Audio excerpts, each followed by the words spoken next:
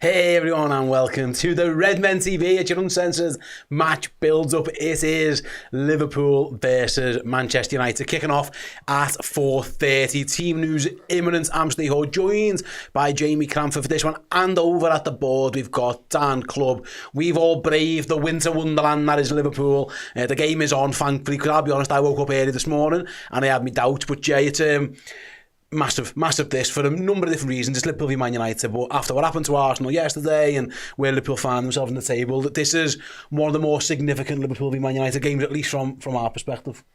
Yeah, it's a massive opportunity with Arsenal slipping up to really put the hammer down. No messing about. Liverpool are the superior side at the moment. Manchester United are in a bad moment, as they say. So yeah, this is a massive opportunity for us to really shows boss, extend our lead at the top of the Premier League table. I've seen a little bit of discourse in the chat there. Maybe we're going to win the league sung at the end. Some people aren't happy with that idea, but I could see it getting sung if Liverpool win handsomely today. Absolutely. Fingers crossed that is exactly what happens. Happy New Year to Kieran as well. Says, thanks very much, mate. Hope you're doing well. Before I hand over to Dan with the team news, just a shout out. And you've got the QR code right on time there. Dr. Cynic, who's sponsoring all of our amazing content this season here at Redmen HQ. Get yourself involved. Scan the QR code to my right-hand side. The link is in the description as well. You can just visit emiracynic.com as well. If you're looking for the best in terms of hair transplants or dental work over in Istanbul, Turkey, look at that. 5 stars on Trustpilot, 4.9 out of 5-star reviews. I mean, it couldn't get better, really, could it? Google reviews as well. So if you want to get yourselves, a bit of a glow up for the new year, new year, new you, and all that kind of stuff, get yourselves involved. Go to emiracynic.com. And yeah, obviously, thanks very much again to them for supporting the channel. If you guys can show them some love, just like they're showing us the love, to be able to provide you all this content for free, then do please go and check them out, because yeah, they're the best. If it's good enough for Rivaldo, it's good enough for you. Dan, I'll come over to you. I know the team isn't quite out. I don't think it is out. Oh, there we go. Right on time. The team news is official. Go on, Dan. I'll hand over to you to let the people know who's playing for the Reds today. Yeah, let's do this then, shall we? Starting 11-wise, we've got Alisson Becker in goal, obviously. Andy Robertson, Virgil van Dijk, the captain. Ibrahima Konate returns to fitness and returns straight back into the starting 11 alongside Virgil. Trent Alexander-Arnold, obviously a lot of conversation around him recently. Starts today. Alexa McAllister, Arne Slot told us Trent was going to start, didn't he, literally on Friday morning. Alexa McAllister, Ryan Gravenberch, Curtis Jones make up the midfield, and an attacking three, I'll move this side, of Cody Gakpo, Louis Diaz and Mohamed Salah, which leaves us with a bench of Keith Kelleher, Darwin Núñez, Kostas Tsimikas, Harvey Elliott, Joel Quansah, Diogo Jota, Conor Bradley back on the bench, which is nice, Rosario Endo and Federico Chiesa, which means no Dom Szoboszlai. Yeah, I think the word is that he's ill. I think we'll get that confirmed shortly. Hopefully that's all there is, but there was whispers going around earlier today that Szoboszlai's got a little bit of an illness, and it wouldn't be a shock. I mean, everyone I know seems to have the leg at this moment in time, so I wouldn't be surprised. He flew Ryanair to Bucharest as well earlier on the week. He flew to Hungary, didn't he? Yeah, maybe that's what it was. He course on the plane, he wouldn't be the first of them. There are so many talking points here, Jay, from this first team.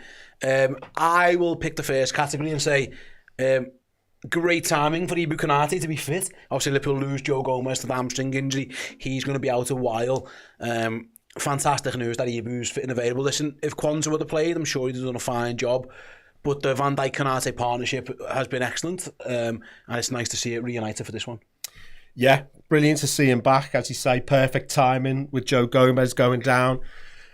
Maybe a little bit of a surprise. I given Konate's injury record, I thought it would be Quansah for this one, but they're obviously very confident with Ibu's fitness. I think that might be, Jay, because it was an impact injury rather than a muscle issue. That maybe it was just a case of they had to get that right. He's clearly fit. He's been able to do certain training so maybe that's where we're at with it. And also, I mean, it's a big one for Slot, because he's talked about him and his medical team placing a lot of emphasis on that. Players avoiding injury, players coming back quickly when they do get an injury. So I'm sure that they wouldn't be risking Konate if there was any chance that he was going to come off with something. So yeah, really pleased to see him back. I hope he can slot straight in. and continue the imperious form he was showing at the start of the season. Absolutely. It's Crossbow with the super chat. Thanks, mate. Says Konate's back, so United to finish. Let's go, boys. Yeah, fingers crossed he can carry on the form that he was showing. Because Liverpool, actually, Dan, it is worth mentioning, like Liverpool, the defensive record did get worse. I thought Gomez did a fine job before, but Liverpool were conceding goals. You know, when Konate and Van Dijk were together, that back four was pretty much watertight. It was only when Ibu went out that the goal started creeping in a little bit. Yeah, I'd say so, yeah. And that almost coincided with Alisson Becker's return as well for Kevin Keller, who deputised so well. And that's not sort of a slight on his performances or how he's played, and likewise with Joe Gomez as well. I think it's just one of those things. Maybe the fixtures and the way they panned out lent itself to conceding more goals, and we lost a little bit of control all over the pitch in some of them games as well, and there was men sent off in them too. So, yeah, I think circumstances dictated that just so happened to be the case, but make no two bones about it. Jay used the word there, imperious. Ibu Konate, for my money, was the best defender in Europe, let alone the Premier League, when he picked up that injury. Virgil van Dijk remains overall the benchmark for best defenders in world football. So get them two back together with Alisson Becker behind, and that midfield three, which is really working really well this season. Yeah, that is a very, very strong sort of core and sort of staple to build this performance from. Absolutely. And Jay, Dan talk about midfield there. Let's move on to that, because I think Szoboszlai would have played. I think this game would have suited him down to the ground if he wasn't ill. Obviously, Man United, one thing, and we'll bring their team news in a minute, they aren't the most energetic of football teams. They lack a little bit of legs in the midfield. And Szoboszlai is Liverpool's most athletic midfielder, I think, in terms of how he gets about the pitch. So that's a shame. But with a Jones, Gravenberch, McAllister midfield, that's one where you're hoping that you dominate the ball, because them three are your best ball players, you would suggest. We'll see how the game pans out, but yeah, I do believe if he was fit, this would have been a game you'd imagine Don would have started. Yeah, I think so. He's probably the best athlete of those options. Okay. I watched the Newcastle game the other day, and it was one of those ones on paper. You say, Casemiro and Eriksen against Joelinton, to give him the full Never say that again. Sorry. Okay. Joelinton, mate. Guimaraes and Tonali, you thought, they could make mincemeat out of them, and they duly did, and we all saw what happens there because he got taken off. I've got faith in those three. They're all Jones, McAllister, Gravenberch is nominally the DM, but they're all three players who are capable of taking it through the lines, bursting past players, beating a man in midfield, picking a pass, doing a good little bit of skill. So, yeah, I've got a lot of faith in that midfield three today. I'll bring you the Man United team news, guys, so you're wondering who the Reds are going to come up against. They've got Onana in goal. Their back three of De Ligt, Harry Maguire and Martinez, Mazraoui and Dalot are the two full-backs. Yeah. You've got a midfield three, Bruno Fernandes, obviously back from suspension, Ugarte and Mainu. Ugarte is both of them put together. And then you've got Ahmad Højlund. I think that's everyone I brought over. That's a strange formation, really. It is three at the back, your two wing-backs. Obviously, Højlund's up front. Maybe a two up front from that. So it'll be. You'd assume Ahmad would be wide, right? Well, Fernandes is probably going into like more of a 10 role. Yeah, it's going to be Fernandes and Dalot behind Højlund. That is what you're looking at, really. Obviously, with Mainu and Ugarte sitting in behind their bench. Malacia, Yoro, Casemiro, Collier, Eriksen, Anthony Garnacho, and Xerxes. No, Marcus Rashford again. He's been left out of their squad again after he's been in and out. This time he finds himself out of it. Right, so that's the United team, and I'll be honest, like it's not great. I do not know that to terrify. What do you have got, Dan? If you look at Man United's attacking options, it's probably Fernandes and Ahmad behind Højlund who probably worry you the most. I guess I wonder if you might see a little bit if that's the case of Alexis McAllister being a little bit deeper to deal with that, because if Man United are going to get anything good, it's probably going to come via one of those two. Yeah, I would imagine so. Yeah, I think they will look to sort of congest and flood that area, because Liverpool, man for man, that does look like a bit of a mismatch in that midfield, despite them getting more legs in there compared to the game that Jay referenced a moment ago. I still think in terms of the spine, in terms of where games are won and lost, Liverpool have ownership in the middle of the park. So I think they will look to get bodies. Mazraoui might help out. Dalot will help out, as you said there. Amad Diallo will come central and do exactly the same. Certainly from a defensive point of view. From an attacking point of view, I think it will be looking to spring Amad and maybe Højlund in behind, with the rest being quite again, defensive-minded and sitting quite deep and looking to soak up pressure. I don't envisage United coming and being front-footed. I think they will be smart and look to, again, just hang on into the game as late as they possibly can. They did it against Man City and against a very, very poor Man City side as well recently. And then late on in the game, got a little bit of joy in the counter. So, yeah, I think Ahmad is probably the one in terms of danger man I'd be looking at. And you need to keep him quiet because in terms of sort of morale and confidence levels, most of that United side, most of the United squad is pretty much on the floor. However, Amad Diallo has kind of emerged from nowhere in the past, certainly the past 6 months. Some may argue a little bit further back than that, but he's the one who is playing anything like close to the top of his game or his level right now. So for us, if we can keep him quiet, I think that goes a long way to keeping Manchester United quiet completely. Absolutely, 100% agree with that one. Let's look towards the attackers then, Jay. The manager's gone Luis Diaz up front. Listen, no massive surprise here. We obviously we spoke to you today, then we were talking about the game and things like what they might do, and it makes perfect sense. They scored 5 the last time they played. Now I know they've got Jota, I know they've got Darwin on the bench. Wouldn't be surprised if they get minutes at Tottenham and against Accrington, some of them. But if it's not broke, don't fix it. You've scored 5 goals, all 3 of them are in good form, goals and assists. Why change it? Yeah, exactly. I can't say fairer than that. I mean, the only thing I was going to say, maybe a little bit of a change in attitude to Konate's been injured, he comes straight back. That hasn't happened with Jota. They seem to have been a little bit more cautious with Jota, but this selection is not about being worried about Jota's fitness. This selection is about these are the best 3 men for the job at this point in time. I think as well, Jay, I go back to that Leverkusen game when they spoke about the Leverkusen's back 3 and they might want the physical battle of a Nunes or you know what, giving them Diaz who will float about. Like Harry Maguire's going to have to go and chase him round somewhere. Perhaps maybe that's, you know, Tar and Maguire in terms of probably what they want in terms of stuff to come up against might be a little bit similar. Yeah, or a nice little Latin battle with Martinez and Diaz. You could see Martinez getting a booking or a sending off. Salah spun him a couple of times, hasn't he? So I think get Diaz to engage. I mean, Maguire, I see he's just been given a contract extension, and Amorim was saying what he said, we're desperately short of leaders or something like that. And he's got his flaws, Maguire. He's a good, solid, big lump of a centre back, isn't he? You'd like to see him. He's not exactly Beckenbauer, is he? You'd like to see him getting sucked out by runs made by Diaz, runs made by Salah.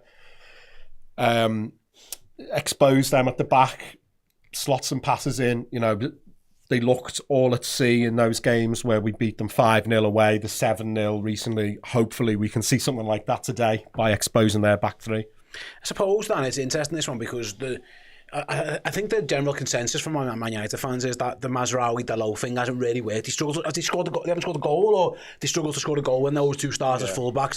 They've scored more goals or have actually scored goals when it's been Anthony or Ahmad playing as a full-back. Very defensive-minded setup that he's got there. I mean, it has often been a 3 at the back. It feels now it's more of a 5. And Man United coming here to park a bus. I would imagine so. Yeah, and again, I'll come back to my point earlier on in terms of where they're at, in terms of confidence levels. They're absolutely shot to pieces. And it's been square pegs round holes a little bit for Manchester United since Amorim arrived, and that continues to be the case in certain aspects. But in the 2 full-backs playing as wing-backs, that feels like it works. That feels like it should fit, but they definitely are sort of defenders by trade. So that makes it 5 at the back, and that makes it, as you said, they're very defensive-minded. And come back to my earlier sort of, I see them going counter-attack heavy, which means they will sit back, they will look to get men behind the ball and soak up pressure. They're not going to try and dominate possession. They're going to let us have the lion's share of things. We just need to make sure that we're moving them about enough. Jay makes the point there about Harry Maguire. You want him going into spaces where he doesn't want to be. He'd much rather have even a Darwin Núñez or Diogo Jota shoulder to shoulder with him. He can deal with that. He can deal with sort of the fundamentals of being a centre-back. It's when he has to move and think that he has problems. Same could be said for De Ligt in a lot of senses as well. So I think Luis Diaz is a really smart pick from Arne Slot and continues to be so. In terms of form, in terms of chemistry, that is definitely the front 3. But in terms of what we're coming up against today, those 3 feel like they could create a real problem and run that back line ragged. I mentioned before, Jay, as well about the benches. You know, Man United's bench. You've got some players that obviously you know probably lacking confidence, lacking form. Liverpool's bench is jam-packed, you know what I mean? If whatever option you're looking for, really, you're looking for defensive options or you're looking for attacking options.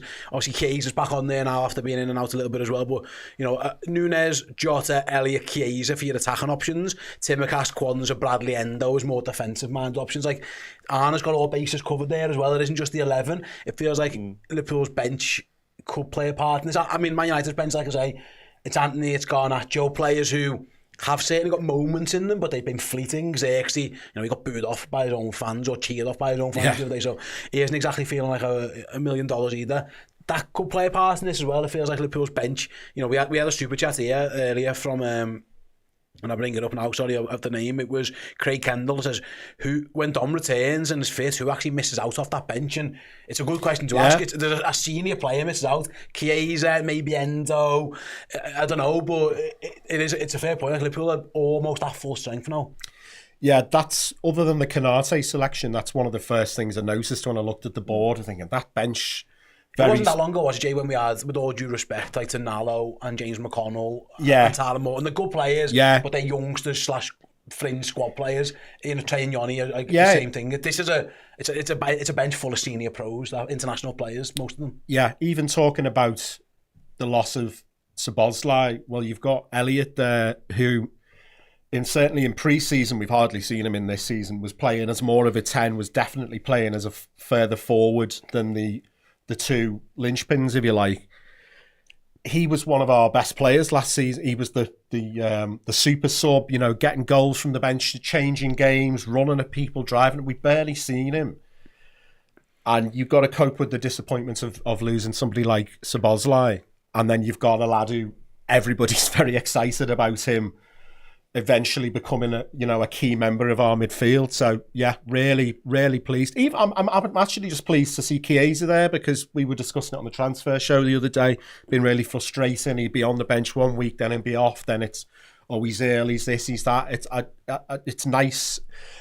Probably not. It would have to be probably a real hammering from Liverpool to see him. I don't think we're going to see him unless we're like 3-4-0 up or something like that. But yeah, just nice to see him there as well. Absolutely. Like I say, this is the time of year where you get little injuries, you get illnesses or whatever. Obviously, Gomez out with the injury, Szoboszlai were led to believe has got illness. You need your squad. Like you look at other teams at the moment in time who are struggling. 5, 6, 7, 8 different players out of the pool at this moment. Whether if luck, judgment, skill, a new fitness regime, the way they play. So far at this moment in time, and listen, they have gone through the mill with injuries. They've got them all back relatively quickly. A lot of them, for when Canate did his knee, you were thinking the season ender. He's missed a couple of months now, and it's been a long time, of course. But Liverpool are starting to get them back at the right time. It feels like that could be significant. Dan, I'll come back over to you then with the next question. Really, Mo Salah loves scoring against Man United. I remember Mo Salah going into the 5-0 game and we were all saying like he's the best player in the world and can he convert, and he did. I mean, the odds on Mo Salah converting today must be very, very short. He must be licking his lips at this one. Yeah, he took the words out of my mouth there. I think he absolutely will. Yeah, and he likes playing in the snow as well, whatever that means. So yeah, I think he will. Which is mad for a fella from Egypt. It is. Yeah, it doesn't make a lot of sense. I think his Ballon d'Or winner scored in the snow. Not Ballon d'Or.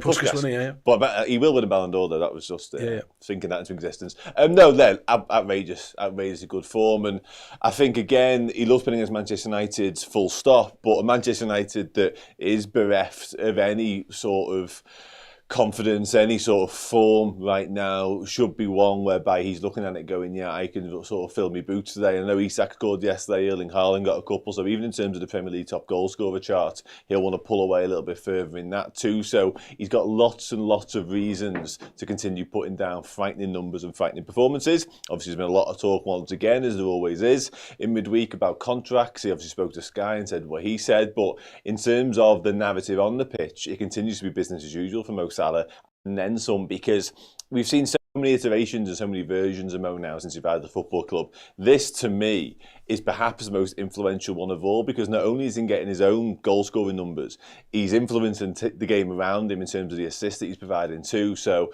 yeah, this Manchester United side is so out of sorts, and defensively they look so unsure and so unsettled, and so just out of sync with what, and dysfunctional with what Amorim wants. I think if we score early today and somebody like Mo gets the mood and they sell a bit of blood, he could have an absolute field day out there. Yeah, like I say, he spun Martinez like a top in that 7-0 game. If he can do the same again today, I'm sure it'll all be something that we're all looking forward to. Dan mentioned context. I'm not going to go too much into the ins and outs of it, whatever, but it has been a very busy week for Alexander-Arnold. Obviously, he did the chat before West Ham. Yes. Since then, it's exploded. The story exploded. Real Madrid coming in with bids like they want to take him now rather than the summer, all that kind of stuff. I don't know if pressure is the wrong word. I'm not sure what it is, but like Trent's going to be under the microscope today because anything that looks anything less than a lad run his nuts off, people are going to put 2 and 2 together. They might get 5, they might get 4, but this is what kind of happens in these situations. Nobody's really doubted Salah and Van Dijk because by all accounts they want to stay, and that's more of a financial contract length kind of thing. Just clearly with Alexander-Arnold, there's something else going on. It feels like that the Anfield microscope's definitely on him. Yeah, it's interesting that normally that scrutiny has come from non-Liverpool fans. It's come from Chelsea fans who back in the day were saying Reece James is clear, Kyle Walker's clear. England fans, Gareth Southgate pretty much had him as 4th choice or 5th choice right back. Liverpool fans defended him to the hilt. There's a little undercurrent now. There are people who've decided he's already going and he's a money greedy bastard and he's disrespecting a club that we've given him everything. We've done this. We've turned him into the player he is today. Or there is a kind of bubbling undercurrent of people who want to criticise him. And that's coming from whether I don't know how many of those people are going to be sat in the ground or what, but yeah, he is going to have a lot of scrutiny on him. That would maybe be, both of our fullbacks, I don't know if Diallo is going to be on the right or he did some damage on the left against Manchester City the other week. That might be an area. I think even going back, I remember when they had Dan James, who's not really of the level to be a Man United player. He caused us problems on the break. I think they've been a good counter-attacking team for years, even going back to Solskjaer. But they're too big a team for the fans to accept that. Every manager's come in and gone, I want to get the ball down on the floor, I want to play it, I want to do this, I want to do this. But they haven't had the players to be able to do that. So he's definitely going to be under the microscope. Robertson is as well.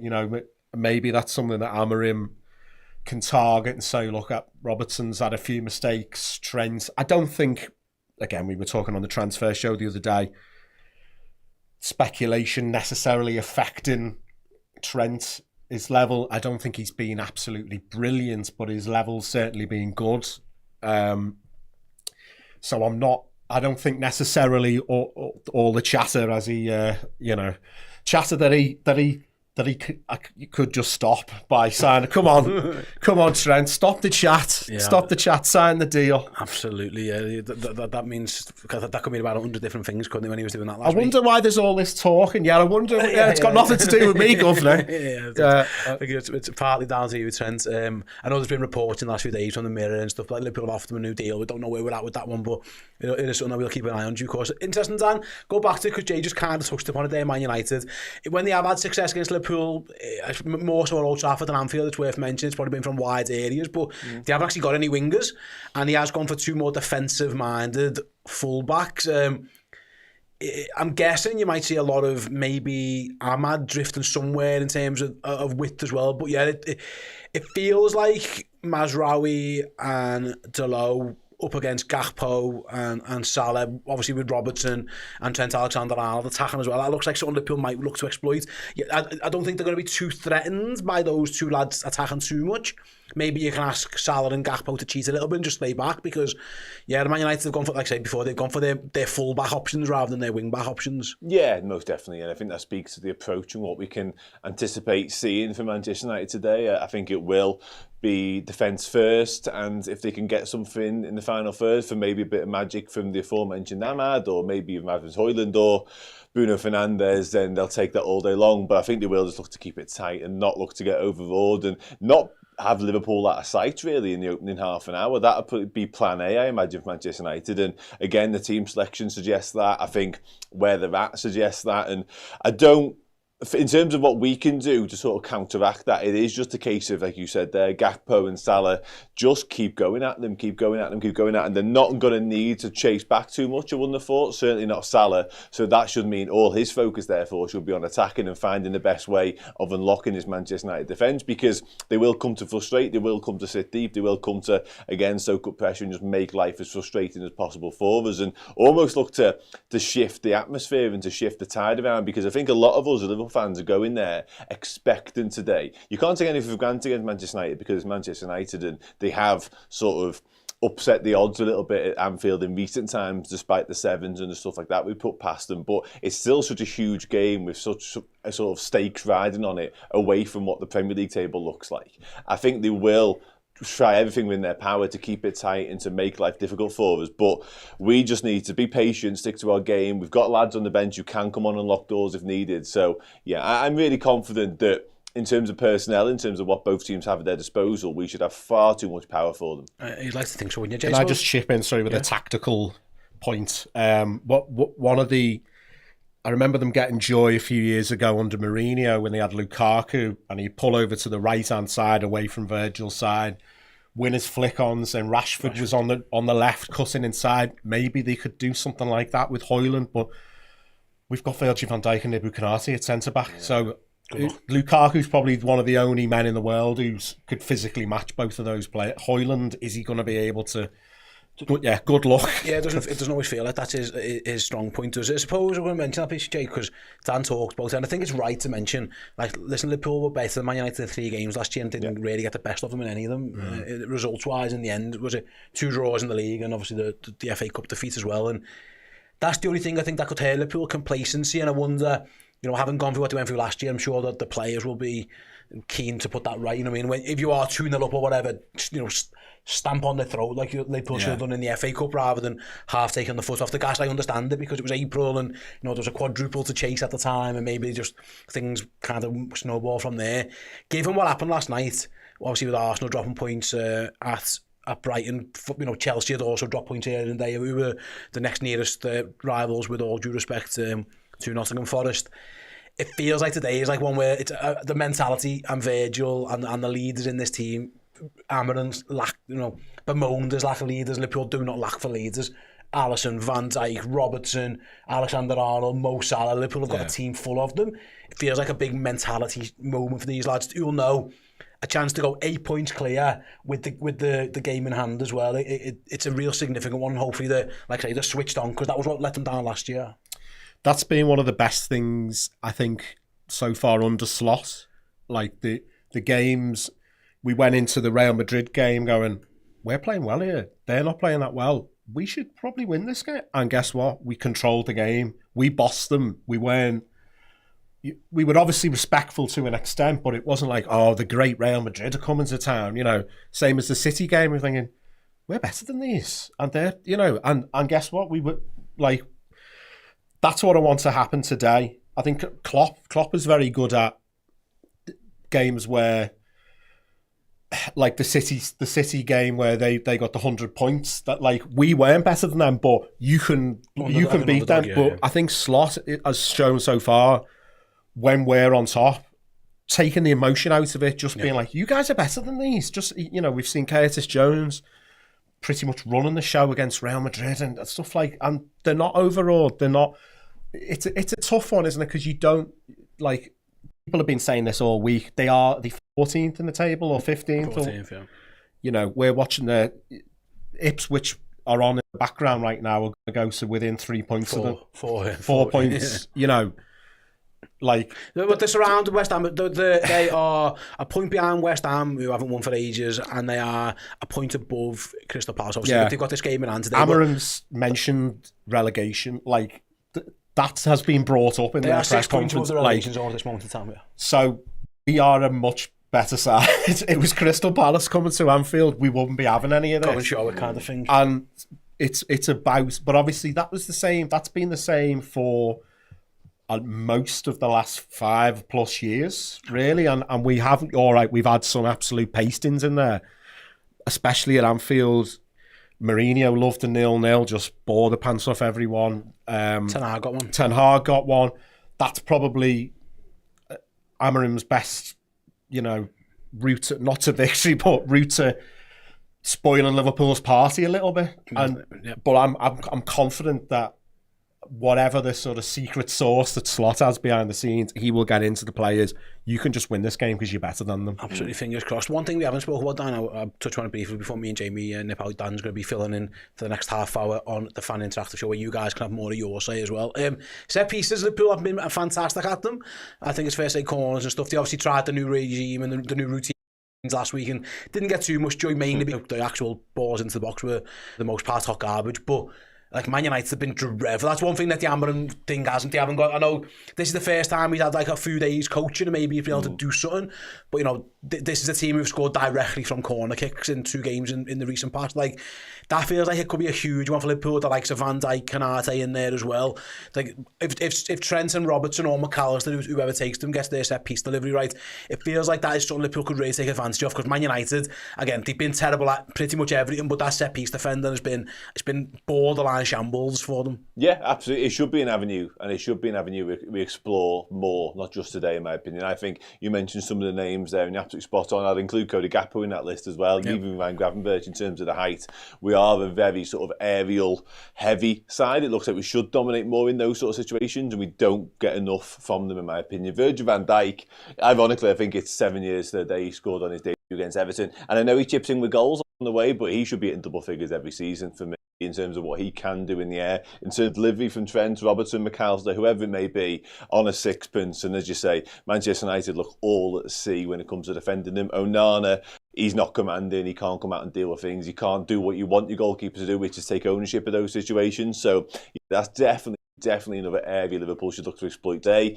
And listen, we've all sort of laughed at and poked fun at Arsenal for being set-piece FC a little bit when it isn't set-pieces for them. How else do they find a route to goal? We shouldn't be reliant upon set-pieces today against Manchester United side. We should create enough chances in open play to punish them time and time again. But if the set pieces and the corners can add another little cherry on top of that cake, then why not? Absolutely. My Hale says here, Trent already tried scoring from a corner a few times.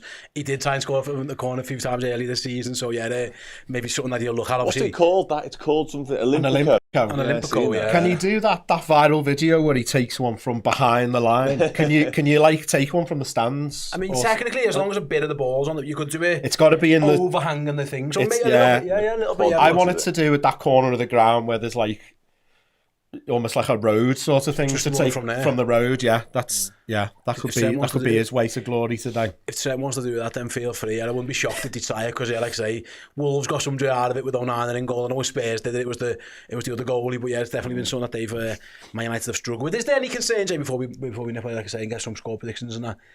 Amarim, he's had a week now, where he's been bemoaning that too many fixtures, lack of coaching time, and what was it meant to do, when was it meant to do it. Is that potentially a little bit of concern here, that he has had a few days, and we think he's a good coach. Now, whether these players are good enough to be coached into what he wants is another question, but he's had a few days now to get prepared for Liverpool, where he hasn't had that in the pretty much since he got here, really. The only thing, I guess, is you look at some of the recent performances and think they can't be much worse. Yeah. So was Newcastle at home like the bottom and out? Because probably they were yeah. dreadful. And even in terms of, I was gutted that he picked that midfield, because I think we all thought that midfield's going to get exposed, and then he's going to go. He probably picked it with this one in mind for this game, maybe. Although it's a week between fixtures, so it would have been nice if he could have had that experiment at Anfield. But it's like, okay, he's realised that those two don't have the legs to make it work, so this is their most athletic midfield.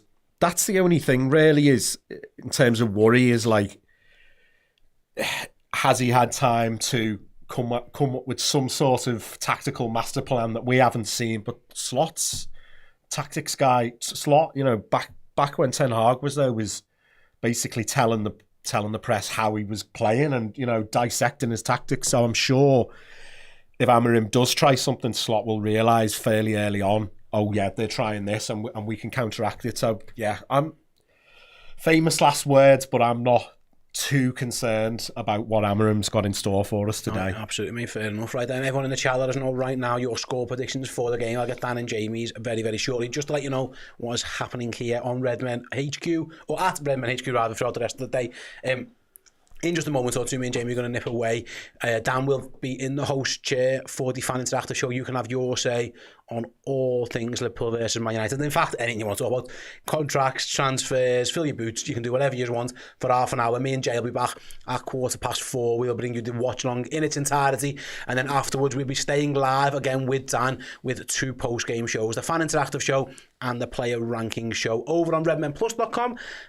We'll also have the Player Ratings podcast as well. So we've got you covered every step of the way. There's also content coming from the ground, of course. Our team are down there. Paul, Chloe and Chris rather are at Anfield, ready to bring you all the best as well. So yeah, we've got you covered every single step of the way. Couple of score predictions before I get yours, lads.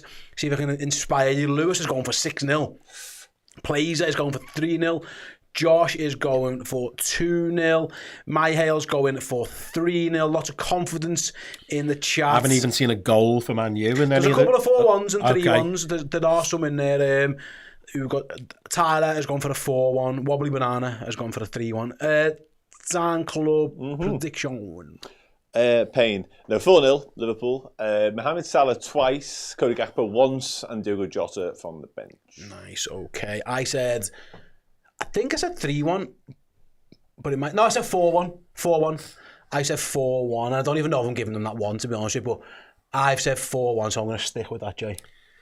2-0. Okay. Trent Olympico. And then late on, Mo.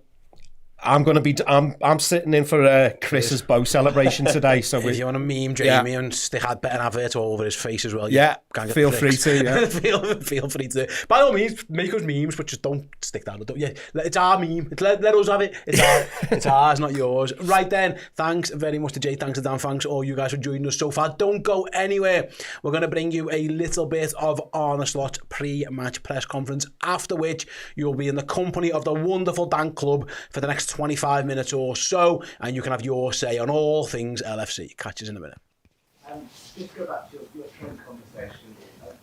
What have you actually said to him in like a well interest?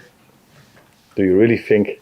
Generally, not I don't know that word, but generally, what's your thoughts to him? No, I can completely understand the question that you ask it, but I think you already know the answer. These conversations I have never shared, not about Trent, not about any other. What I talk to them about, I just said the same about Virgil. Of course, there are things that Virgil can improve. I talked to him about this as well. It was a conversation, as many others we had, me and Trent, and let's leave it to that. It could be destabilising for some players. It might be destabilising for that interest to pick up to come at this stage of the season. If it would destabilize players at Liverpool, if other people talk about them, then we would really have a problem, because if you play at one of the biggest clubs in the world, everybody always for 12 months long is talking about you, sometimes in relation to other clubs. That happens so many times for our players, that if that destabilizes them, then we really would have had a problem, not only now, but in the past 6 months, because I think there were some talks about our players also in the last 6 months, and I don't think that they destabilized them at all. Last couple before the breakout, Lynch and then Mount. Can you say on Trent that categorically you won't let him go in January regardless of what happens with his contract? I can tell you that he's playing on Sunday. That he is. And hopefully he brings the same performances as he brought in for the last half year. Because I think everybody saw how great of a first half of the season he had, how much he is here, how much he wants to win here. Played an incredible game against West Ham. I think we all remember that pass he gave. I think it was second. We played to that side. That was the first half. First half, yeah. Pass he gave to Mo. So I see him on the training ground every day, working his ass off. So he's fully committed to us. And he will play on Sunday, if they don't tell me he's sick, but I don't expect them to. Hello, everybody. Welcome back to the Redmen TV and the fan interactive part of the day, where we have a chat about anything your heart desires. Yeah, that's right. We are building up to Liverpool against Manchester United at Anfield, of course. We know the team news from both sides. We know what is at stake. But yeah, whatever you want to talk about, just bombard the chat with it and we will have a good old chat. And Freedom Journey, hello. Mugmongu, hello. Hope you are all well. Hope everybody's had a lovely Christmas and festive period and all that stuff. It's come to an end now and reality is setting again. But listen, the reality of being a Liverpool fan right now is pretty sweet. So I'm comfortable with it, I'll be honest. And yeah, let's get into it then, shall we? How are we feeling? Confident? Happy with the team. No Dom Szoboszlai. We know definitely now he missed out through illness. He's the only real absentee when it comes to senior lads, when it comes to lads you might have expected to be involved today. A lot of people might have had him in from the start had he been available. I think his energy and his running power would have been really useful. But yeah, I'm more than comfortable with the midfield trio that we've selected in his absence. So yeah, it's good. It's good. Let's, Rakeem, who's the guy sitting next to slide? I imagine it'd be Tony Barrett. I didn't listen to the clip, but it's pretty much always Tony Barrett. So I imagine it still was. Paul asks, how confident are you of Trent signing? And then I seen Wayne Kerrs, who I'm still not entirely sure if that's your real name or not, or you're just trying to get me to say something rude every time I sit here, but I'm fine with it either way. It doesn't sound enough like the word to stop me. Yeah, I'll answer this. On a scale of 1 to 10, 7. It was probably 8 like a week ago. So it's going that way as opposed to that way. But yeah, I'm still quietly optimistic, just because Liverpool are boss. I don't see why anybody in their right mind. I understand the appeal and the attraction and the business side of it, and maybe he wants to transcend football and all that stuff. But yeah, I don't think anybody should leave Liverpool Football Club right now, because we are on to something very special. Somebody asked a moment ago, who yeah, listen, Elephant, I've seen a lot of people discussing this and maybe the fact that we are taking it a little bit lightly and sort of taking it for granted and looking at it as a foregone conclusion. Ultimately, however we view this game heading into it makes absolutely no impact on the outcome of the game, nor how Liverpool players will approach it. It should be business as usual, looking to do a job on them and really actually looking to rub a little bit more salt in the wounds of Manchester United, who are at a very low ebb right now. And if you're a Liverpool player, you should want to do everything in your power to make it even lower. So I don't really buy into the whole, like, because we're confident and we're saying scores, that has some sort of, you know, detrimental effect on what actually happens in the game. But yeah, I understand it. Somebody a moment ago also asked, there we go, how's our relationship with Mark Goldbridge? Fine. We've done a few bits with Mark. He came on our Zoe stream, Zoe's Place live stream recently. So yeah, absolutely fine. He's all right at what he does, isn't he? I could never do it. Let's put it that way. But yeah, he's all right. He's not a bad fella. Rob Davis going for 5-0. With Trent, Gakpo, Diaz and King Mo brace. Show me the Mane is going for Virgil van Dijk goal today. It'd be nice to see Virgil score. I mentioned earlier on, it's his 7 years anniversary since his debut goal as well, which came against Everton, of course. Dermot, he is sick. Apparently no issues. Jack Lloyd, what was your question a minute ago? Can you ask me again? Because I did bring it up, but I don't think I addressed it. So try and ask me again, because I did want to.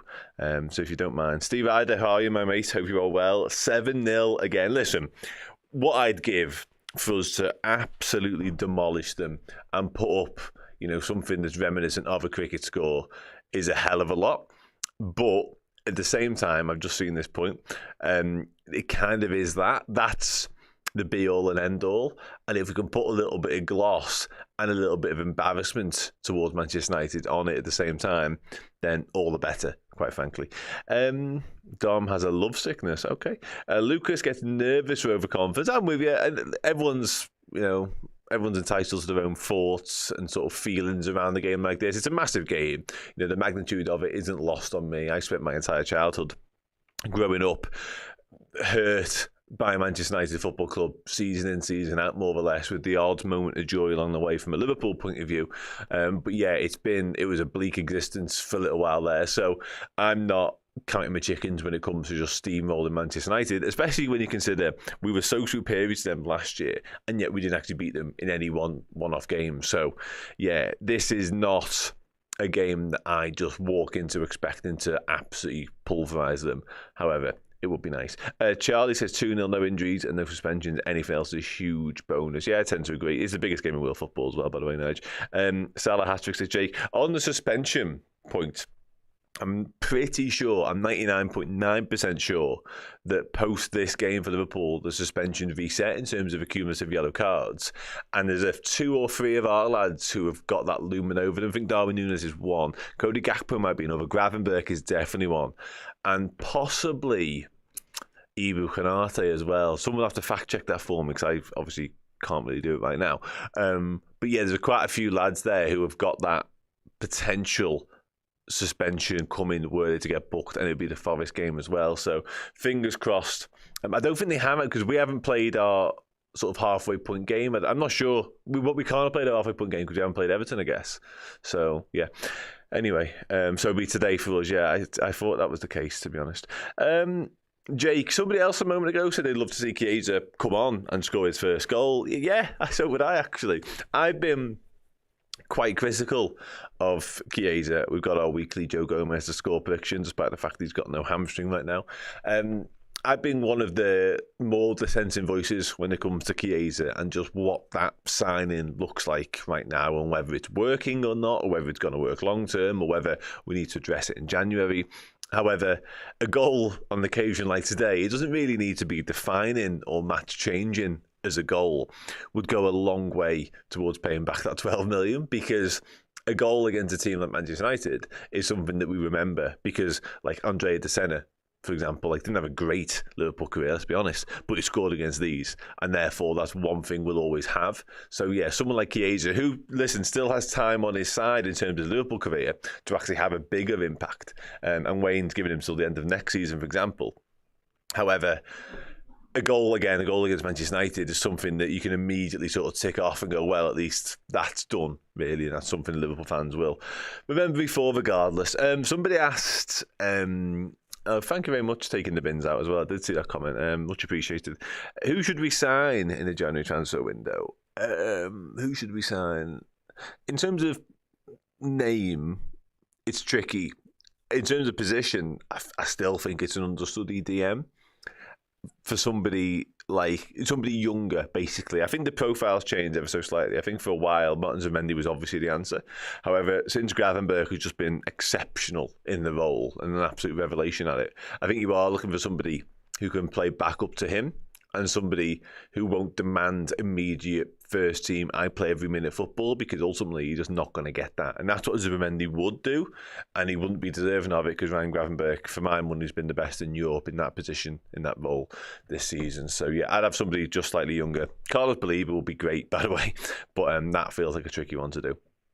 Knocky Knock with £5 super chat, thank you very much. So there's a massive well done to all the staff and volunteers for their efforts in getting the game to go ahead. Yeah, I echo that. I second that thought as well, to be honest with you, mate. I think you're absolutely spot on. I was down there quite early this morning on my way to the gym, and there was people out already in terms of the stewards and that, checking out the surrounding areas of Anfield. So yeah, credit to everybody who managed to get this on, including Jamie McCaviger, who I seen shoveling snow off Anfield earlier on. Yeah, I thought so. I think there's a couple more than that as well, Charlie, to be honest with you, mate. Those two, definitely. But I think Gakpo, and I'm sure Darwin Núñez as well, which is mad. But yeah, anyway. Dave TRC Racing says, I'd like to see Tyler Morton get an understudy to Gravenberch opportunity. I feel like we would have had that already. I take your point, and in terms of the stylistic fit, I think Tyler Morton actually is a lot of that. And to sort of round off the point that I'm making on all of this regarding this position, I would keep with Taro Endo. I think with Taro Endo, his skill set and what he offers is so different that it's almost worth keeping around in of itself, because he's got that experience. He can close games down for you. He's different to what Gravenberch is. Basically, he's an out-and-out six, ultimately. Tyler Morton is that sort of halfway house between the two. However, again, I think if Tyler Morton was going to be the understudy, that would have been the case for the last 5 months, and it just hasn't been, has it? He's made about 5 benches, I want to say. Played a couple of Carabao Cup games. He may well play the Carabao Cup games that are coming up. He might play against Accrington next weekend. But I would let Tyler Morton leave on loan, because I've made this point 5 times now on this show. So anybody who watches a lot, I'm sorry. But he played 40 games for Blackburn, 40 games for Hull in the past 2 seasons. So he needs football. And he isn't accustomed or used to the lack of football he's played this season. So I'd let him leave on loan. And to counteract that in terms of the squad, I would go and sign somebody of a similar age, actually. But maybe somebody whose quality level is closer to what Arne Slot sees and wants as being first team ready for Liverpool Football Club right now. But again, I'd do it after the Spurs first leg and the Accrington FA Cup game. And somebody else, you can see it on the screen there, mentions the loanees and the potential for them. I don't think Ben Doak will be coming back, to be honest with you. The Ben Doak Soul thing is a potential thing. I must admit, I was quite surprised by some of those reports the other day. It was Crystal Palace and Ipswich, wasn't it? We've just seen him play a moment ago.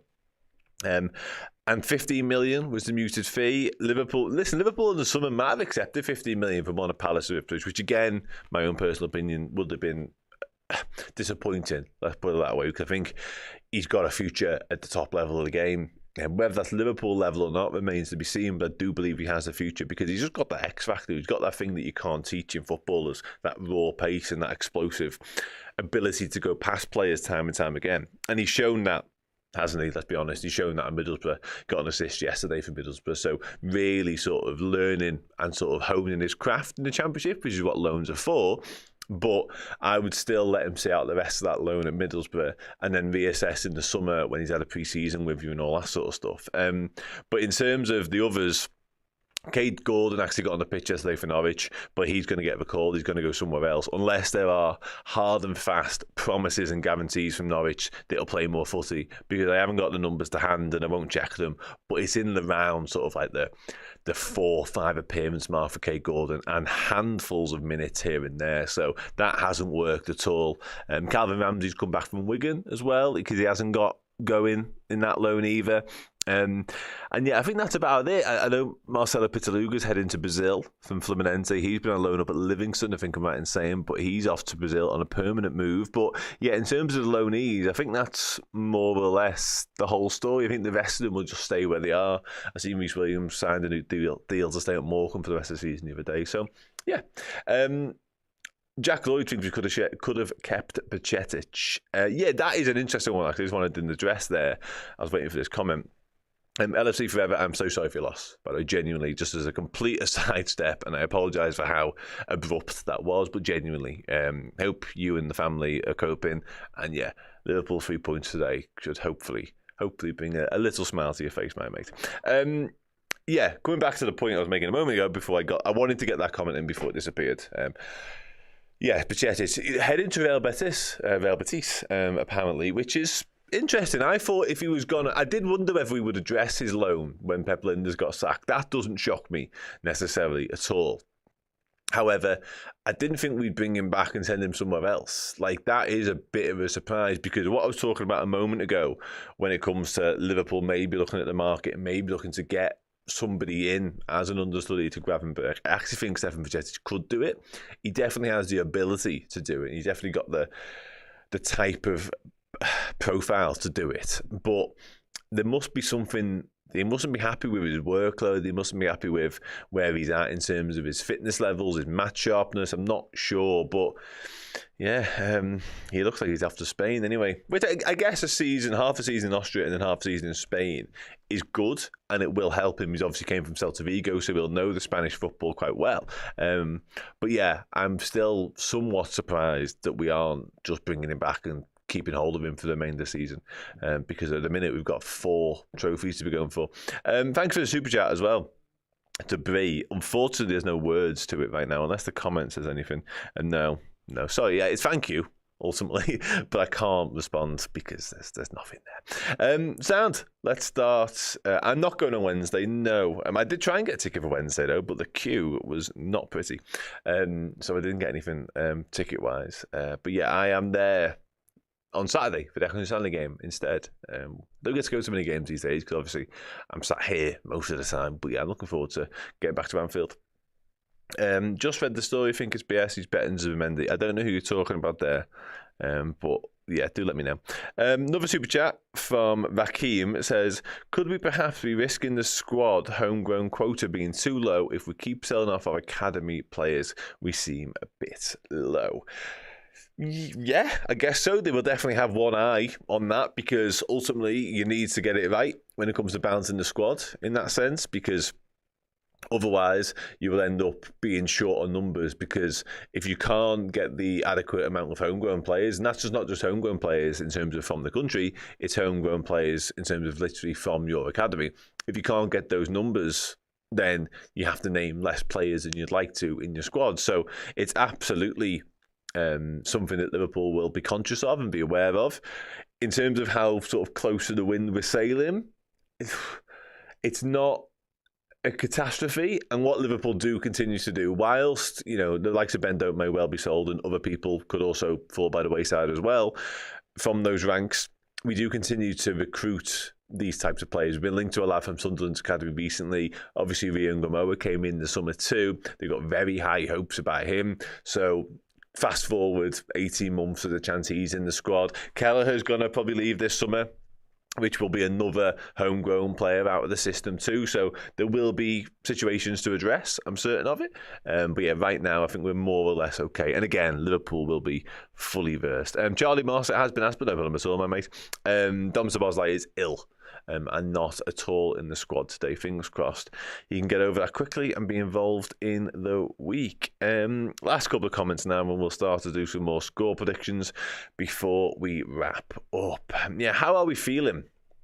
How are we feeling? Are we any way, shape or form concerned about Manchester United coming along and spoiling this particular party? They've made a nasty habit of doing that at times against us, even at Anfield down the years.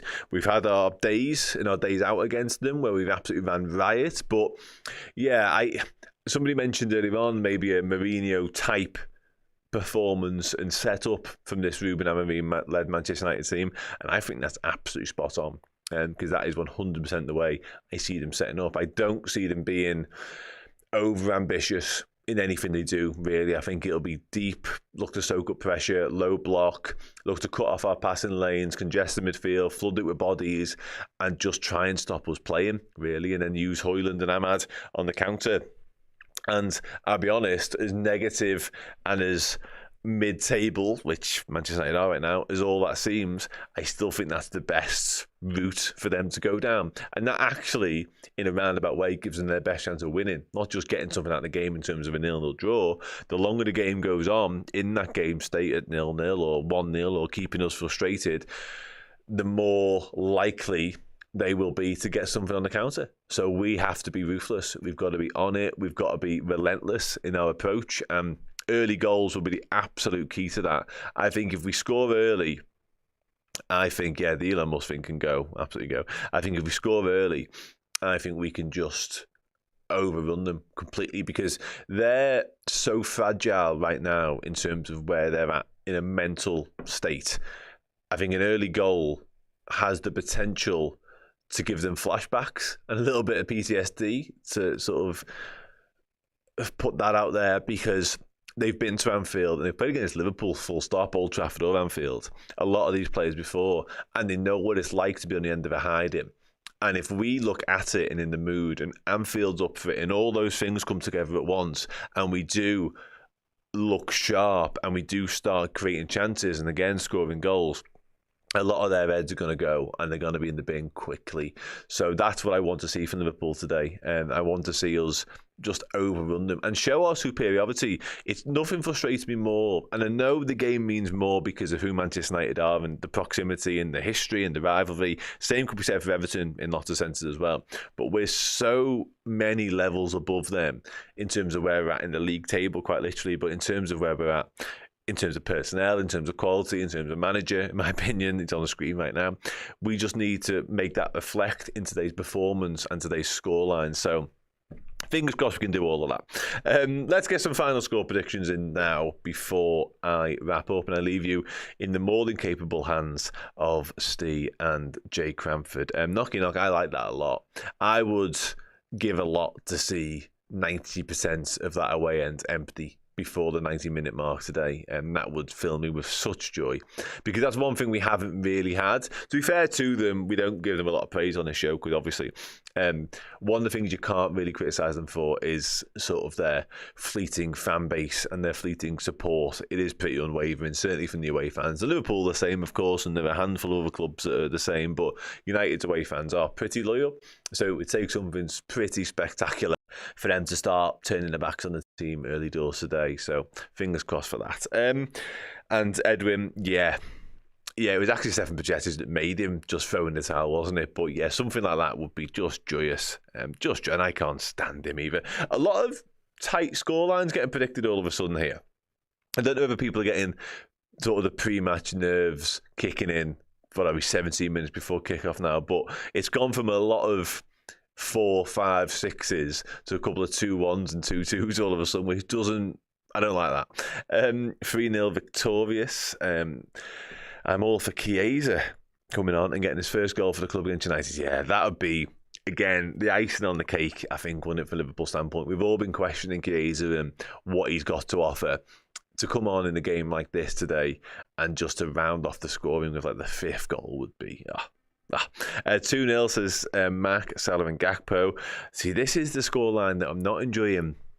I don't know where this caution and sudden fear has crept in from, but it's there. It's alive in the chat. I can see it.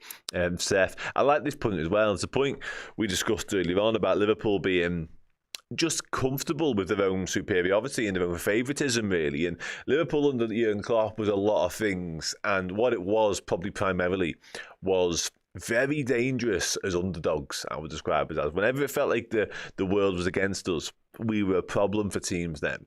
This Liverpool team now under Slot is very dangerous, full stop, regardless of the situation. But most definitely when we are favourites, it looks like, you mentioned Real Madrid and Man City earlier on, but those are two teams coming to Anfield. Man City less so in the way they were playing, but still. And they've got lots of quality. They are a very good side, a force to be reckoned with in the case of Real Madrid, but we were favourites because we were in a better moment than they were, and we didn't let that affect us. We just went out there and played our game, flexed our muscles, and showed the whole world why we were favourites. That's exactly what we need to do today. Play the game, not the team, not the name. Play the fact that we're better than them and just show it. Sunil says 5-0, which I'm bang up for. Somebody a moment ago asked what my score prediction was, and it is Liverpool 4, Manchester United 0. And I'm pretty sure I said Salah 2, Cody Gakpo 1, and Diogo Jota from the bench earlier on. So I'm going to stick to that. And yeah, that won't be the worst result. Put it in the world, to be honest. And I'd like to see, in terms of the bench, I'd like to see Conor Bradley get on. I'd like to see some more of a Harvey Elliott, to be honest with you, and maybe some Darwin Núñez. Because it feels like he could do a bit of a confidence boost. I do remember last season. Yeah, I remember it all too well.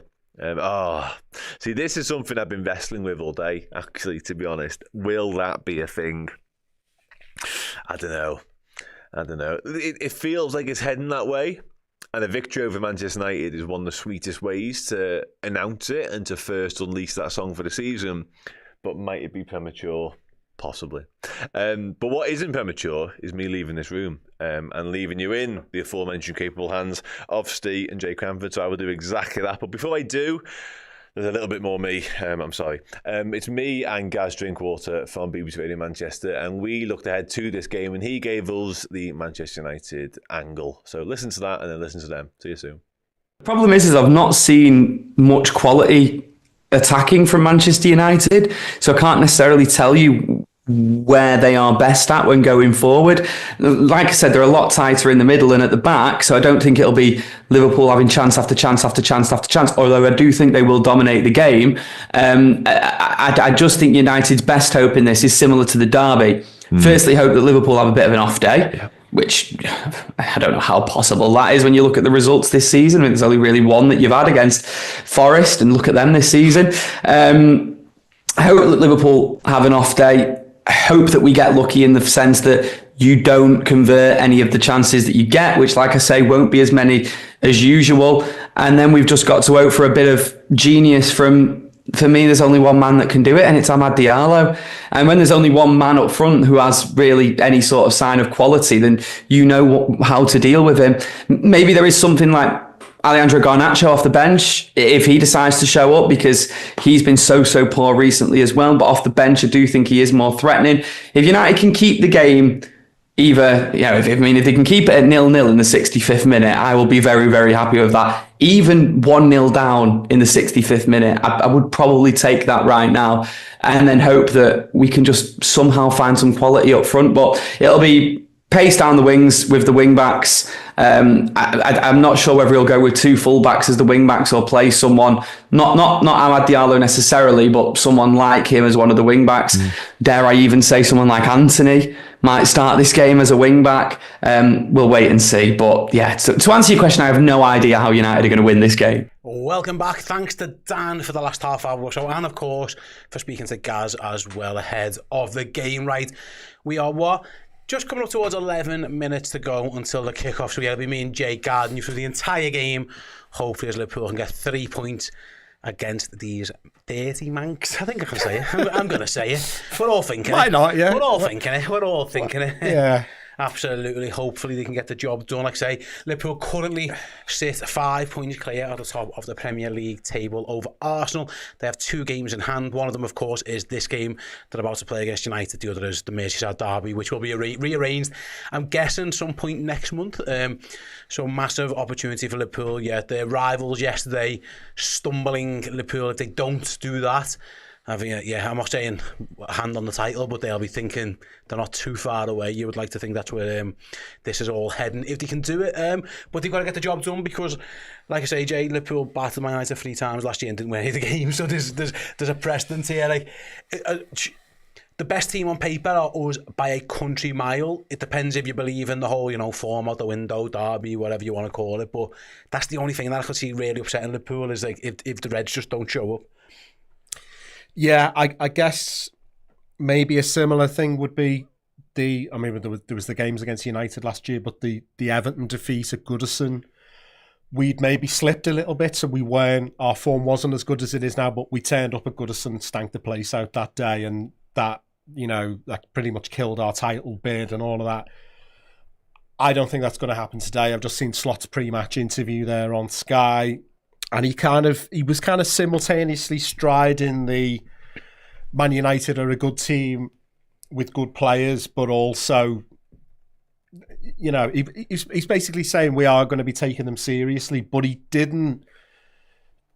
also didn't want it to sound as if like, oh, we're worried about this game.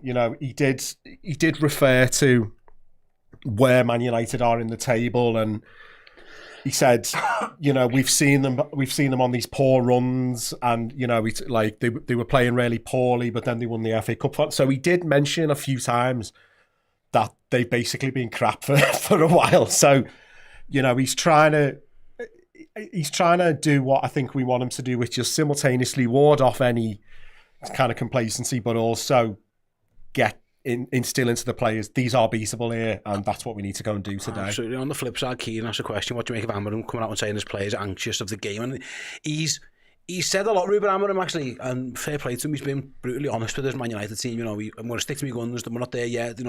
He's saying I've got to lift the players. There's been all kinds where he's had to say one of them was like, say, Man United, they're playing almost a little bit with fear. If there are any mental vulnerabilities in that side, Anfield is the place where they could be exposed. Like, they're going to rely on their leaders, and he mentioned himself, they lack leaders. Harry Maguire is one, but the captain's Bruno Fernandes, who he's prone to be a bit flaky, head-lossy at times. And like, if there is any type of weakness, Man United, listen, you mentioned that Everton game there, and Everton half did that to Liverpool a bit back at the end towards last season. Liverpool were on a bad run. There was questions being asked about the character, fitness concerns as well, and Everton really played on it.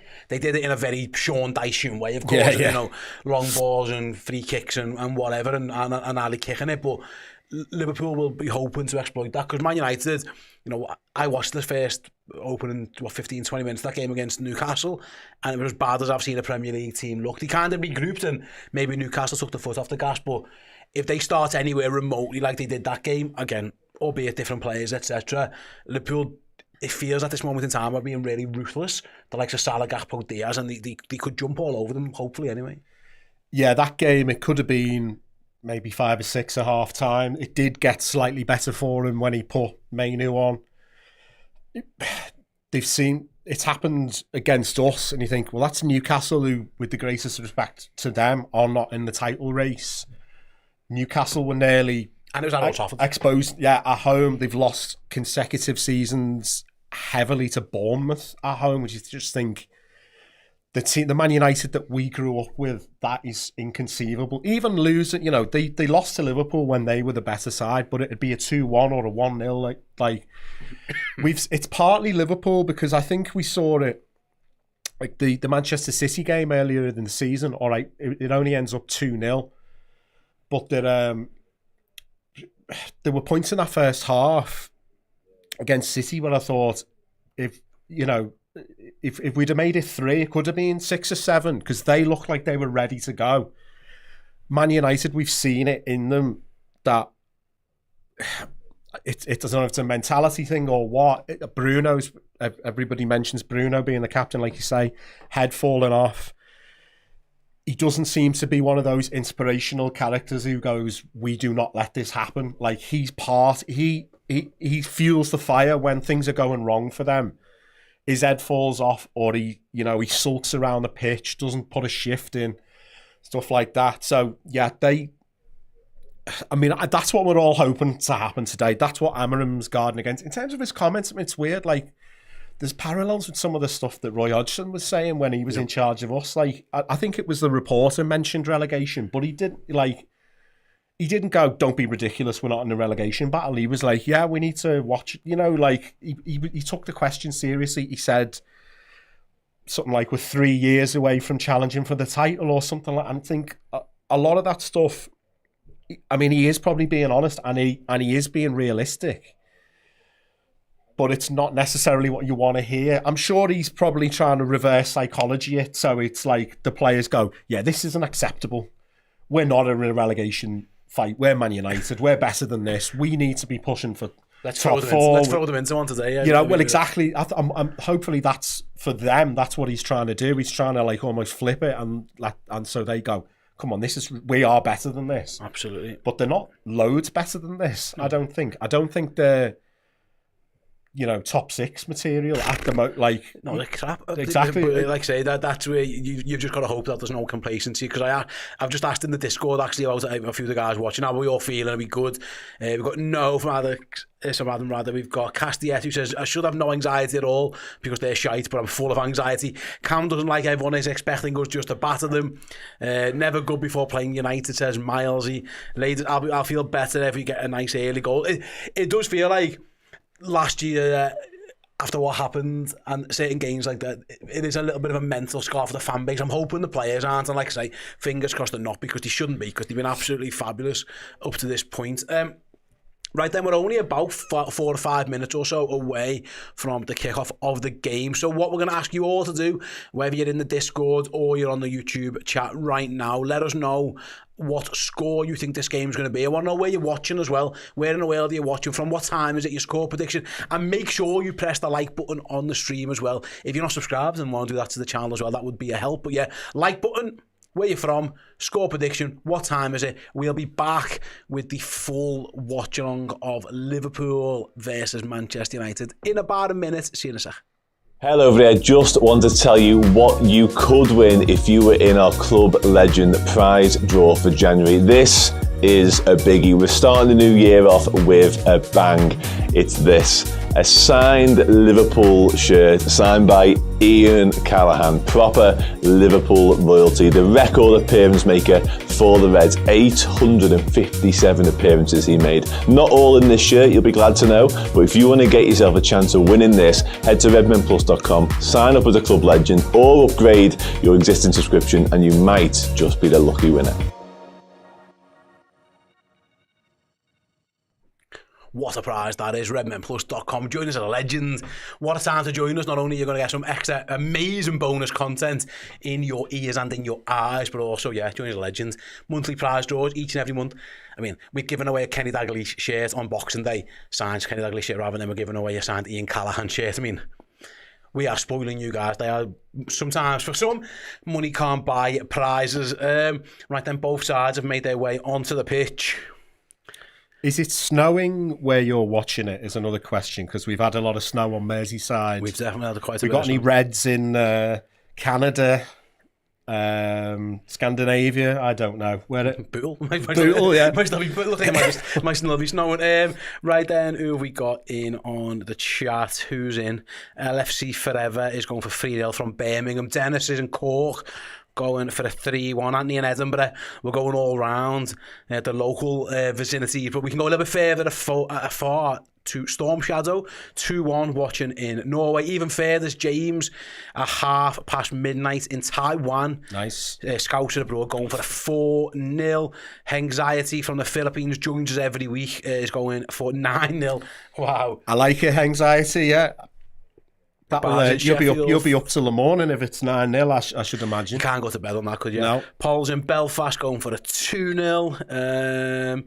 Right, who else have we got in? Claude's in Minnesota going for a 3-0. Size in Lancashire going for a 3-1. We've got tons of people all over the world.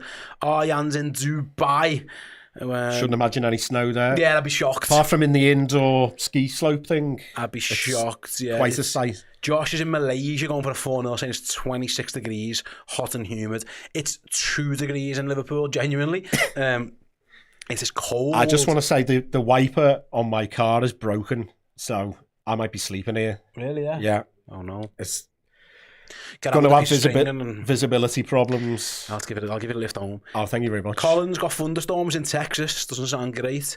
I have got a heater on down here, by the way. Genuinely, there's a heat down there. It's keeping our legs warm, if nothing else. It's bolter cold. Boffa is in Denmark. A 3-1 to the Reds as well. You Never Walk Alone. Call is in New Zealand going for 3-1. Farah's asking where's Errol. Errol is in London.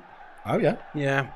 He's down south. I'm sure Errol's mum was watching, so shout out to Errol's mum as well. She always watches. But yeah, Errol had other work commitments that he had to go to. But listen, Jay's fantastic as well, in a different way, but equally as special. I love all my co-hosts. I think every competitive fixture I've done a watch-along on Liverpool have won. So touch wood. There we go. I've been a lucky charm so far. I just put a £10 super chat in saying that's for Jamie's got a new wiper. Thank you very much, Nigel.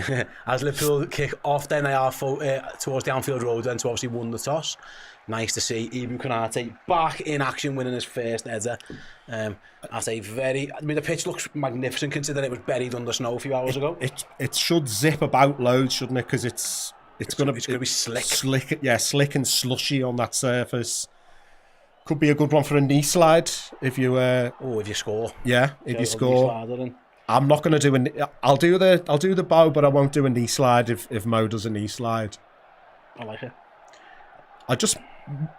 Before we get started, my one bit of praise to Man United is I really like that away kit. Just all white with the little stripe on with the little we're getting Adidas next season, aren't we? Yeah. So I'd have a similar away kit to that anyway. As the ball goes over the top, Alisson comes out and just clears it quite comfortably. Someone's down for Man United over there. We're playing on for now, but no, now the ref's going to stop it. He slid into a challenge. Did he land in? Is it Mainu? I think he landed on his head. Let's have a little look. He's holding his head. Mainu slides in on Gakpo. Oh yeah, Gakpo. It's only to Gravenberch. Yeah. He catches him in the face. It's purely accidental. Nothing really could be done about that. But it is a head injury. Yeah, he's definitely smashed him in the face. And yeah, within a minute, Kobe Mainu's down. Which, you don't like to see people getting injured, but is a good thing if he's a little bit dazed there.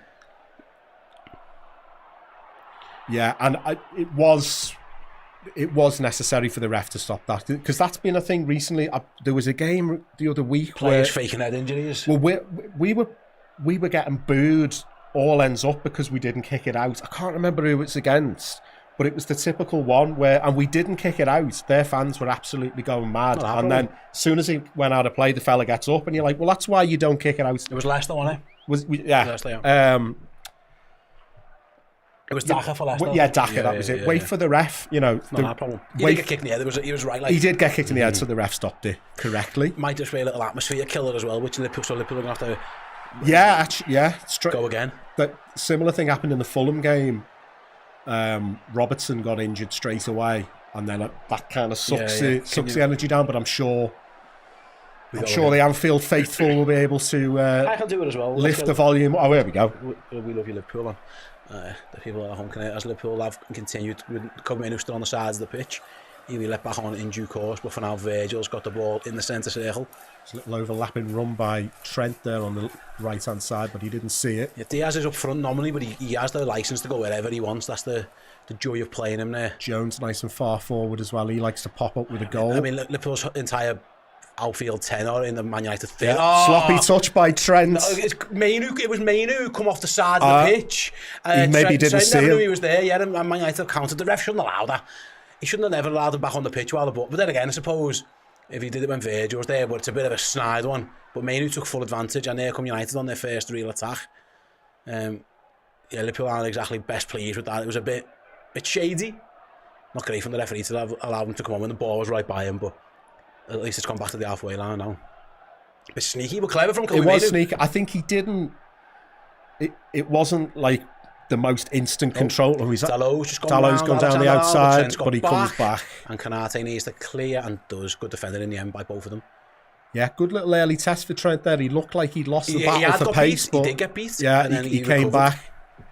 No rashness. Just did the job nicely. I don't think so much that Trent was complacent. I don't think he was complacent. I just don't think he knew. Like the fella he come from behind off the pitch. Yeah. There you go. So there'll be people saying that's the contract. He just never knew. Right then, Liverpool take the throw in and it's out wide to Robbo. Can we launch an attack? Robbo with acres of space to run into. Go on, keep going. Gives it to Gakpo. Cody cuts inside, but he's looking for a pass. Can he find one? As Mazraoui chases him. He's kept hold of it. Mazraoui's cut inside. Man United's that deep. That's what I was going to say. It's definitely a 5 rather than a 3, isn't it? They've got everyone behind the ball already in their own third. Nice little move on this left-hand side. Beat your man, Lucho. Goes back to McAllister. Liverpool, I thought we were going to cross it. Fairly patient build-up now. Yeah, very patient. Oh, Ebu's touch is poor though, and he's having to go back to his goalie. They are so deep. Now they're kind of pressing, but they're not really pressing. They've got an idea to be nice and compact, haven't they?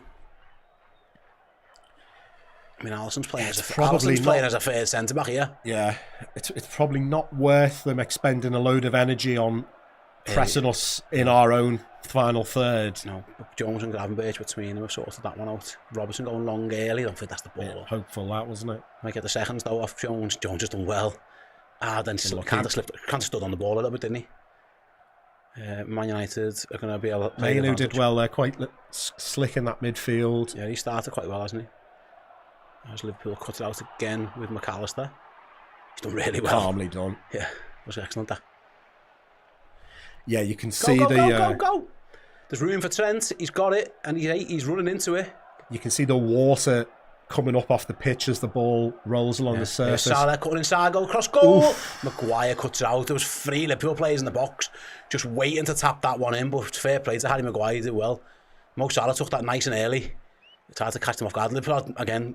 That's been a feature of things recently. How many men they've had in the box, and Salah wins a corner.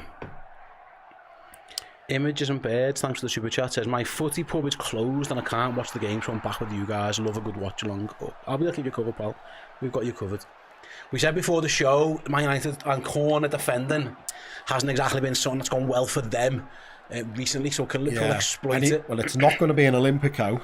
It's Trent. Unless he does something. Swingers, have we, recently? No, we don't. I prefer an in-swinger myself, but I'm going to say any kind of weird routine, but it looks like a fairly standard setup for Liverpool. I think they're all going to run into the box though, aren't they? It's like everyone's deep. Now they're going to go Oh, Kanate's battling there as well. Ball comes in. Goalkeeper comes in half clears with the punch. Not hugely convincing by Onana there, but he got flat, enough on it. But Man United have Chance got to it clear. break. Oh yeah, they have got a chance to break. Chance to go on the left-hand side with Ahmad. Gravenberch is the one who's back. Liverpool got numbers back now.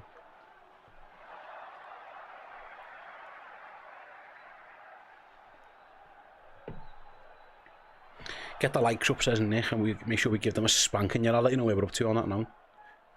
We are up to... Where am I? I know it's only 7 minutes in, but I think Man U would be fairly pleased with this start. Given it's 0-0. Yeah, Liverpool haven't been poor, but they've, other than that Salah little low cross into the box, they've not managed to get much going forward. We are on 1,000 likes. I think this new view's not too... Yeah, there you go. 1,114 likes. Thanks everyone already. Early doors, that'll do nice. Keep them coming in, really do appreciate it. As Man United go long in behind Trent, but it's a poor ball. Yeah. Straight out of play. Looking for Fernandes. Nowhere near it from Maguire. It was striking. I watched the Manchester derby, just how that was happening all game, how poor the quality was. You'd want to hope that Liverpool don't get dragged down. I saw somebody, a Chelsea fan online the other day, talking about Everton and said that Dyche somehow manages to lower you to their quality level. I'm hoping Man U can't do that today. Yeah. Drags you into their game. But it's been pretty patient stuff from Liverpool so far. Man United now got everyone behind the ball, so there's not much in terms of space. No. Can Liverpool find their way through it? That's the way to do it. Keep the ball moving quickly. Little movement. Salah's in space if someone can find him. It looks like Amorim hasn't... Jones has had a couple of little looks at his ankle so far. You know, he's not completely comfortable after a little knock earlier, but we'll keep an eye on that. As Gravenberch wins a header. That's a poor clearance. United got lucky there, didn't they? The butcher of Amsterdam, or whatever he's called. That is his nickname, isn't it? The butcher or something. Yeah.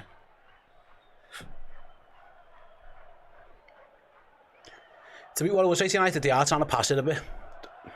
Yeah. They're not really going anywhere with it as much, but they're trying to play the ball. We were saying it's going to be a slick surface. I wonder if the ball is going to hold up a little. You can see the kind of vapour trails. It doesn't look like amazing, does it? As Liverpool win it back again, brilliant from McAllister. Trent, just didn't quite get enough of that. And United can clear again.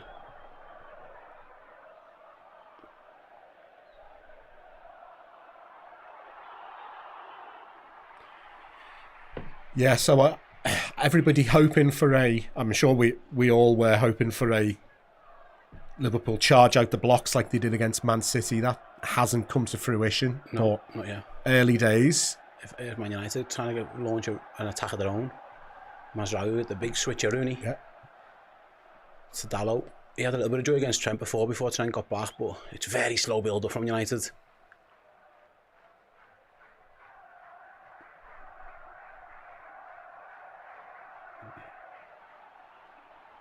They're just knocking it around without. I mean, there's not much purpose to it at the moment. No. It's very slow. But like I say, I think they're just happy to have the ball for a bit. Yeah. They'll be quite content with that. The lift runs into a bit of bother.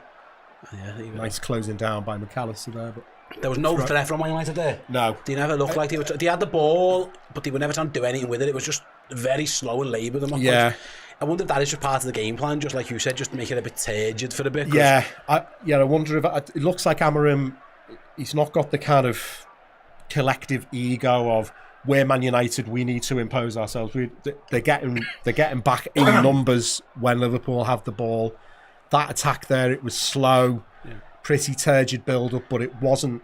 They're not risking leaving loads of holes for people to make runs and things like that. Even the ball at his feet and he's just taking his time. Like Man United trying to just suck the tempo. This suits them really, doesn't it? Yeah, and now they're going to go long. Højlund in behind. Alisson should get that, and does.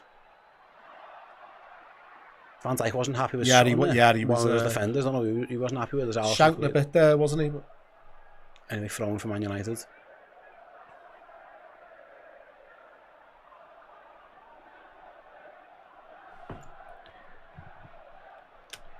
$11 minutes gone then as Man United take a throw-in back towards the halfway line. It's been a pretty non-event of 11. There was a little injury break in the middle Nothing much other than maybe one half decent Salah cross. Chance to break here. That's a could foul, be a isn't yellow. it? Should be a yellow, maybe. You'd like to think that's a yellow card early on. Is he not going to book him for that? Just a free kick from Ugarte. That's going to be one of those ones where, because it's a big game, you know, you don't want people to like. That's a yellow he's card taking him out. all It's a yellow day. card all day. Ugarte gets away with one there. He clattered Cody Gakpo. Yeah, like you said, Michael Oval trying to manage the game or whatever. It's one of the. I never get that. It's the sort of thing. We can't hear the commentary, but I imagine Mike Dean is going. Yo, you know, you want to keep 22 players on the pitch for these big games. Like, if someone fouls someone badly, you book them. That's it. Anyway. Liverpool, good break down the right. It's Mo Salah. Mo Salah into the box, goes to the cross, was poor one actually. Out to Alexander-Arnold shoots. Oh, that looked like it was going in. Bite is Lucho over the bar, and it was the first real break. Liverpool played it well from left to right. Salah's cross actually was pretty tame, very unlike him. Yeah. Trent's shot was better, but it was well blocked. I think both times. It was Martinez then, Martinez both times. Yeah. And then keeper might have been able to deal with that shot, but it was an important block from Martinez there. Yeah, and then Lucho hit it over the bar. He was always leaning back, wasn't he? But yeah, Salah's cross wasn't great, but Liverpool worked it well from left to right. McAllister and Robertson, Jones over to Trent. Suppose kind of green shoots for Liverpool. Salah has been in a decent position twice now where got the ball he's crossed the ball in. Yeah. You like to think. You mentioned before actually that where they try and target the right hand side. They just tried to do off a long kick, lost it, and Liverpool have regained it. Yeah. And Alisson's cool clearance has freed Andy Robbo down the left. Leaves it for Lucho, man on. For McAllister. Alexis down the left hand side. Retains the ball really well. Yeah. Liverpool's two number 10s linking Liverpool up on the left. not bursting to get in the box, but nice ball by Diaz. To the edge of the box, plays it down the line for Gakpo. Gakpo shoots just wide. Big chance for Liverpool, first chance really, and Cody Gakpo with the outside of his boot just fires it the wrong side of the post, but it was lovely play. Talk us through this, Jay. Look at this. Yeah, good football. Nice little ball inside. Gravenberch made the run. Nice weighted ball. Difficult finish on the outside of your foot for Gakpo. Can he go round the keeper? He probably can't, can he? It's the right idea. Yeah, it would have had to be something very, very deft to go in. Maybe a chip with his left foot. I don't know if he could have done anything different there. Or maybe Salah just comes around the back post and taps one in. But yeah, good signs in the last 3 to 4 minutes for Liverpool. Two little reverse balls, one by Diaz, one by Gravenberch. That's Liverpool playing proper footy, up in the tempo a bit. Whereas Man United can't because they just kicked out of play for just nothing. Better. Good. That was a couple of quick passing moves now that have got Liverpool in, which is good to see. Yeah. Wants a song. I'll give it a song, pal. I'll have a bit of Mo Salah. Alisson has the ball at his feet, trying to draw Hoyland in, doing anything. So Konate's going to advance. Trent in time and space. Ooh, good ball in the end to Jones. He's going to go long to the left. Didn't quite get to Gakpo, did it?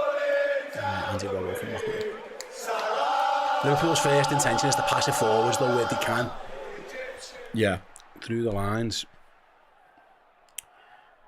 Can't quite. Konate got that strapping on his knee still, I think. He's found Salah seeing the ball again. Dinks it inside. Look for great ball. Shoot off. Saved by Onana. It was a first time volley from Alexis. Another wonderful move from the Reds. What a pass by Mo Salah. Yeah. But Onana saves it well, Jay. Mo's finding his range now as a beautiful little chip ball. That would have been a fantastic goal if that had gone in. Difficult, just bounced as he hits it. He actually controls it really well, McAllister. Just bounces as he hits it. That could have gone in at the near posts, and Onana wouldn't have been able to do anything about it. He kept it down really well because that's not an easy technique. But like I say, cannons off Onana's calf. He got himself in a decent position. Corner to Liverpool. In it comes. Onana catch that one. Not good enough that for Liverpool. Too easy. Let's them take that little bit of pressure off. 3 chances in 5 minutes. After a relatively slow first 10, the last 5 or 6 have been good from Liverpool.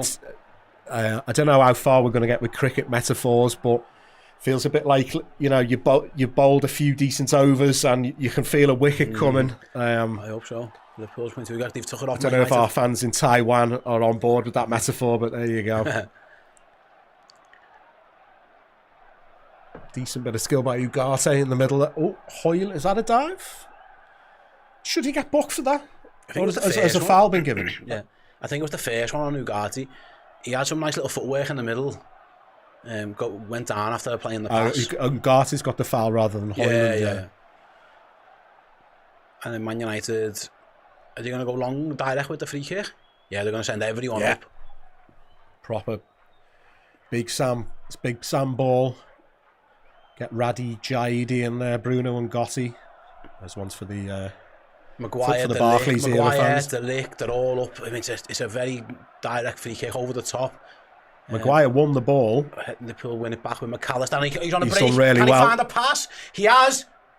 Salah just couldn't turn, and Fernandes took it off him. That's the risk for United getting all their big players forward. They were out of shape there. If Salah could have, he tried to find Diaz around the corner, and to be fair to Bruno Fernandes, he did his defensive duties after taking the free kick, because it was a good ball into McAllister. Did so well. He's having a really bright start. Yeah.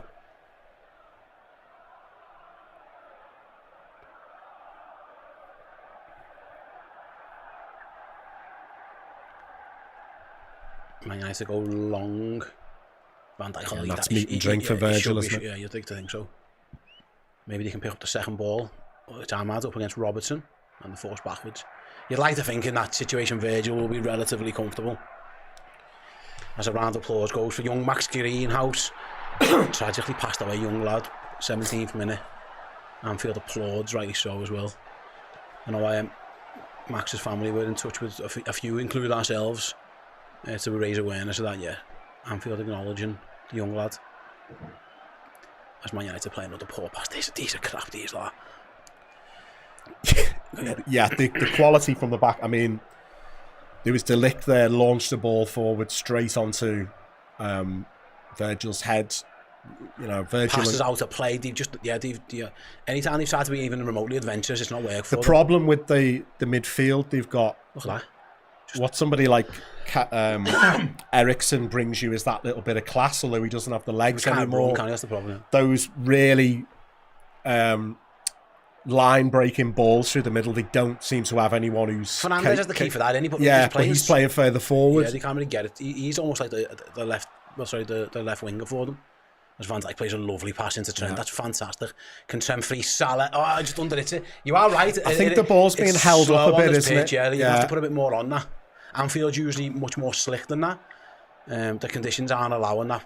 So Trent needs to put a bit more on it. Is he onside here?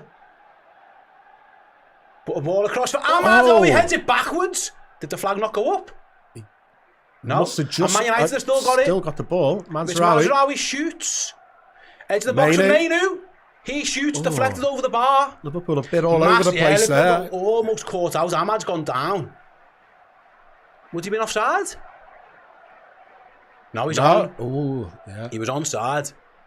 Is that Dallo there? Yeah, Dallo, yeah. He fires it across to Ahmad, and he just either mistimes the run or the cross isn't quite right. Liverpool get away with one. Yeah. He runs past it. He just runs ahead of it, doesn't he? Yeah, that and he smashed should have into been a goal. Yeah. And it's a bit of a let-off for Liverpool 20 minutes in.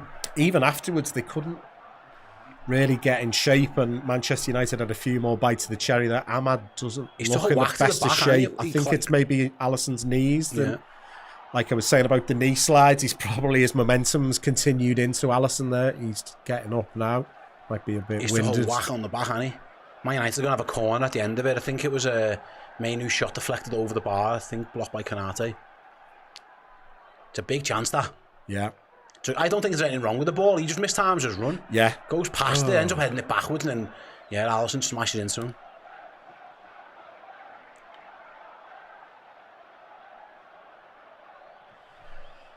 I don't think there's too much wrong with the ball. Is it just a poor run? Yeah, I think he's just run ahead of it, hasn't he? A little bit reminiscent of the Fulham goal, getting down their left or right. He broke the offside tap, didn't he? Yeah. It's a low time, there's run to perfection. Liverpool has such a high line. Anyway, it's a corner that Bruno Fernandes is going to take in front of the Kop. In it comes. Headed away by Konate. Can Liverpool launch a counter? Let's go! It's Alexander-Arnold. Can he find his pass? You've got to pass it, Trent! And he pulls him down as It well. took too long and then gives a foul away.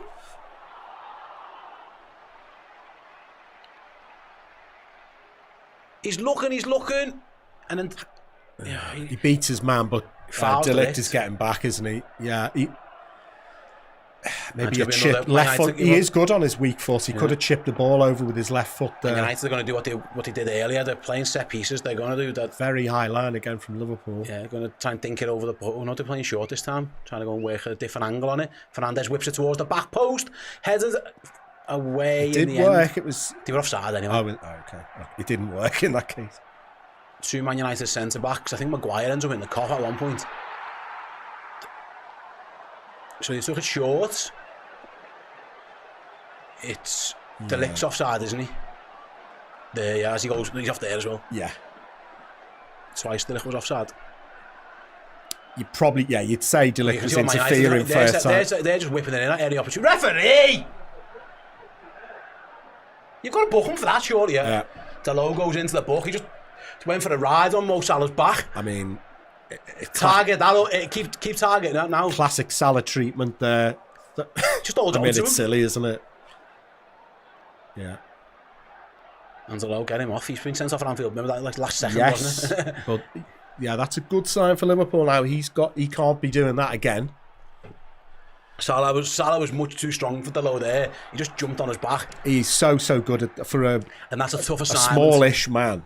He's it's one of his great skills, backing in and then spinning.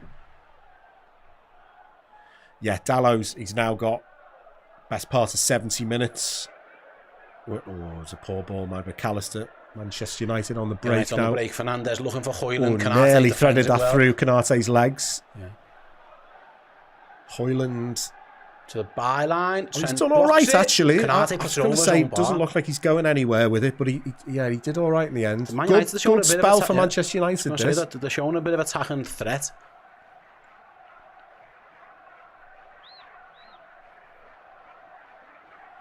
Yeah, it was McAllister gave the ball away, we've been saying started the game really well. He looked like he was going nowhere here, Højlund, but then a little burst of pace.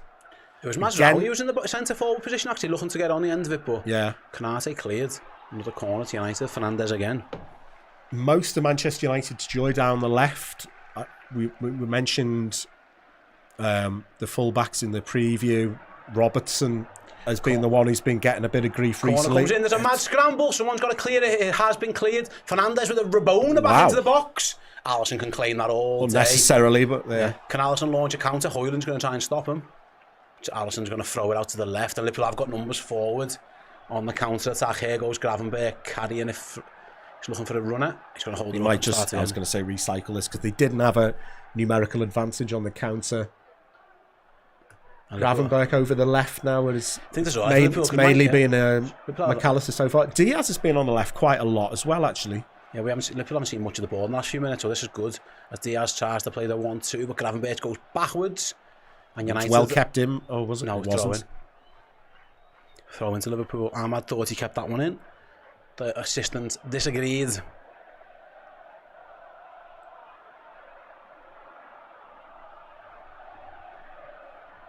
"25 minutes gone then, a pretty even game really, not much in terms of real goal mouth action for both sides.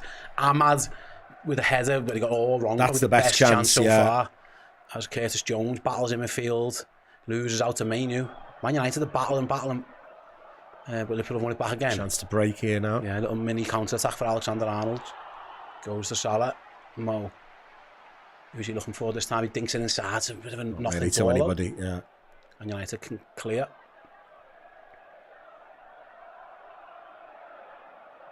Got a little Mumego as well.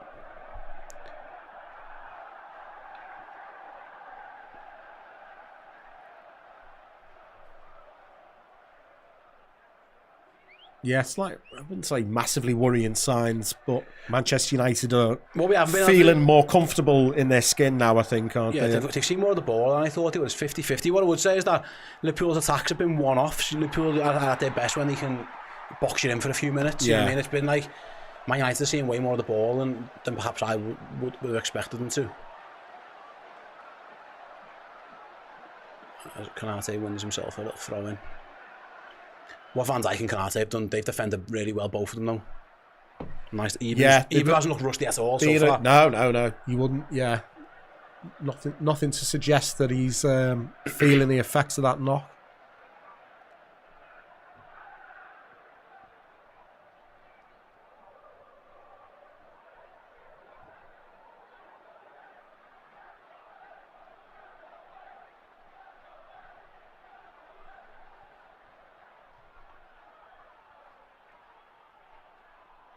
Liverpool happy to be fairly patient here. So, I think, so they should as well. yeah, get a bit of it, as we're just seeing the possessions 50-50, which is probably not what you'd expect. Trent with a good ball left to Robbo.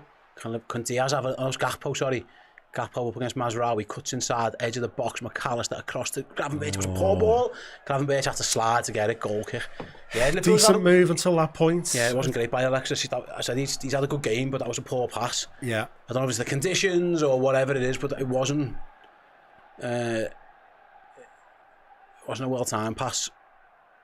As Onana's not going to play this one short, he's going to kick it up. Yeah, and I mean, we mentioned it a few times. It does look like the conditions aren't great. I was hoping that the ball was going to really fizz, because they tend to water pitches anyway for that, slide across the surface. But it looks like it's holding it up. There's been a few poor passes from Man U, which I think we just put down to poor quality. But Liverpool have been guilty of it as well. Pretty even game so far. 27, 28 minutes into it. Not much has happened. Yeah, I mean. Our friend in Taiwan with the 9-0 looking a bit optimistic at this point, but there's still time. I think, was it 0-0, the 7-0? Was that 0-0? 1-0. Yeah. So yeah, still time if Liverpool can score 1 or 2 for Man United heads to drop, but fairly even so far. This is a nice move though. Trent's lost his foot in. That's a contractor. Yeah, it was Liverpool trying to play nice possession footy or something. Mainu's fallen over in the snow. He fell off the pitch in the snow, yeah. 2 players slipping over there in quick succession. Trent went skidding and then Mainu went flying to a pile of snow. It was a good little move that as well from Liverpool. It was a shame. I think Jones' pass was slightly overhit. Yeah. And Trent had to try and race to catch up to him and went A over T. Nice touch from Gravenberch. Brilliant turn by that. He's so good at that. From distance. Oh, it's just wide. Excellent from Gravenberch. There are very few DMs who are doing this. For the echo, runs past him, invited to shoot. And it skims wide. Could have done with that, getting a little nick off Maguire's leg there. Yeah, about a yard wide of the post. Good turn.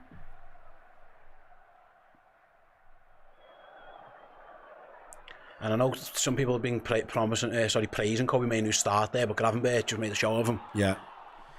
What he's just done there, we were talking the other day about would Zubimendi fit in this midfield? Would it be one or the? I think he can still provide that with another deep lying player in there. Yeah, he can play. Gravenberch. He absolutely can play further forward.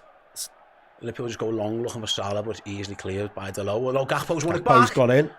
Done really well. Keep going, Cody. Just ran into trouble. He had to try and release it, and he just didn't quite get rid of it. And then Man United are going to try and play out again with Kobbie Mainoo. He's done quite well to get there. Bruno and McAllister. They're actually quite comfortable in possession, to be fair, at times, United. And Fernandes wins a free kick. Nicely there. And this is going to go straight into the box, innit? They're not messing around with short ones, United. Yeah. They're going to pump it long. Other than that one where they tried to get a different angle.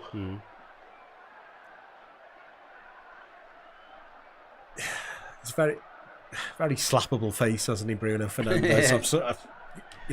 It's not his fault. We are. They played this one kind of short, looking for Højlund on the run in the edge. He's won the ball. He's got 2 men on him. Liverpool need to box them in there. Here it is, Kobbie Mainoo. He's going to cross it into the box all the way for Alisson. Easy peasy.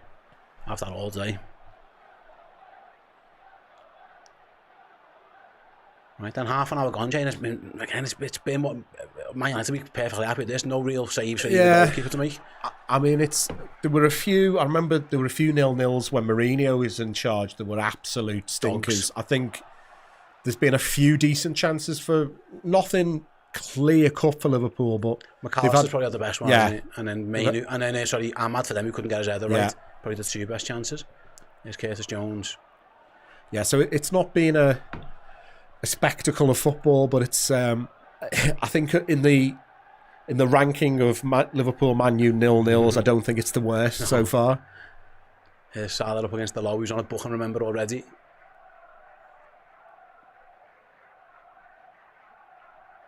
Liverpool's been very patient, like you said, into Jones from McAllister. Sorry, from Trent. He's not managed to really run the show today, Jones. He's good ball on the line to Trent, though. Can Trent get there first? He's won a corner. Good There's positive commentators I curse think that was there. a goal kick. Oh, what? How's that a goal kick? Unless it's bounced back off Trent's foot, but Joseph says, I can't watch your stream because my game is behind. Pause us, sync up to the clock, and then you can. There you go. That's what we do it for. That's why there's a clock. We're all on different devices at different parts of the world. Use the clock to sync up. Use the pause feature on your YouTube, and then you can absolutely watch it. Anyway, that goal kick. I didn't see it. It didn't show us a replay, so I can't tell you if it was the right decision or not. As Ryan Gravenberch wins it in the midfield. Lovely ball to Gakpo with space to run into. Cody Gakpo. Have a shot code. Just couldn't make it really round. looked like he knew what he was doing with it there. Man United getting men back now. Yeah, he just seemed to not have a rough idea of what he wanted to try and do with that.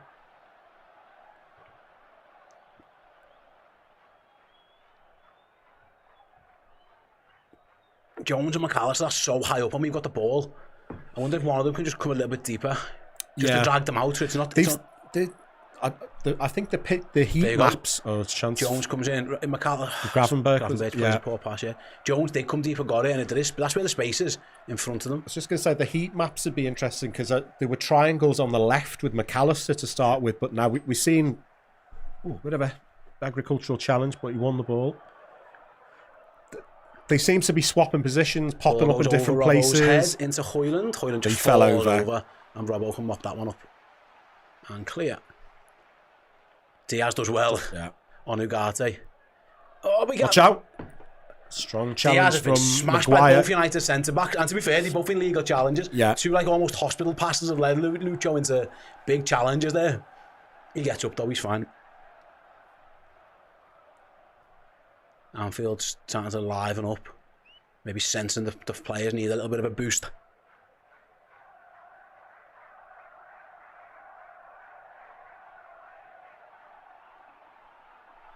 Yeah, situations like this, United look hard to break down. Yeah, Salah going to have a little run at them, why not? Keep going, Mo. Looked like maybe Gravenberch and McAllister are being the ones who could unlock the back four. Okay, not seeing many brilliant balls from Trent so far. There's no way to play them into, is there? Here he is now. With a bit of time on the ball. Can he play something now? With a little round the corner to Jones. Nice to Gravenberch. Liverpool being patient. Salah's going to have another go at the low. Back, Gravenberch just crossed very deep to Gakpo, misses it. Robbo should get that. Swings it back in first time. Decent looking ball. Headed away by Maguire. That's what he's good at, isn't it? Yeah. But Man United, this is what Liverpool need to do. Box them in. Man United don't need... Oh, Gravenberch, what a turn! Little play back to McAllister. And there goes Gakpo. He's got Robertson to his left, cuts inside. Dinks it into the box. Poor, no one there. His decision making hasn't been quite right as a Gakpo so far. I thought that's a good ball. There's someone there, but Gravenberch had rouletted into trouble there, but he rouletted into space. Lovely bit of skill. Yeah, a little bit of a breakaway here. Trent's getting back into position. Konate's covering that right hand side. These are fucking useless, lad. These are crap. Come on, Liverpool.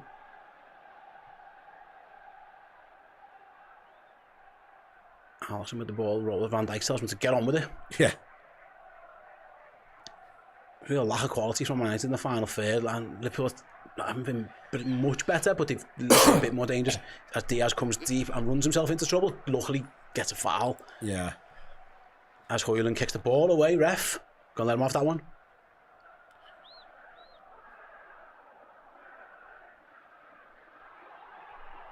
Sam finds Salah, bit of space to go. Have a go at him, he's on a yellow. Salah across the edge of the box, out to Gravenberch. Can Liverpool find a pass now? Man United got everyone very back. Congested immediately, hasn't it? Alexander-Arnold in that bit of space that he'd been looking Chance for a good ball.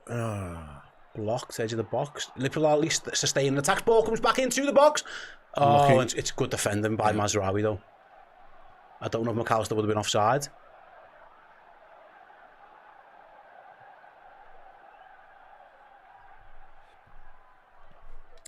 I think we saw Newcastle score goals like from where we've had them crosses. Yes, but Liverpool haven't quite got it right yet. No, I think that United have sacrificing the ball playing ability in the middle of the park. So when they do get forward, there's not been very much quality. But it's been their best first half performance for a few weeks, hasn't it? Certainly, they've Well, not. they've had a bit of time on the training pitch, and maybe that's part of it, because they look solid at least. Yeah, they don't look overawed. They don't look like the bottle's gone.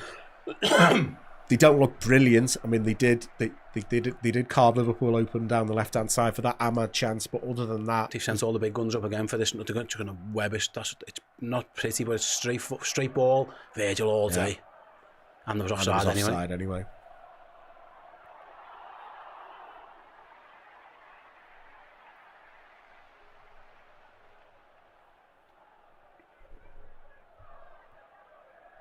Here's Ibu Konate carrying it to the halfway line, unopposed. Really, he's allowed to do that. Man United don't engage at all until it gets in their half. That's something. Be interesting to see how the crowd respond the longer this goes on, because I think that the 0-0, the Ten Hag 0-0 last season? Yeah. Here goes Salah though into the box. McAllister can't quite drag it down. Again, though, Liverpool had numbers in the box. Couldn't sort his feet out. I mean, Salah absolutely fires it in at him. I'm not sure. He tries to flick it between his legs almost. They back to that 0-0 last season. As it went on, there was a bit more desperation and the quality wasn't there. Liverpool started that game well, from what I remember. They haven't started brilliantly today, but different manager. Is there going to be a bit less? They'll panic. You wouldn't think they would. Yeah, that's what I mean. Like, as Maguire fouls. Do we want players to be picking the ball up for throw-ins and really roaring? Like, I think they are. What we are trying to do, we're taking that. See, like every free kick, Man United take their time and send the centre-backs forward. Liverpool don't. Liverpool are trying to get on with it. But it's not like, it doesn't look panicked at all. As Robertson goes, he's looking for the ball that he played in the 7-0 to Gakpo, in behind the full-back, but it trickles through to Onana. The rain teams down at Anfield. And it's not happy with something. Could do with a hood, really, I think, Arna, or he's bald, mate. I was going to say hat, natural waterproofing. Yeah, I was going to say he's fine. Just the cold will do. I do feel sorry for all football managers now. Can't use an umbrella because of that Steve McLaren Wally with a brolly thing. So I'm seeing like you've just got to get soaked. Roy Hodgson, he's like when he was like 74, getting absolutely soaked. He was like, I wouldn't want my granddad standing out in the rain for 90 minutes, but it's like, can't use a brolly because of that headline. Wally with a brolly, no football manager will ever be seen with an umbrella on the sidelines now. Here come Man United forward, Kobe Mainu. Ball out wide to Ahmad. Back to Mainu. Wondered if Mainu was going to get a free kick there, but he didn't. Space for Ugarte to cross. Be careful of the back post, lads. Not the cross by Dalot. Konate clears. Easily dealt with, although it's coming back though, isn't it? Martinez on the edge of the box. Can Liverpool take it off him? Yeah. Cleared, but I'm fouled. Yeah. Gravenberch fouled by Martinez.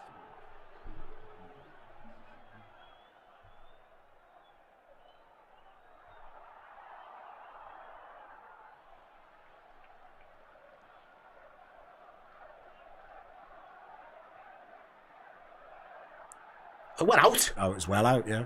That's what they were booing at. It should have been a goal kick.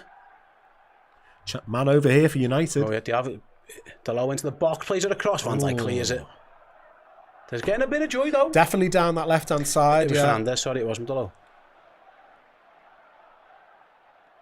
Good ball. It was Ahmad into Fernandes, but they had the rubbish. They've just been poor in the box, haven't they, United? Nutmegs Konate with the little outside of the foot cross, but Van Dijk was there.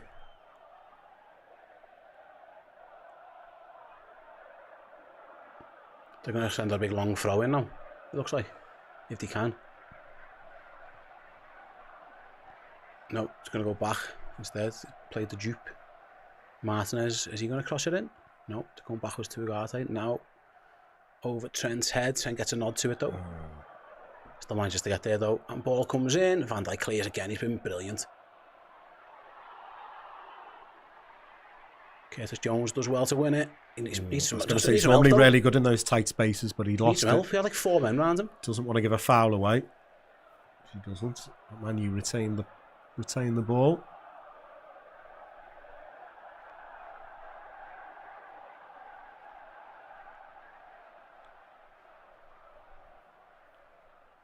Crowd definitely trying to drive the players. Hoyland's in behind. Hoyland's in behind. Hoyland shoots. Big save by Alisson. Blocked on the rebound. The flag didn't go up either. Man United are getting some chances. It's nervy. I thought Alisson made a... That right-hand side, Liverpool's right, Man United's left, is causing Liverpool a bit of problems. Yeah. Can the Reds launch a counter now? Diaz firing over for Salah. Salah was in Salah's his own on the half. chase. He's got Martinez in front of him. Mo Salah shoots over the bar, gets it all wrong on the counter.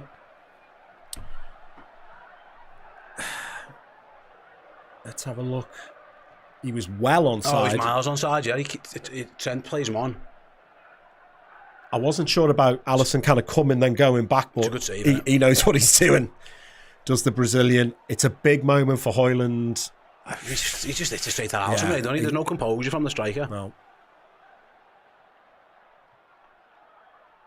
Man United are in this game, make no bones about it. Yes. Yeah. The route It's their left. for them scoring right, definitely seems to be down that left-hand side.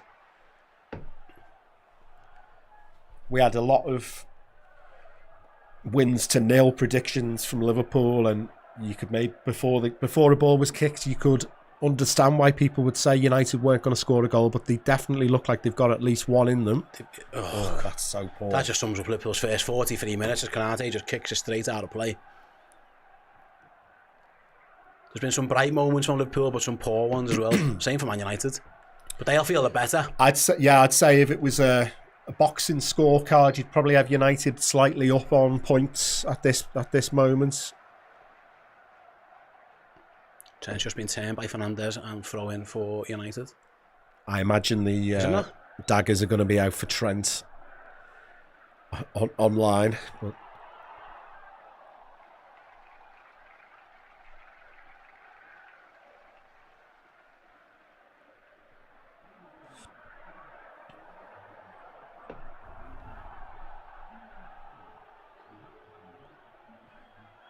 shouldn't fancy there's going to be loads of injury time. Just a Mainu injury, isn't it? That's the thing, a couple of minutes maybe. And Ahmad got injured, to be fair, so he might get a couple of minutes injury time. As United have it on the halfway line, one back by Liverpool for Robertson. Gakpo, which steps inside, runs into Mainu. McAllister picks up the pieces, and he's fouled.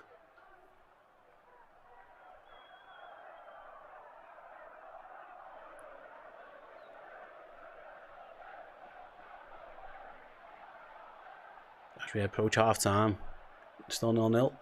Can Trent find Salah? He does. Should be a late chance for Liverpool. Again, very patient. Build up. They're happy to come back to this. Oh, nice chip ball by Canate, but Martinez is there. United are going to go. I thought they were going to go long. Fernandes thought better of it, but they've given it away. Sloppy pass by Mainu. Trent wins a throw. 2 minutes at a time. Trent takes it quickly into Gravenberch. Beats one. Plays it to Salah. Salah outside of the box to Diaz. Luis Diaz into the box. Luis Diaz dancing around, forced to Gravenberch. It's a bit of a scramble, and United are going to clear it in the end. It was good. Gravenberch having such quality again. Yeah, he's beating Mainu every time he comes up against them. A little bit kind of sums up bad Diaz sometimes when you think he's just taking too long on the ball. Oh, and that Trent just overhits that one. Yeah, Trent isn't having his greatest 45 either. No, he's been. All of their joys come down their left. Whether that is, you shouldn't really solely blame Trent for that. Oh, just crowds that one. There's maybe one opportunity for him to swing his left foot at that Diaz, but it do. I mean, Gravenberch has been our best attacking option. Him and McAllister look the most likely, actually. Yeah. Liverpool's 2 number 10s. It looks miserable there, you have to say, don't you? You can tell, you can sort of see the rain on the main camera shot as well, so it doesn't look like it's easy conditions, but Gravenberch and McAllister, the only ones who've been really doing anything of quality in the final third. Late chance for Man United. Yeah, here's Ahmad. Don't foul him there, he's just looking for it. Man United to go back to the halfway line. I think they're just happy to go into half time, it looks like. There's Harry Maguire, foot on it. Steps inside. Everything's going to come down their left if they can. Here's Dalot. Can they launch? Are they even interested with like 10 more seconds to go? Doesn't look like it. No, they're going to go back. I think they're happy to see half time out. It looks like. Wow. Maguire just kicked it straight out. But that's half time. Half time, then Liverpool 0, Manchester United 0. A game of pretty few opportunities, really. McAllister had a half decent chance for Liverpool that was well saved in the end. Højlund had a big opportunity, but he didn't make the most of it either. It's been pretty even Stevens, really. Maybe the conditions playing a factor as well, but yeah, anyone who, and listen, I thought it'd be a bit easier than it's been so far. I haven't watched United recently. Obviously, they've done pretty well. I mean, it is still 0-0. It's worth mentioning. We all know Liverpool can do better in second halves, but that's been, Jay, pretty even, really. 50-50 for a team who were 14th away from home against a team who were first. United will be more happy than Liverpool. Yeah, I think it's been a good game plan from United for a team at that point in the league. You know, get it, free kicks, kind of pile long free kicks, try and exploit us early. That hasn't worked. Coming at us on the break. They've beaten our offside trap a few times. Actually, they've held their runs really well. Credit to them. They've got a bit of joy down our left hand side. Yeah, Liverpool. It's not been great. It's not been a fantastic first half by any stretch of the imagination. For either side, there has been little lapses of quality. We've seen it a few times. They were poor in the first half against Brighton. They went on to overturn that. It's been a game that's lacked in quality actually from both teams. There's been a couple of magic moments. I think Gravenberch in particular, from a Liverpool point of view, is probably had the most of them for us. From Man United, it's certainly been down their left hand side, like say Dalot and Fernandes and Højlund getting in. But again, they haven't really done anything when they've got there. They've either missed time, they've misplaced it. Poor effort from Højlund, as well. But yeah, it's been a game that's kind of lacked quality, and that's not a huge surprise from Man United, but it kind of is from Liverpool because, Onana's had to make one save from McAllister, but other than that, he's been relatively untroubled. Yeah, there's been Liverpool getting in decent areas. Even Salah, for example, he's had maybe 2 or 3 little opportunities. The one really good thing he does is that lovely chipped ball into McAllister, gets the shot off, saved by Onana, but then the other time the kind of low crosses that have just been straight into the legs of somebody like Maguire. So it's been pretty slim pickings, I have to say. Hopefully, we've mentioned the conditions a few times. It looks like the pitch is running slow. It's raining. It's not nice. I don't know. I don't know how much you adjust your game to work around that. I don't know if you take more shots from distance. Gravenberch had a decent shot from distance. But yeah, Liverpool need to step it up second half. They have shown the ability to do that. I mean, they were 0-0 against Leverkusen, wasn't it? And then it was 4-0 at full time. Reminds me a little bit of the Leverkusen game, actually. I think we were doing that one together, weren't we? And it was pretty even. Went in a half time going, not really. That was his first game in the number 9, and you're going, pretty even, not much being carved out either side, and then Liverpool just completely ramped it up second half. So fingers crossed that's what we're going to see. But yeah, the talk of a hammering looks a bit premature at this point in time. Absolutely, but Liverpool need to get out of this one, get a win any way they can. Couple of chats and stuff from you guys then. Super chat from It's Crossbow. Thanks very much. Says we're always better in the second half, so I'm confident. So you should be. You should always be confident with this Liverpool side. They tend to deliver more often than not. They have done this season. This is what's going to happen with Trent. You've got to get used to guys. Trent's already dreaming of the patatas bravas. There we go. And late night sangrias with Jude. Sub him off now. Trent and Curtis have been poor. We'll therefore get Elliott or Nunes and Jota on. We need more traditional number 9. That is an interesting one. It feels like it might be Jota, although actually we haven't actually got the ball to our number 9 too often. Diaz has only rarely got the ball, Jay, when he's drifted around. Now maybe it might be worth, if they are going to be so compact and deep, just sticking a proper number 9 in and maybe work off it that way, or hope something falls to them. Because like I say, the one time Gakpo found a bit of space and looked across, there was no striker in the box. So it could be something. I don't know. Arnold doesn't seem to be the man who does too much at half time in terms of subs. He tends to be more tactical tweaks. I'm sure he'll look to do that. So from an attacking point of view, what would you like to see us do better? I think the final ball.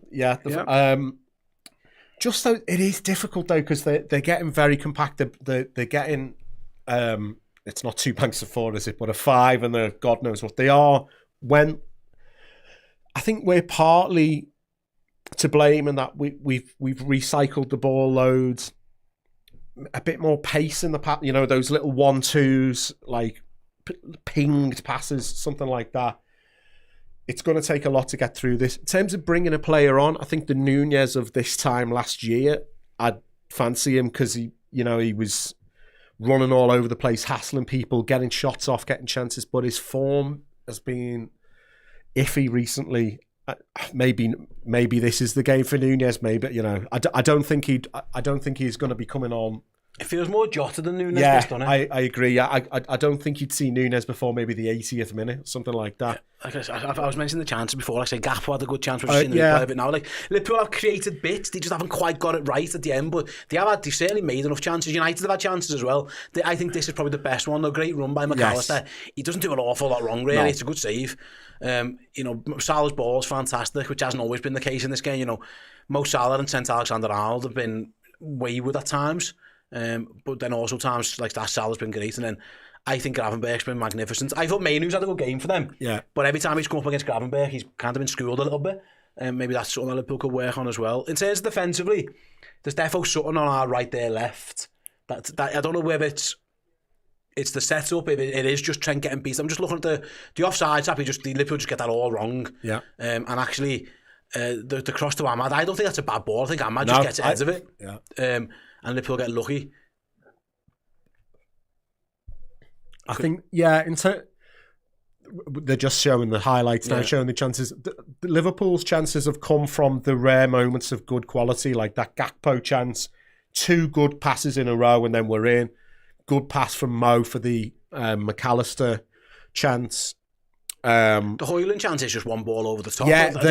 Liverpool's high line, Man United at the time in the runs, Højlund's offside, gets himself onside, then goes again. It's not their chances haven't come through absolutely fantastic bits of quality by them. It's come from balls over the top, and either, I don't know if do you praise their running or do you criticise our line? I don't know if that's or pressure on the ball. What I would say is that it's all coming down the right, and I thought Trent was poor for the low one. I don't think you can ever try and... But once you see him there, you can't play offside. Yeah. You have to go with your runner. I think that's poor defending. You can't just let him go and hope, because he's onside, because he stood in front of you. And in the end, like I say, it's only that Ahmad kind of mistimes the run. That kind of bails Liverpool out. So there's definitely been issues for Liverpool defensively over there. And like I say, I don't think Trent's had a particularly good half anyway. Even with the ball, it hasn't been great.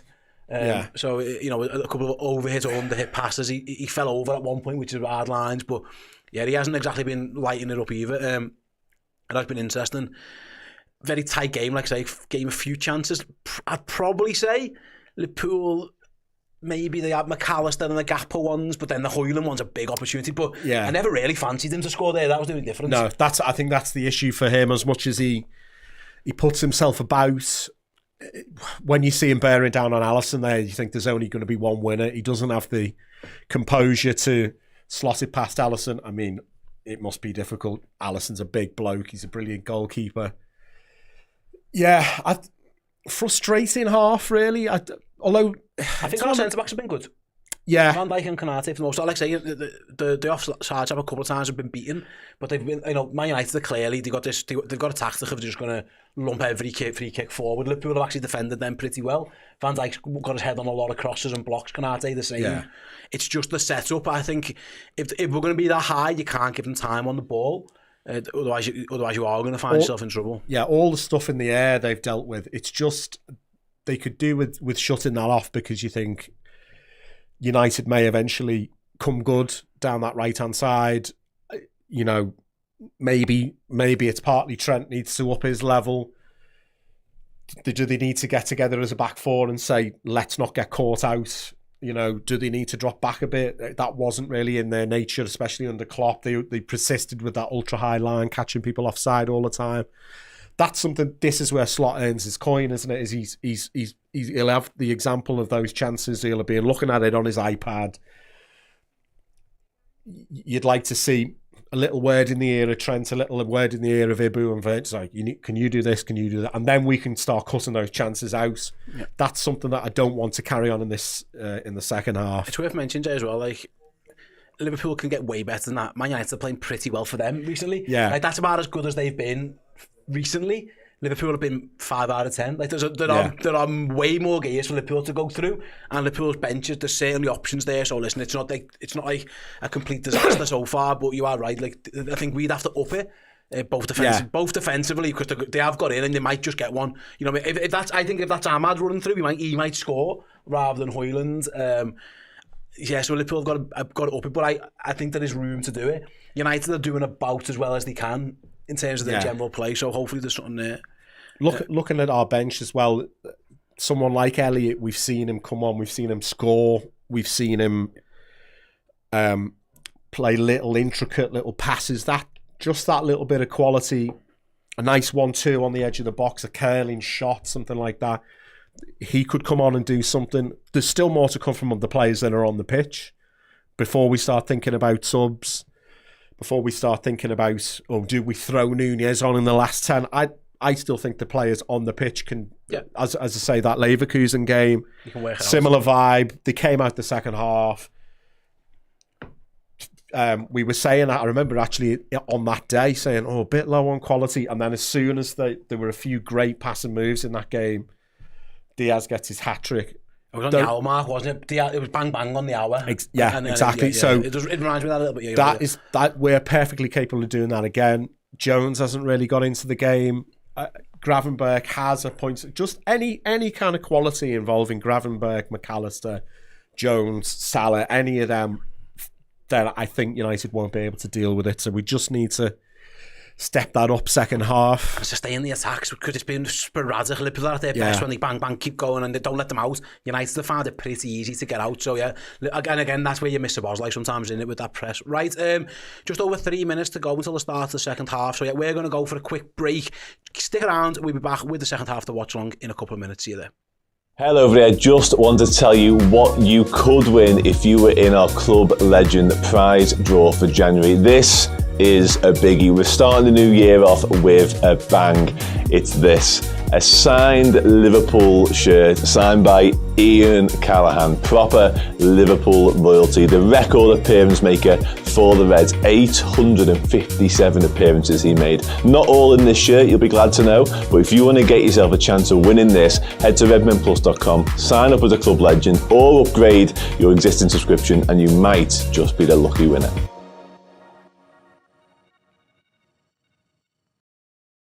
Hey, I'm absolutely delighted to say that The Man Who Stole the World Cup, the book written by my dad, published by myself this year, is available now to buy. You can get the limited edition signed version exclusively on redmenmerch.com. When they are sold out forever. There was a simple way of getting it as well. You can get it on Amazon in a hardback print to order version, or the Kindle edition is available on there as well. The Man Who Stole the World Cup is a fun, adventure-packed time travel story about kids from Liverpool pulled from Liverpool's double winning season in 85-86 into the plot to steal the Jules Rimet World Cup trophy in 1966 that would ruin football for all time, and three adventurers set about making sure that they can save football in their time and in all future times as well.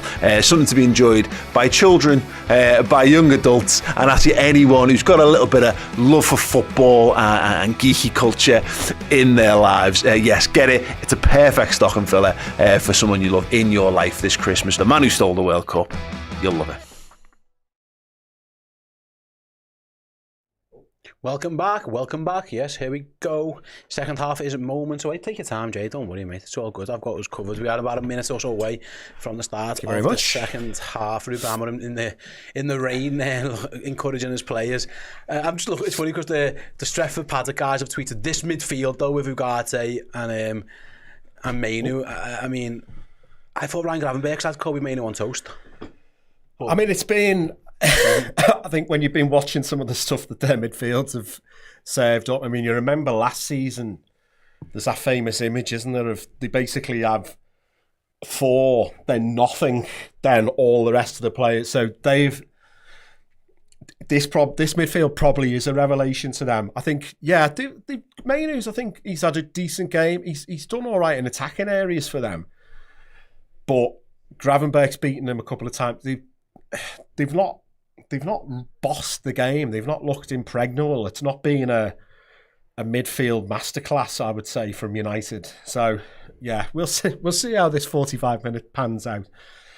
I think they might have gone a bit early on that Stretford Paddock, but fair play to them given some of the stuff that the midfield has served up in recent weeks. Yeah, maybe they've starved a little bit of quality. This game has definitely been that as well. It's been tough. It's been tough going for both sides, really, as the rain and the snow continues to dance down. It looks more sleety than anything. Everyone's freezing cold. It's not the easiest one. Yeah, it's a cold place to go, Anfield, on a day like today. Shots of people wrapped up warm there. We've got the rain. Oh yeah, looks pretty wet, pretty grim. Yeah, they're probably going to need to. The fans are going to need the players to step it up. Good job it's not at Old Trafford, isn't it? Otherwise, they'd be landing straight on the fans' heads. United are coming off for the second half. We had a couple of super chats here. Actually, I should have got read them before we do start. First one was Owen says, I'm hanging on the fact that Liverpool play way better in the second half, but Mainu and Agate running around down midfield is annoying the hell out of me. That's where the issue's been a little bit. That's why they've been able to beat the offside trap, because and Fernandes, they've had a lot of space in there. So yeah, Liverpool are going to have to try and press better again. I do think Szoboszlai missing is a blow. But you got to do what you got to do. You got to get on with it. You know what I mean? Bumper Dog says Jota in and shift Lucho to the left. The midfield has been decent and defensively we've been fine. Just up the tempo and accuracy and we'll be good. It's certainly an option. I agree. Bumper Dog. I think try Nunes on the left and Gakpo in the 9. I don't see that. Up the tempo. Nunes on the left. I mean, Liverpool got options. I think they've got better options at this moment in time. I'm eternally optimistic with Nunes because we've all seen him really harangue defences. So I'd love to see it. I'm not sure it's going to happen, but just keep the back door closed and hope that one of your quality players fashions at least one chance, and that you go from there. That's the idea. But Liverpool actually it hasn't been watertight at the back really, no. So that's the worry. I mean, look, you'd always fancy your chances of getting one of your quality players doing something, but they're going to have to keep the back door closed. As United, they're going to go long straight from their goal kick. It looks like from kick-off rather with Onana straight away, same ball every time. They're going to attack the left and pick up second balls if they can. This time they've been unable to. At the end of the day, this could be the worst quality 45 we've ever seen. As long as we win, who cares? If we get a sneaky winner, Arsenal, all of our rivals are running out of time to close the gap. So, yeah, absolutely.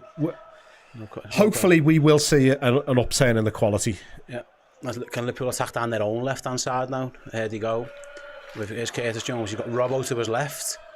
You've got Gravenberch inside and uses him. And again, it's the tempo is slow and United are back in, so Liverpool have to be accurate. That might help us. Trent fires it into Salah. I mean, Salah does really well to hold that up because there wasn't a lot on. Gravenberch with time goes back to Salah. Liverpool will remain patient. Jones does well. Gravenberch just looking for an option. I still blast it. A few nice little consecutive passes there, but nothing came of it. Yeah, Liverpool being patient goes all the way back to Alisson.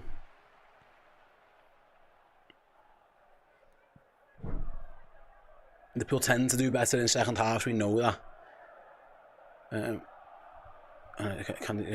early goal here in this first half could do wonders for us if they can get it. Oh, under hit pass by Mount.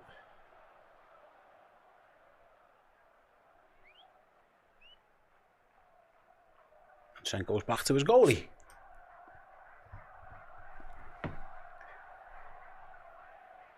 Long ball from Van Dijk.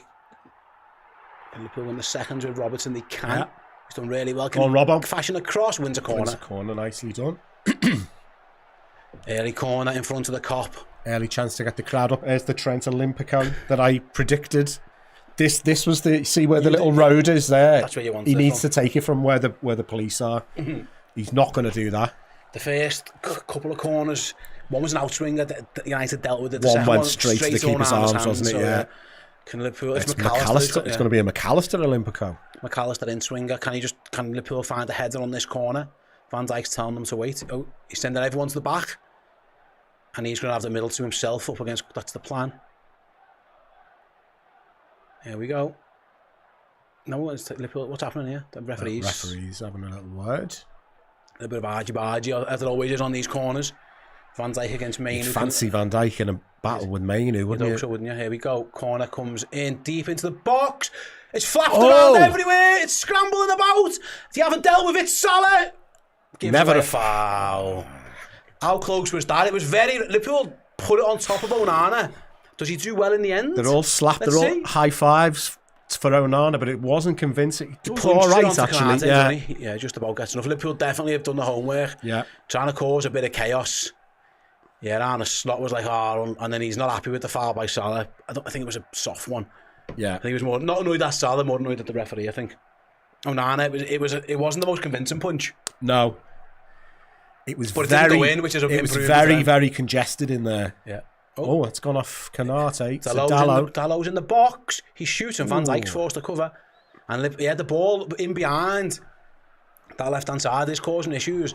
That one comes... I think that it bounces off Kanate, doesn't I think it? Kanate heads it. He almost flicks it on for Dallow. Trent's caught Maybe napping. a little bit of a Dozy from Alexander-Arnold, though. He's caught napping and Van Dijk has to bail him out. It's fantastic by Virgil. Yeah. Not put a foot wrong so far, Virgil, as we have said on so many occasions. Enough United corner, though. Fernandes in front of his own fans. They're going to crowd our box now. Everyone's in front of Alisson. It's gotten dinked in there. It bounces round. It still isn't quite cleared. It's to the edge of the box. Mazraoui's going to put it back foul in. by Diaz, Kanate can clear. Can Liverpool chance launch a for counter? No. It's gone straight back to United, unfortunately. So I think Trent tried to free Salah.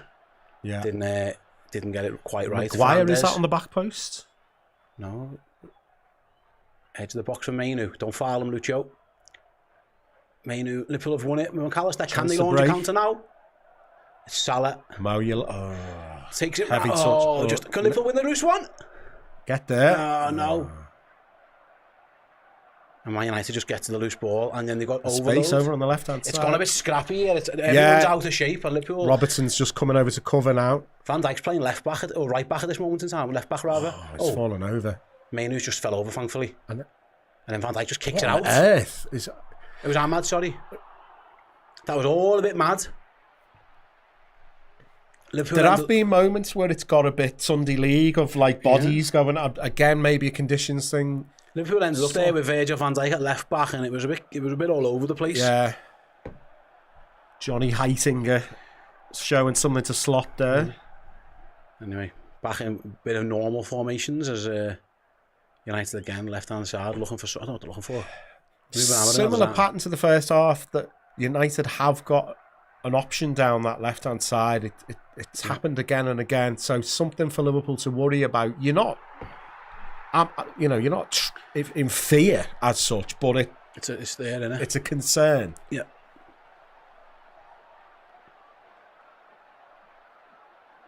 Here it comes again. Here's Dallow up against Trent. Dallow, is he going to beat him? He kind of has. Cross comes in. Van Dijk heads it clear. Time for Gravenberch. Finds Alexander-Arnold and Liverpool. Give it away, Trent. It's Martinez who It is starts becoming forward. a bit of a stinker from Trent now, isn't it? Because he can't clear his lines, and he got beat for pacing. And now Fernandes cuts inside, plays it down his line. It's Martinez, shoots a goal, and Man United are winning. It's Lisandro Martinez of all people, Man United's left centre back. And if a goal was coming, it felt like it was going to come down that side, and it does. And Liverpool just couldn't clear the lines at all. Fuck's sake. my instinct was Trent again there. Couldn't clear his lines. He couldn't clear his lines. Then Fernandes cuts inside, and it's a bit of a fairly limp effort to stop what it looked like it could have maybe been a shot. The camera focuses on Trent there. And Liverpool are going to have to show some metal. Yes. As United lead 1-0. Alexander-Arnold's ball is poor. It's easily cut out by Martinez. He gives it to Fernandes. This here, it's all a bit limp, all a bit weak, a bit like, go on then, mate. Yeah. It's a nice little inside ball by Fernandes. Good finish by Martinez. I still think Alisson might do better with that as well.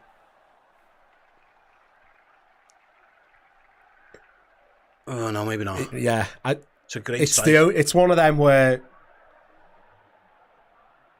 it's almost impossible to beat him on the far post. He just smacks. Absolutely smart. Yeah, It's a bit like it's a worldy goal. Giggs' one against David Seaman, another one for the kids there. Right in, rifled in.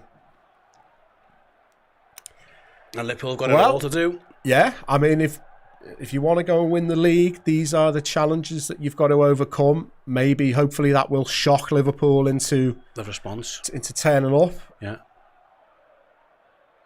Here we go with I Diaz. wasn't too upset with that half on the basis that we were going to come out better, but we haven't come out better so far. Gakpo wants a foul, must be a goal kick, yeah. Liverpool 1-0 down. They've got, 37 or so minutes. Ahmad was booked for something. Maybe jumping in the crowd. There was some poor photographer looked like he was getting crushed there in the aftermath of that goal. This is what Slot said in his pre-match interview with Patrick Davison. He said, when they've been on a poor run of form, they put a performance in. They beat City. They won the FA Cup final last year. They beat Liverpool in the FA. All that sort of stuff, and it has come true so far. Yeah, I wouldn't say it's been necessarily a complacent performance by Liverpool, but it's been under par, hasn't it? Yeah.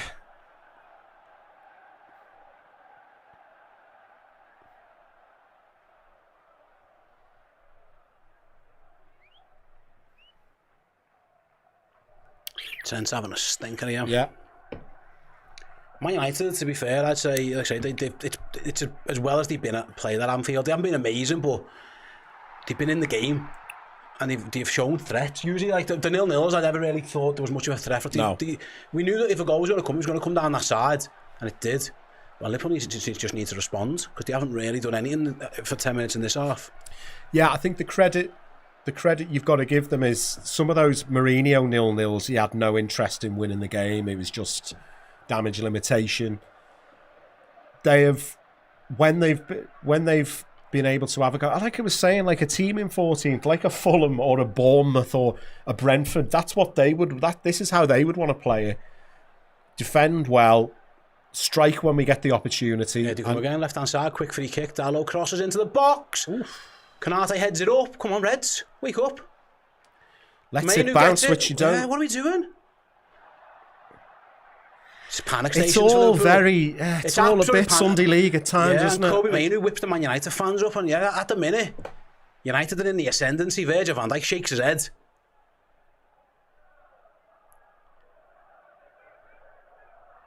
Slot can't be happy with this. He's got to be thinking changes soon. Simicast is Costas getting ready. Costas getting on. Is he coming on? Warm up? Looks like it. I think it was Nunes as well. Corner for Manchester United. Corner comes in near post. Alisson punches, does well. Diaz nods it down. Can Liverpool launch the counter with Salah? Trent does well to find Diaz. Nice. What can he got? He's got Gravenberch to his left. He has to hold it up though. The red arrow stream forward. He's looking for Salah over it. It was the right ball. It was just way too overhit from Lucho. And it was there.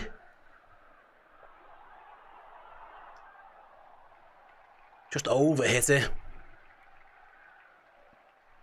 Yeah, it's a tough one to take so far. I mean, the usual excuses like international week. We've not, they've had a break. They've had Jota, Nunez. Yeah, looks like the manager's seen enough. Simicast did look like he was warming up, but I don't see him there getting stripped off. No.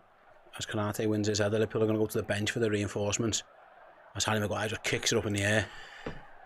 Liverpool with Curtis Jones want to take a quick throw. Assume Diaz and Gakpo, yeah. So unless he's going to do something complete.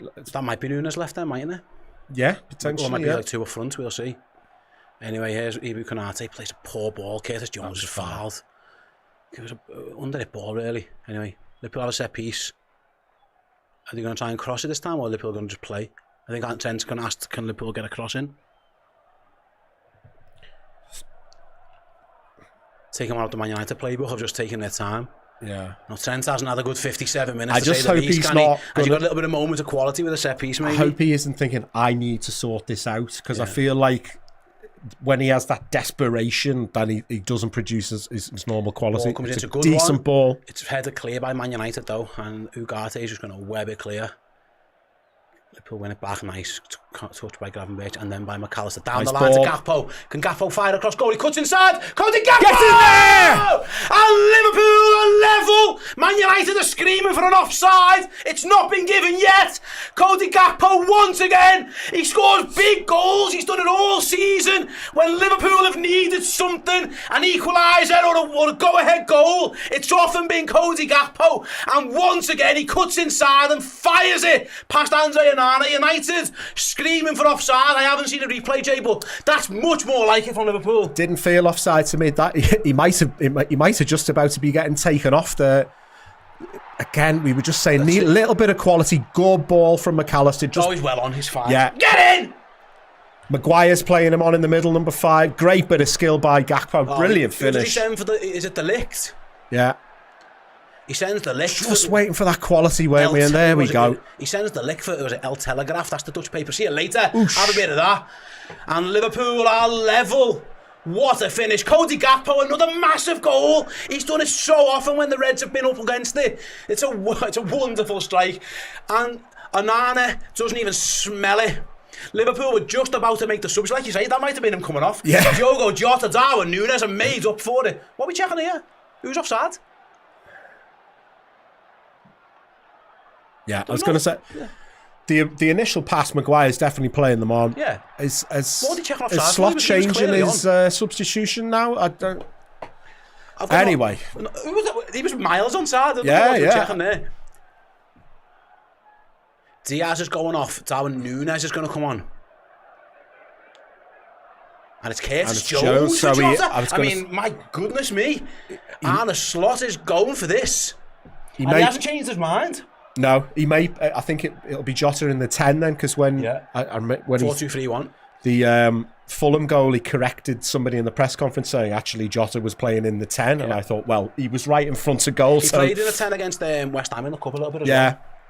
I mean, he used Jota to do and Núñez on for Diaz and Curtis. Yet the manager, despite Liverpool getting level, has not changed his mind. He used to play deeper for Wolves as well, Jota. I mean, he's so good in the area. We all like him as a 9, but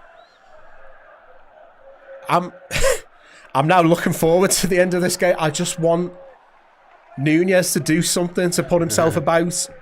Trent goes long over the top. Can Salah It's get actually there? worked out well. He should. Salah crossing, headed down and rather than away. It was a weird clearance, but just about work from United looking a bit panicked now. Yeah.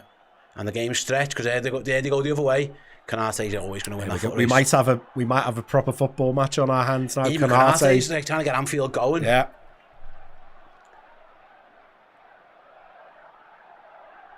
So I mean, there's going to be some defense. What I would say is that there's some defensive. Liverpool got a lot of attackers on. Someone's going to have to put a shift in defensively. Yeah. McAllister will drop back deeper. It's going to be like more of a 4-2-3-1 as Ryan Gravenberch loses out. Could have done with winning that there. Poor throw as well. It didn't need to be happening that.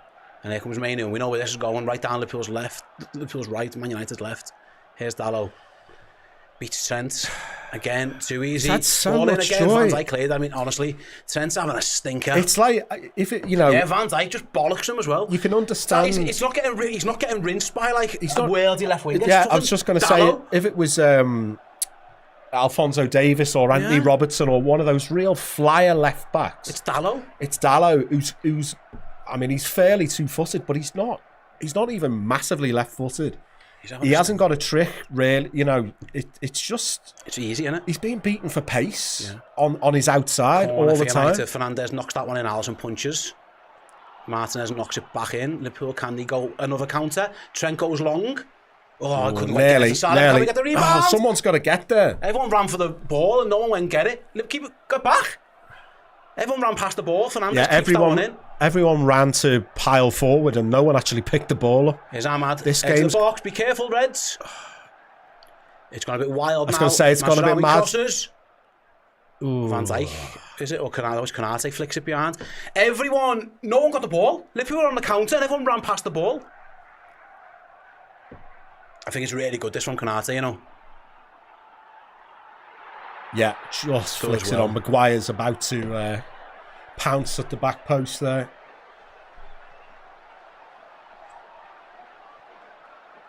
They're going to do it again. Every corner's gone right on Alisson's toes, looking for a bit of panic. Here it comes again. Oh, they've gone short All this time. kinds of shoving. Made a show me. It's Ahmad. Delivers deep. Decent ball in and as well. Jota can get rid. I wasn't expecting a mad game, but it looks like a bit of... He's done really well. That's a yellow card. That's got to be a booking. Really well done by Nunes. And Delict just throws him to the floor. Panic station there for him. He looks knackered as well. It was excellent from Nunes. Does really well. Got Liverpool out. Little nutmeg on Dallo, and then Delict just throws him to the floor. Yeah, I was not expecting a basketball game to break out, but one seems to have done in the last 5 minutes. I don't know if I can take another half an hour of this, but... Liverpool plays short anyway from the free kick. Here's McAllister. It's certainly livened up anyway. Gakpo, the goal scorer, crosses. Oh, my little corner. It come off Maguire's head, that. Yeah.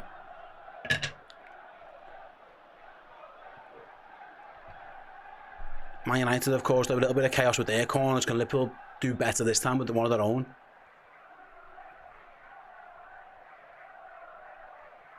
Canate, it's the anniversary of Van Dijk's debut goal, isn't it? We could do with a towering Van Dijk header. Come on, Virgil. Virgil's standing on Onana, so they're going to do what they're going to hopefully give Man United a little bit of their own medicine. Make sure Robertson's corner goes right direct. It's easily cleared though. It falls to Salah. Salah dinks it back in over everybody. Robbo might get there and does, and it comes back in again, and that's cleared again. 3 times in a row, Man United have dealt with it, and in the end, Liverpool go all the way back to Ryan Gravenberch on the halfway line. I think there was a miscommunication on that corner because everyone ran in and it went out. So yeah, it was on the 6-yard line, wasn't it? Either miss it or you've got the wrong idea. Throw into Liverpool. And again, that was Robertson. Liverpool have had a few different corner takers. Yeah, having Van Dijk on the goalkeeper, obviously such a large presence, but I want him really running on and powering onto a ball. There's got to be someone else you think could do that. Who could do that? Tend to agree. Even a McAllister or a smaller player. Nice ball through the lines. Edge of the box. Goes to the world. He should have passed it. He knows as well. Salah and Trent were both on the overlap. He saw glory there. Did Alexis went for an absolute screamer. It was a good ball through that. We're just showing the replay of the Gakpo goal, recycled by Gravenberch. Nice, perfectly weighted ball. He does so well, Gakpo. Sends the licks. See you later. I thought he's still going. He's still sliding off the pitch. Sliding off the pitch, isn't he? Yeah, fantastic finish as well. Goldie Gakpo salutes the crowd. Let's go. Anyway, Harry Maguire got it by his own goal. Darwin Núñez puts him under pressure. Wins Liverpool a throw in. Well. Darwin's been up for this. Liverpool take it quickly as well. It's better. I think I'd be feeding Cody Gakpo if I could. For now, though, it's Gravenberch into Canate. Bit of Trent in time and space. Can Trent pick a pass? Cuts inside. Can he deliver now? No. It does. It's going to fall down to Salah, does it? Liverpool screaming for handball. Not ungiven. It was a flick on. Looking a bit guilty there to me. Let's see. Flick on. It's handball. That's handball. Has to be handball. Has to be handball. Must be, surely must be. Must be. It's handball. There's no reason for his arm to be there. McAllister flicks it on, Delict's arms up here.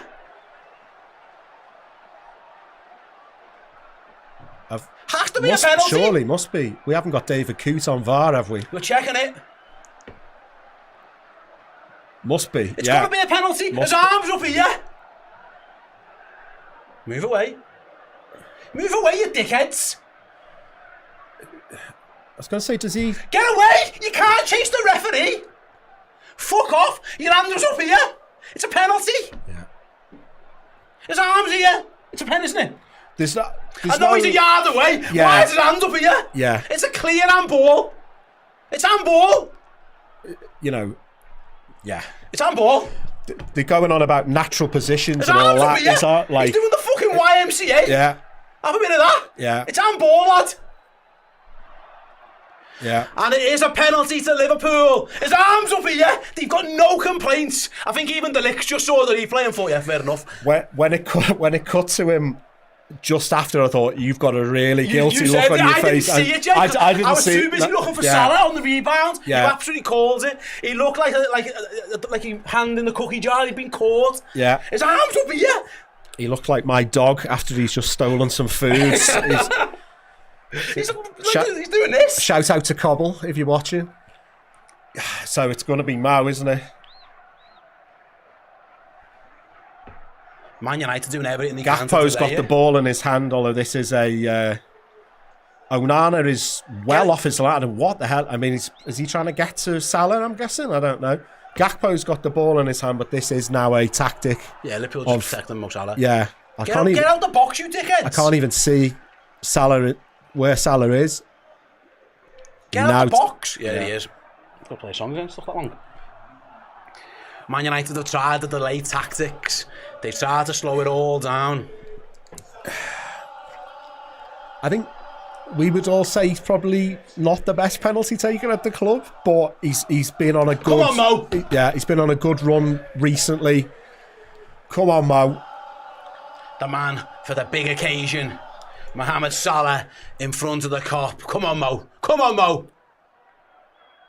Takes a breath. Mohamed Salah steps up. Scores just about. Get in! Onana goes the right way. It doesn't even matter. Mohamed Salah changed his run up. He took it quickly. It skids under the goalie. And from 1-0 down, Liverpool showing the mental resilience. I'll get on that, says Mo Salah. It's Liverpool 2, Manchester United 1, Jay. And my God, what a goal that could be. It wasn't the most convincing penalty, but you know what? There we go. I said I was going to do it. Deary me, I panicked a bit there because it looked for all the world like Onana had got it. Oh, he probably should save it. It's savable height, as they say. The power does him. Is Onana's arms aren't like fully extended? Yeah, I mean, who's asked, frankly? Liverpool are 2-1 up. See it out, lads. Switch on now. Vital goal. Switch on now. Whew. Here's Salah again. On the run. Can Liverpool get a third? Get a bit of distance between themselves? Great run down the right-hand side. Oh. In the end, he's just... Martinez deals with him. Martinez and Ugarte. No foul. Don't foul him. No foul. That'll do. Can Liverpool pick up the seconds? Yes, Konate. And Trent. Liverpool are up for this now. Here's Alexander-Arnold. Here's Mo Salah. He's got men in the box if he wants to. He doesn't. He wants Trent. Trent crosses, block corner to Liverpool. Martinez ends up in the cop. Like a little garden gnome. And Liverpool... Trent's Trent hurt himself? holding his face. What happened to Trent? I don't know if they both slipped. There's a big snowy bank there. I don't know what... Has Arnold got a snood on? Yeah, I think... Is it a snood? I don't think you can wear a snood with your collar down, you know. No. It's got to be seamless, hasn't it? Yeah. It's meant to be... Someone's got to tell him. Yeah. He looks like... A nice scarf. He looks a bit like a dominatrix at this moment in time. That's Kobe Mainu nice goes dark off. red scarf from the club shop. If you're wearing a snood, you've got to zip it. You can't see neck under the snood. You're like that Derek guy on Twitter, aren't you? The fashion guy. I mean, I'm no fashionista, mate, but at this point he looks like he's wearing a dog collar. Oh, it's a goal kick. Maybe it smacked off Trent's face. On the way out. Maybe that I was going to say. Yeah, I thought we had a corner there. Here's Gravenberch. Well, it's been a bit of a breathless last 10-15 minutes. Salah fouled again by Dallo. Leave it now, take your time. We don't need to play this one fast.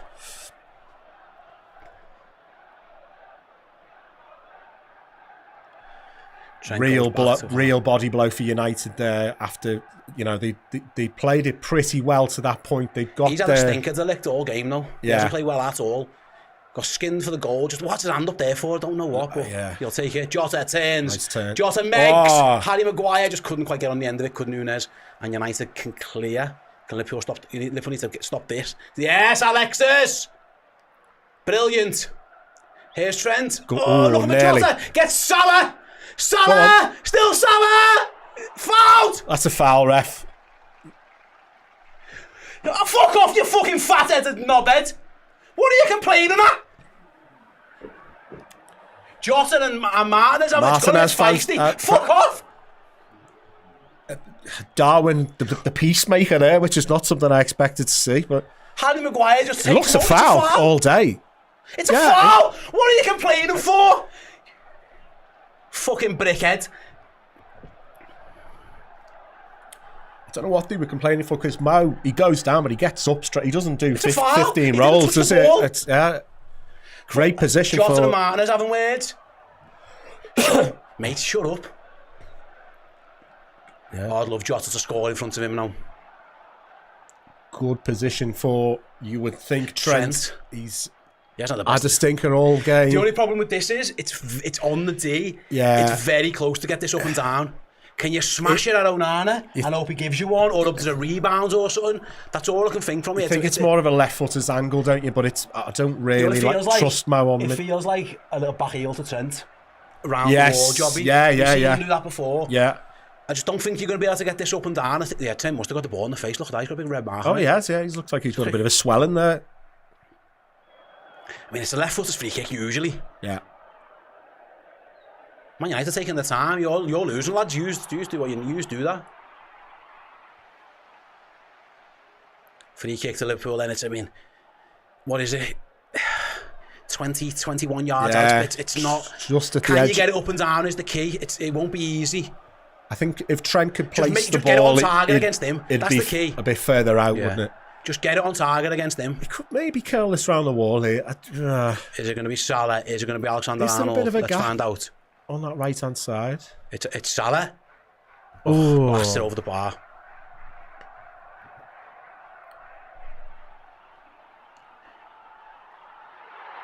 I think it had to be a left footer. Yeah. Not miles away, but you knew the moment he hit it, it wasn't going in.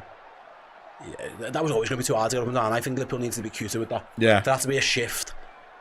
Like John Arisa-esque, you know what I mean? Someone has to be smashing that. It was never going to be killed. Yeah, Arisa would have been all right. Mohamed Salah equals Thierry Henry, 175 Premier League goals. It's a very similar amount of games as well, isn't it? It's, you know...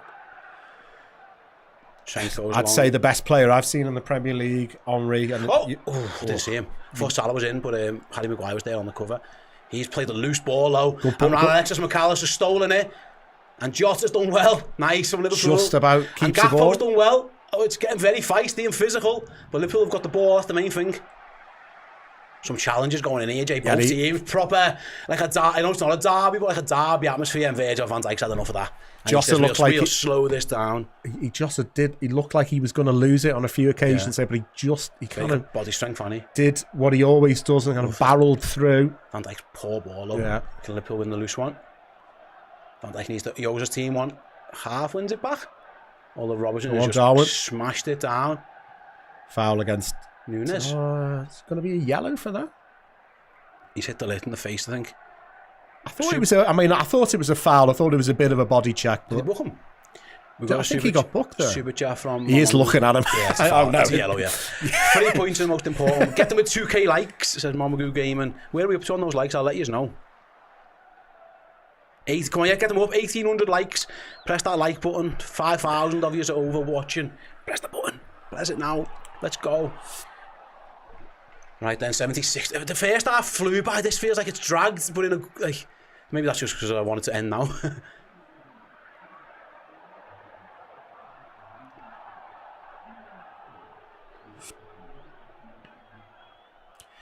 I think importantly, since Man United's goal, they've offered nothing really.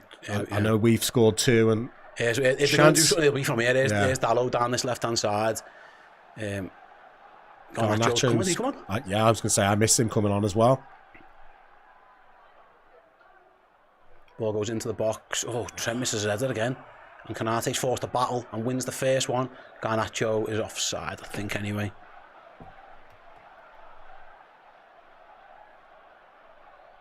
I didn't see the Garnacho sub, I do apologise. No, I don't. Yeah, I must have missed that as well. I think Ahmad is still on, is he? It was Kobe. I saw Kobe Mainoo go off. Right, yeah. I didn't realise it was Garnacho come on for him.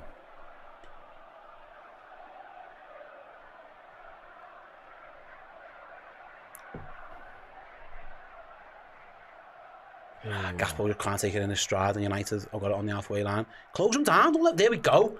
Liverpool won it back. Oh, they give it away again, no. Gravenberch a bit casual. Won it back again, no. Liverpool are up for this. And here's Mo Salah. Come on, Mo. Oh, look. He was looking for a pass through to Jota, didn't get there, and United should get out of there. Well and clear. Good stuff, George. A good little dummy by Mazraoui. And Garnacho could be in. No, he's over at the pass. It wasn't that more difficult of a pass either. He did the first part so well. Did Mazraoui, and then he over-hits it, because Liverpool were in a bit of bother there, Jay. Yeah.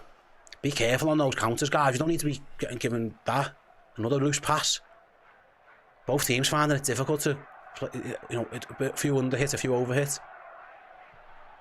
I don't know if it is the conditions or it's just the nerves of the game. Yeah. Both sides guilty of it though. Dalot still having a bit of joy down that left-hand side. That's not really... Yeah, you're right. We haven't been able to kind of turn that tap off. No, you're right. If you like, throughout this game, Salah did try and get back in there, but... Right then, 78, nearly 79 minutes gone. Liverpool lead. Man United who have the ball on the halfway line. Gone all the way back to the goalkeeper. Some tired legs out there as Martinez goes long again. Kanate wins his header. Can Liverpool win second? But they don't. They've won too many second balls, Man United. Yeah. That's been a problem. And there goes Garnacho down there, left again. Liverpool's right. This time it's Ibu in front of him. Ball gets across! And they've scored! And it's Ahmad! And it comes from Liverpool's right back position again. Left-hand side for United. That's where everything's coming from. Yeah. It looked like... Garnacho half scuffed it felt. Yeah, Kanate... But Ahmad at the back post scores against Liverpool again. It kind of rolled under Kanate's leg to block it. That kid scored some big goals for them, and he's done it again.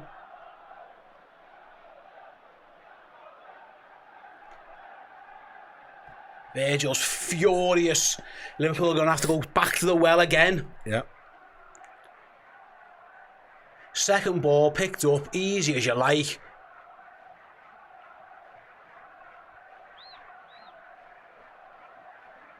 It's half fucking... I'm sure it deflects, but it goes... It takes a little nick off Kanate. Yeah. And then Ahmad's shot, I don't know if it nicks off Robertson. Yeah. It goes past Alisson. Does it take a deflection? We're probably inches away. It goes through Robertson's legs. We're inches away from blocking both of those there. But again, it's... People saying that was on Trent. Trent was playing centre-back. It was Kanate. They'd kind of switched. Yeah. They'd reset, hadn't they? Yeah, here goes Liverpool on the attack again with Gakpo. They've done it again. They're going to have to do it again. McAllister. Back post. Salah. Ball. Just about keeps it alive, but can't do much with it. And Liverpool are going to have to go again.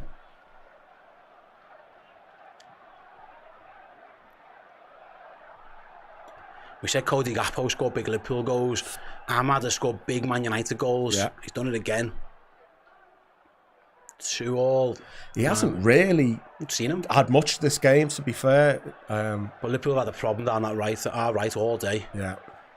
Oh man, Trent just gave it away again. Oh my God. And United are on the counter-attack. And it's Garnacho. And again it's the left. And Van Dijk's had to come over. And Van Dijk stops. What are we doing? He's got to get off the pitch. Van Dijk's looking around like, why do I have to deal with these clowns? Trent's having a stinker. Yeah.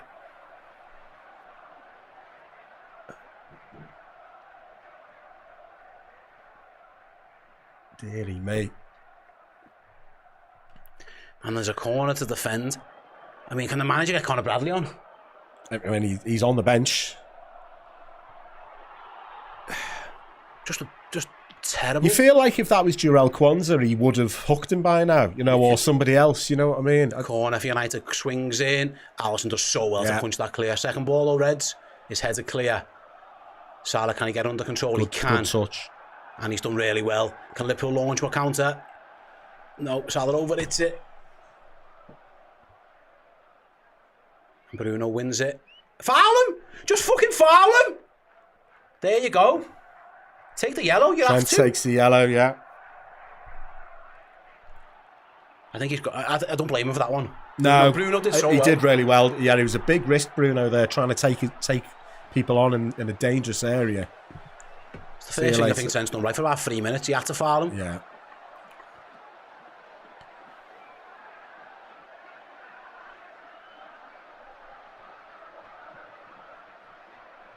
Lenny Yoro's coming up from Man United. He's going to take the lick off. He did look tired.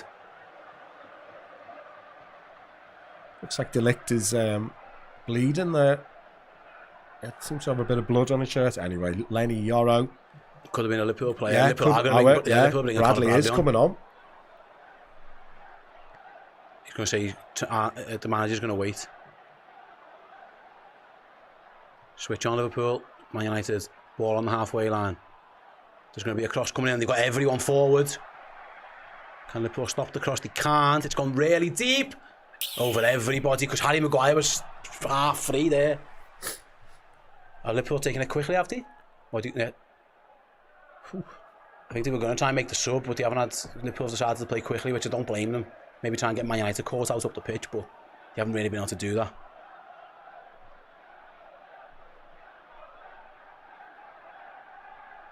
Ooh, Alisson with a risky pass ball, into Gravenberch. He's done really well with it. Here's Trent. Finds Salah. Probably going to be coming off now. Trent, can he make his final contributions? Salah against the low.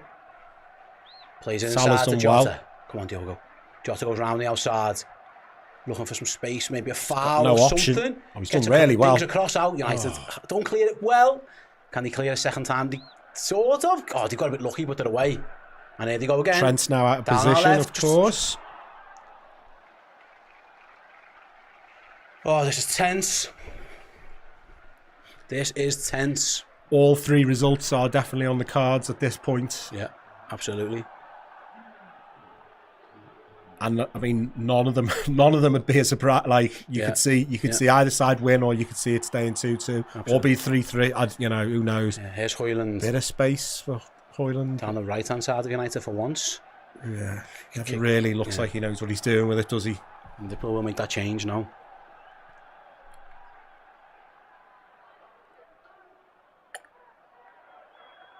Harvey Elliott's going to come on as well.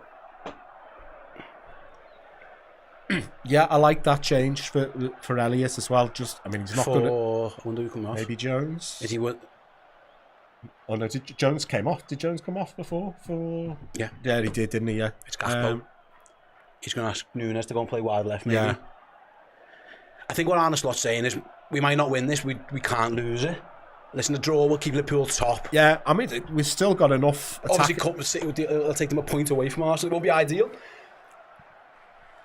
Yeah, I mean, I think the manager's just trying to not make it as this as game's mad. Not over, but you know, if it does end up 2-2, in the wider context of football, it's not the end of the world to draw against Man United at home. Obviously, they've been playing poorly, so we expected them to win today.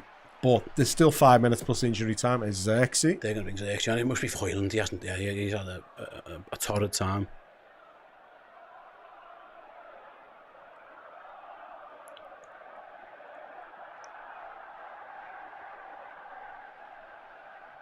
Right, then we've got 4 minutes plus whatever added time there is.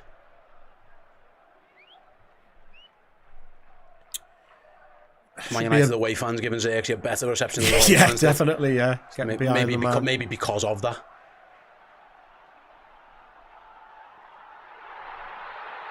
The ball is with Lisandro Martinez then in his own half. Here's Lenny Yoro. Man United made a couple of changes. They're going to try and...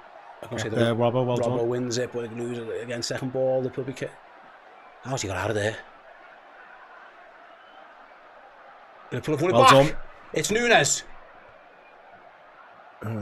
He's crowded out though. He had about 5 men round him. Could he have played it? I don't know. United are going to look to counter. Oh, they made a mess of it between them. And Bradley's just about done enough. Well done. Get there, Harvey. Well done. And Harvey, white ball.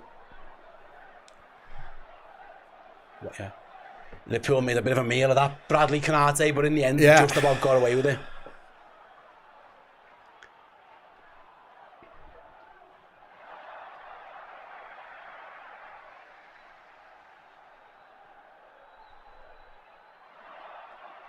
I think Liverpool need to calm things down a little bit. Yeah, another little bit of quality. Like the Jota goal against Fulham, just some, magic from some someone. little bit of...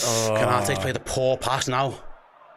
United are feeling confident. Here they come again. Conor Bradley stopped the flow from that left-hand side. Man United have gone backwards to Ugarte. They're coming back this way though. There's an overload on. It's Garnacho against Bradley. Bradley does well. Cornish United though. 88th minute.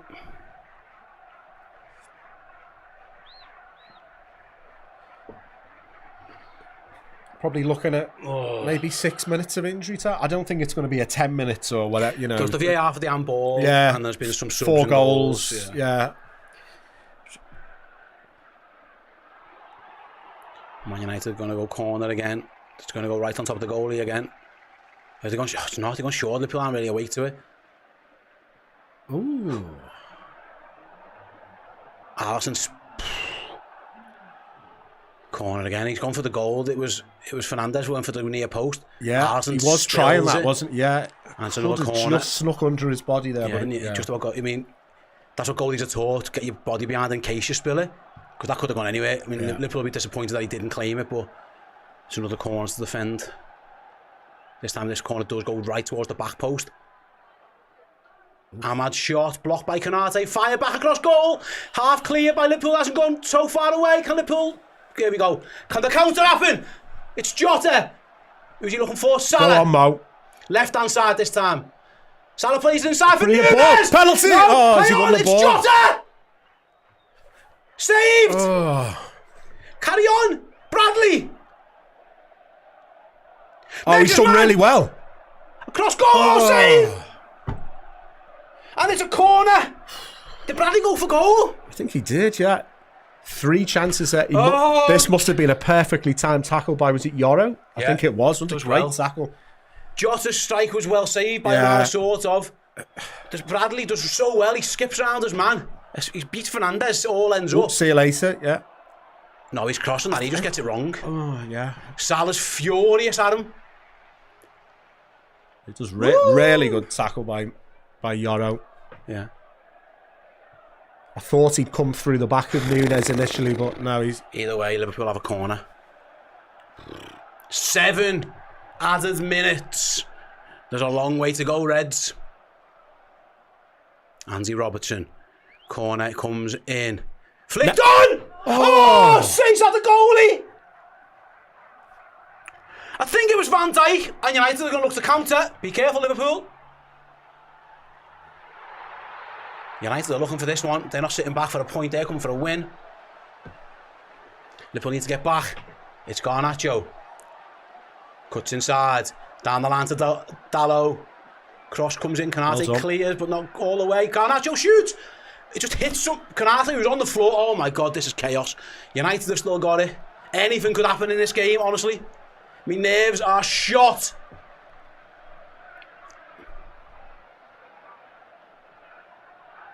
And Man United are not looking for a point. They want to win this one. It might leave them open on the counter. I was just going to say, if we can just nick this ball here, but... They have now. Let's have a look at the corner. Flicked on. Oh, Van Dijk gets there. McAllister flicks it on to Van Dijk. He gets his head to it and just can't direct it. Yeah. Whew.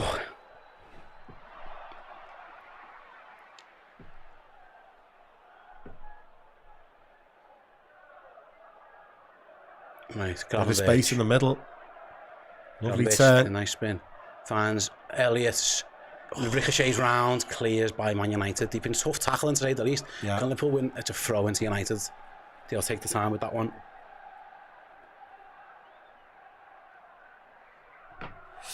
And a slot encouraging his cry. Anything could happen here, honestly. Liverpool just can't lose this. Just don't lose it. Yeah. Obviously go for the win, but just be careful of the loss. Yeah.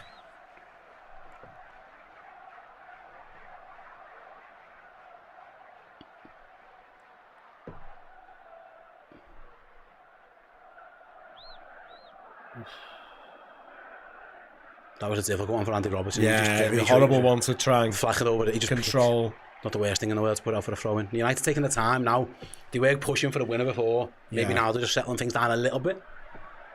It's a better point for them.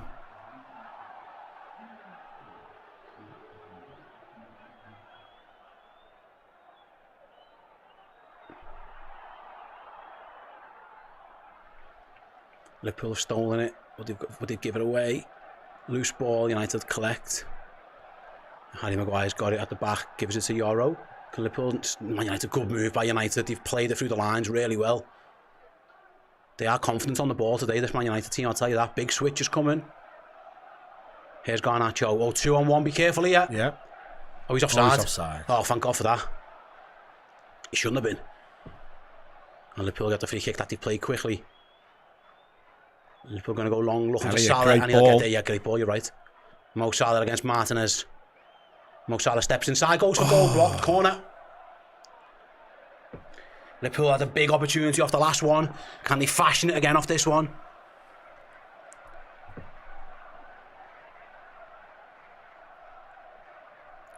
Liverpool came so close to scoring before. McAllister's flick onto Virgil van Dijk. Can Liverpool... It's going to be Robbo. Is he going to try and pin the keeper again, or... Same, come on. Come on, Virgil's it. Come on, Virgil. Captain's goal. Corner comes in. It's gone all the way across, United clear. Halfway line for Gravenberch.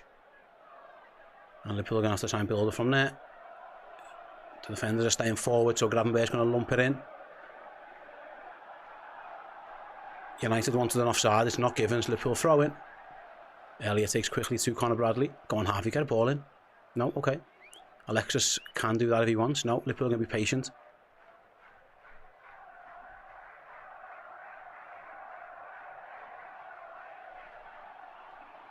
Here's Jota, very, very deep. Have a little run, Diogo. Yeah, he likes doing that. Keep going.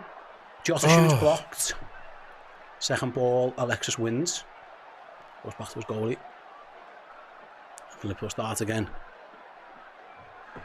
Right then, they have been patient. They haven't just lumped it in from these situations. Oh, you're right. Oh my days! It's a tired pass from Andy Robertson, and it's out of play.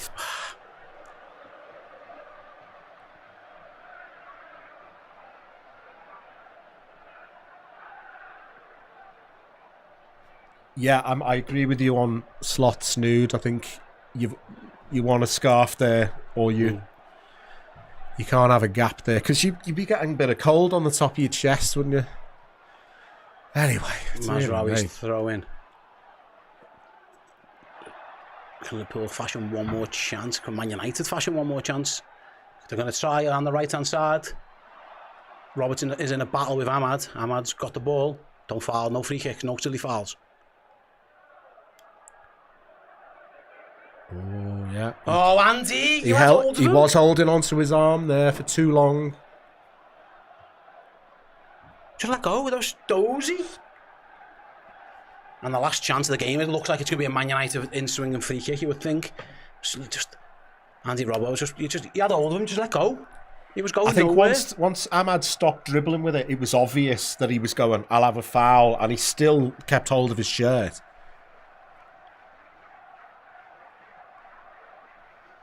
Few big lads in, there's Lenny Yoro in there, Xerxes. Maguire, Xerxes, yeah, they're all in there. Man United got bent forward. There's Martinez, who's not a big lad, but... Free kick comes in. Oh. Man United can't get it on goal and Liverpool can clear. Oh, that could have gone anywhere. Oh, they've got it. United have got it down the... It's Xerxes! It's a big chance for Xerxes! Across goal to Maguire! And he's missed! And the game was there for Manchester United, and Harry Maguire misses over the crossbar. It's a foul. The game was there for United. Yeah, that almost happened in slow motion. Liverpool could have won it in the midfield. And in the end, I think you'll have to set up the points. Xerxes onside. It would have been tight for the offside, wouldn't it? Oh. Xerxes did he does so really well, yeah. Maguire the last person you want that to fall to, really, isn't it? Yeah, Liverpool made up. Oh. And the full-time whistle goes, and it's Liverpool 2, Manchester United 2. Liverpool go 6 points clear at the top of the Premier League table with that game in hand. It could have been better, it could have been worse. Just an absolute bonkers game. Man United will be happier with the point. In the end, Liverpool could have lost it. get the point, move out of there, and go again and regroup. Yeah, like it's basically as you were at the top of the league for most of the teams. Actually, only Nottingham Forest of the top four could have a chance to do something different.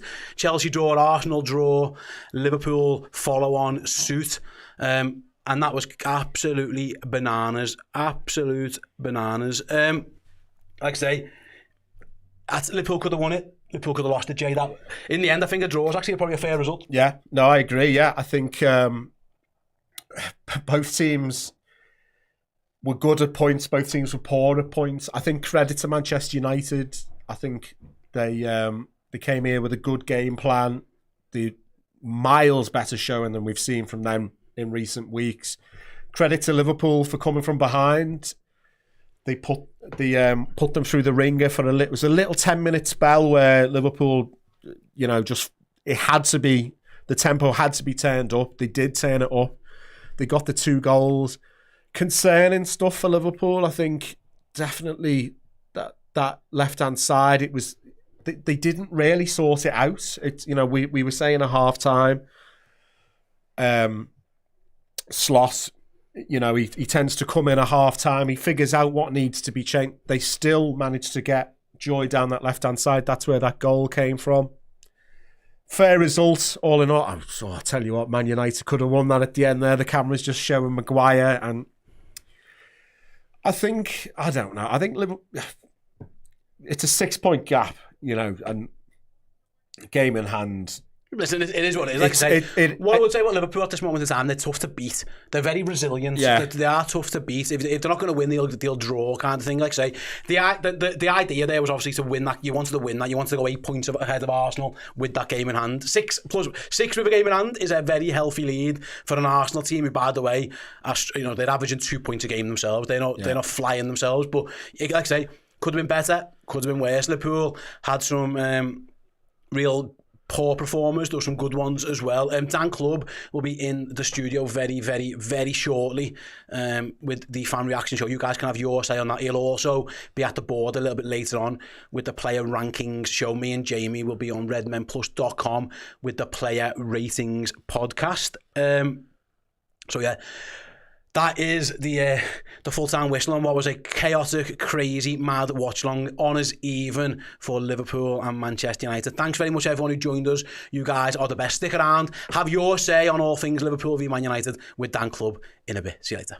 Hey, I am absolutely delighted to say that The Man Who Stole the World Cup, the book written by my dad, published by myself this year, is available now to buy. You can get the limited edition signed version exclusively on redmenmerch.com. When they are sold out forever. There is a simple way of getting it as well. You can get it on Amazon in a hardback print to order version, or the Kindle edition is available on there as well. The Man Who Stole the World Cup is a fun, adventure-packed time travel story about kids from Liverpool pulled from Liverpool's double winning season in 85-86 into the plot to steal the Jules Rimet World Cup trophy in 1966 that would ruin football for all time, and 3 adventurers set about making sure that they can save football in their time and in all future times as well.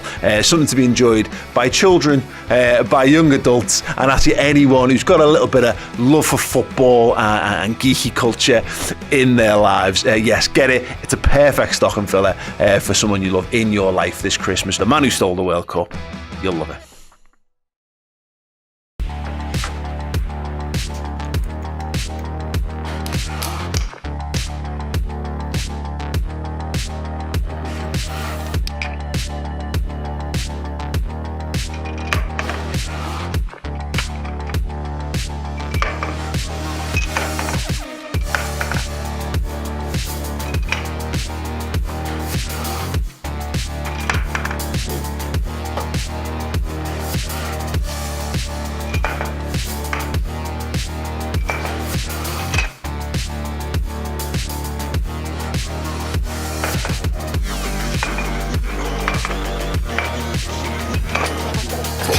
If I'd have just done that.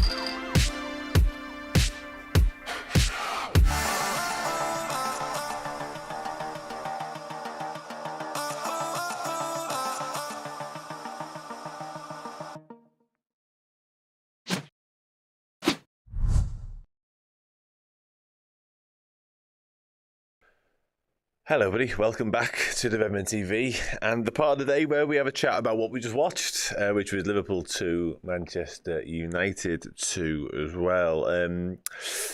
Disappointing, frustrating, opportunity missed for the Reds, just sort of more generally speaking about the landscape in the Premier League and just generally about what that could have been for the Reds, but in more detail, which is what we'll go into now for the next 20 minutes or so. This is where you have your say on everything we just watched there. You could definitely put a case forward for Liverpool being relatively fortunate to have gotten away with a point, to be honest, not just in terms of the chances and the big chances, one of which Manchester United spurned right at the death there. Harry Maguire with the goal at his mercy fired over Joshua Zirkzee, potentially offside in the build-up, but he could have probably finished it himself if he really had any confidence about him right now, but he clearly doesn't. Therefore, he chose to pass it and Maguire missed. But yeah, we were miles off it. I didn't. The first half was terrible, like abysmal. We just looked lethargic, a bit complacent, all the things that I wanted us to guard against, and I didn't really expect from us pre-game. I saw it certainly in the first 45 minutes, and then I thought, okay, reset at half-time, you've got him, you're in the game still, United would probably have the better of the half, but no damage done. Improve on it like we've done so often this season. But it wasn't. It was more of the same. And I don't know whether they dragged us down to their level. I can't put my finger on what it was, but it was... can put my finger on what it was. It was bad. And bad is an understatement, to be honest. Marcus Ward kicks us off with a super chat. Thank you very much, Marcus. For all the world-class ability Trent has, he just looks like he can't be fucking bothered sometimes, and it's infuriating. Listen, the Trent thing is the thing, and I'm not going to shy away from it because it's not the time nor the place to do so. I've tried my hardest to support and avoid the Trent discussion up until this point, in terms of, like, I've spoken about his contract dozens of times and what I want to happen there and tried to make sense of where we're at and all that sort of stuff. But in terms of the criticism and the scrutiny of his performances, I've tried to just shy away from it, because I think he's played generally okay. I'm pretty sure he's been nominated for Premier League Player of the Month. I think he's been all right. Maybe not to his level at times, but I think generally his defensive work's definitely been better prior to today.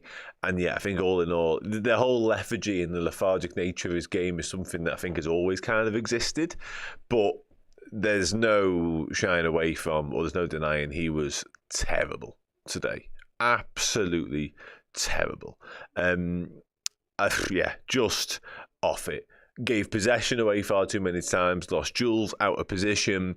And I don't mind the whole casual nature of his play. Sometimes I think it's okay, because again, that's just the way he looks and that's just the way he plays. It's fine on occasion. However, when you are at a position and there is danger unfolding in the area of the pitch that's supposed to be yours, that you're supposed to have ownership of, and you're not busting a gut to get back and help out or get back into position or potentially stop the danger, that's when questions need to be asked. And that happened too often today. It was mistake-laden. It looked, I said earlier on, they looked lethargic and complacent. Trent was that times 10. Like, it was so poor. And I'll be honest, for the first time today, I thought he looked like he was in his own head and he had a million things going on. The weight of the world looked on his shoulders. And I haven't really noticed that before this, but it was clear for all to see, I felt. And the timing of Conor Bradley's return to fitness is something in this conversation as well, in terms of what happens next. But even in that 10-minute cameo, whatever it was, right at the end, Conor Bradley was far clear of Trent and what he offered, and Conor Bradley's been missing for weeks. Man, it was grim. It was grim. But Liverpool weren't good, and I've seen people in the chat mention United's game plan, and you got to give some credit, as much as it pains me to do so, to Manchester United. They did come with a game plan, they executed it well. However, that's probably the best United can be, and that was probably the worst version of us I've seen over the course of a 90-odd minute game all season long. I actually think we played better against Nottingham Forest. Genuinely do. And that's saying something. We were second to everything. Absolutely everything. It was so poor. Not something I've become accustomed to when it comes to this Liverpool team. And not something I ever want to see again from this Liverpool team either, to be honest. I'm aware I've missed some super chats, so I'll just dive over them before I dive into the normal chat as well. Just bear with me if you can, everybody. Much appreciated. Daniel says Real Madrid can take Trent. Trent can't defend. Again, on the evidence of today, It's hard to disagree. Ed Sam said, do you think the Fiore sounding Trent has affected him? Connor should have come on at half-time in your bit. Listen, I think we were all waiting for Arnold Slot to finally just go, it's got to be Connor Bradley now. Maybe Connor Bradley only had 10, 15 minutes in him. He's only been back for a matter of days in terms of training. So he might have made that change earlier had he been able to. Who knows? And Joe Gomez wasn't in the squad either, so that could have been an option. But I'll be honest, I don't think he would have done it at half-time, but from the 55th minute, Trent could have come off at any point. It wasn't just the way he was playing, that was a big factor, but he just looked so done with that game of football for whatever reason. Maybe he knew he was having an off day, maybe it is all the noise around Madrid, who knows, but something wasn't right, and something wasn't right in a big way, and it's a major concern because, again, I've been quite happy to sort of park and put to one side all the contract stuff because results have been so good and they haven't really intertwined and affected one another. Today, midway through that second half, I was sat there thinking, this is what I was fearful of. This is what I dreaded might happen in terms of there's so much speculation, there's so much of a story and a narrative around someone's future. When does that bleed into the performance? And I think we might have just watched it. And it pains me to say, because I think he's a wonderful footballer. I do. And I know I've just watched him stink the gaff out for 86 minutes, whatever it was. But yeah, that wasn't good, man. That wasn't good. You says, thanks for super chat as well. At least we didn't lose being on the next. Yeah, at least we didn't lose. There are positives to take from this game, and that's probably it. There's a couple of performances, which we'll talk about in more detail later on for the player rankings, that probably just about passable.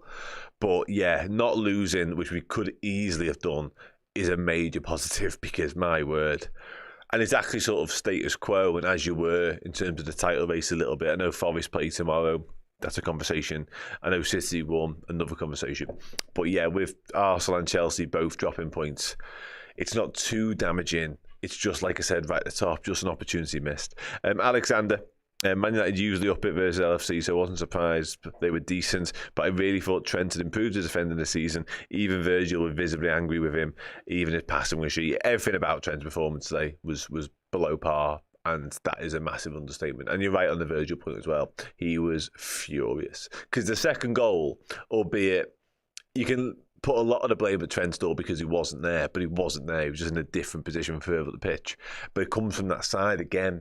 Everything negative from a Liverpool point of view today came from right back, literally. And a lot of people have shone a light and criticised Andy Robertson at times this season, and rightfully so, because he's definitely had a mistake in him and he's been culpable for some of the bad things and the errors. But today, it was one-way traffic and it was down Trent's side time and time again. Anyway, last super chat now, and I'll dive back into the normal chats, everyone. It could have been worse, but could and should have been so much better. Maybe the weather played a part in the performance, but that's no excuse. Don't know what to say about Trent after that. We go again. Yeah, listen, the conditions weren't helpful, but the same for both teams. We were just so far off it. So far off it. I said it a minute ago.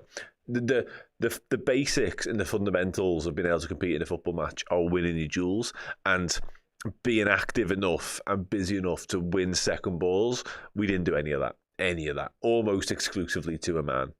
Poor. James Lane, one of our members. Trent was shocking. His positioning was shocking. At least we didn't lose and we are in command. Things haven't changed. No, again, status quo remains the same, James, and that's it.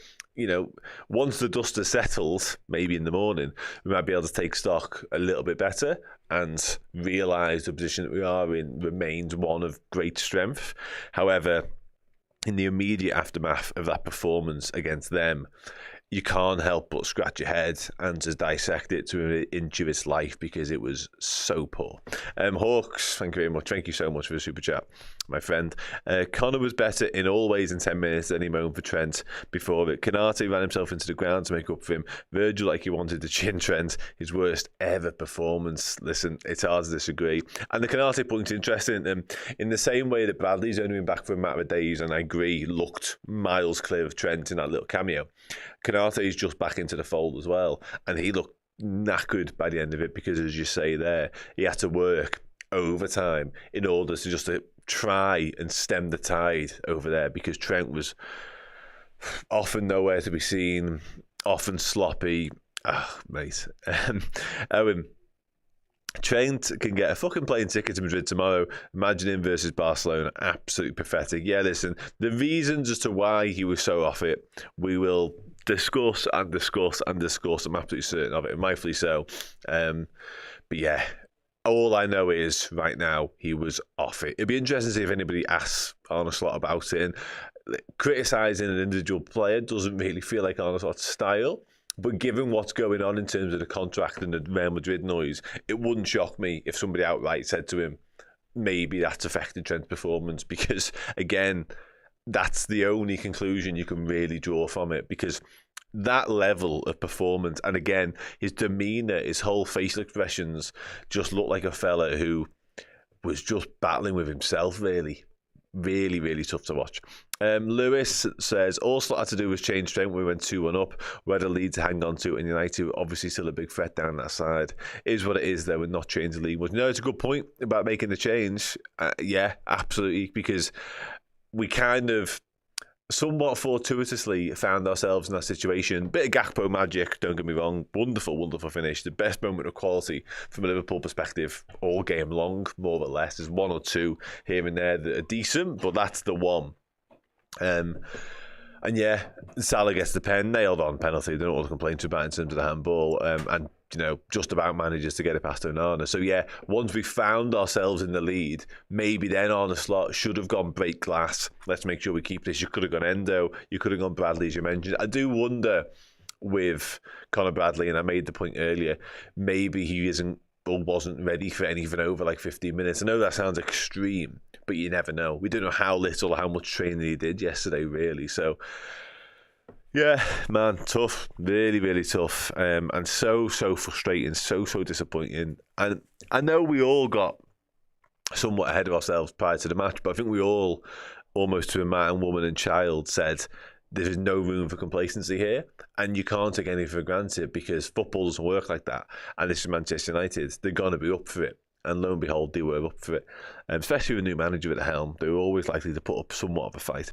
Another super chat. Honestly, Trent looked like he had already signed the Madrid contract. So poor. Yeah, and Paolo says we win that game if we start with Bradley. Yeah, I mean the Bradley point is he should have, would have, could. I very much doubt he would have been ready to start the game, to be honest, in terms of fitness. But yeah, I do take the point massively so. And as for the Madrid one, again, I've been reticent to sign up to that logic, because I want him to stay. Ultimately, I've always maintained that position, and I still do. So I've been sort of almost like avoiding that topic like the plague a little bit in terms of one side of his head's in Madrid. But again, based on what I've just watched, I've got to agree with you.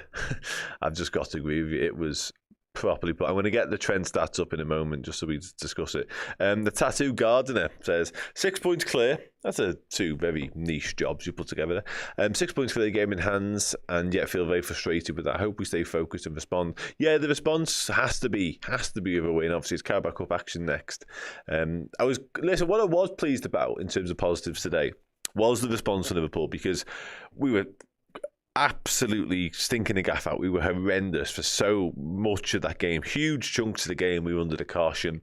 Couldn't really get any sort of foothold or any dominance like we would have expected. We couldn't assert ourselves on the game whatsoever.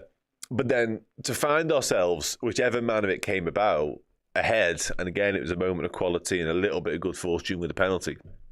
To find ourselves ahead does show good character, it shows good resilience, it shows good powers of recovery, which is massively important when you're in a title race. It really is. It shows a lot of good qualities and attributes about the group and the mentality and the squad. But then to throw it away in the manner that we did is equally as frustrating, and shows equally the opposite of what I've just mentioned there. The mental fortitude should have really come to the fore to allow us to see that game out. Instead, it's more of the same, really, in terms of what that performance has been.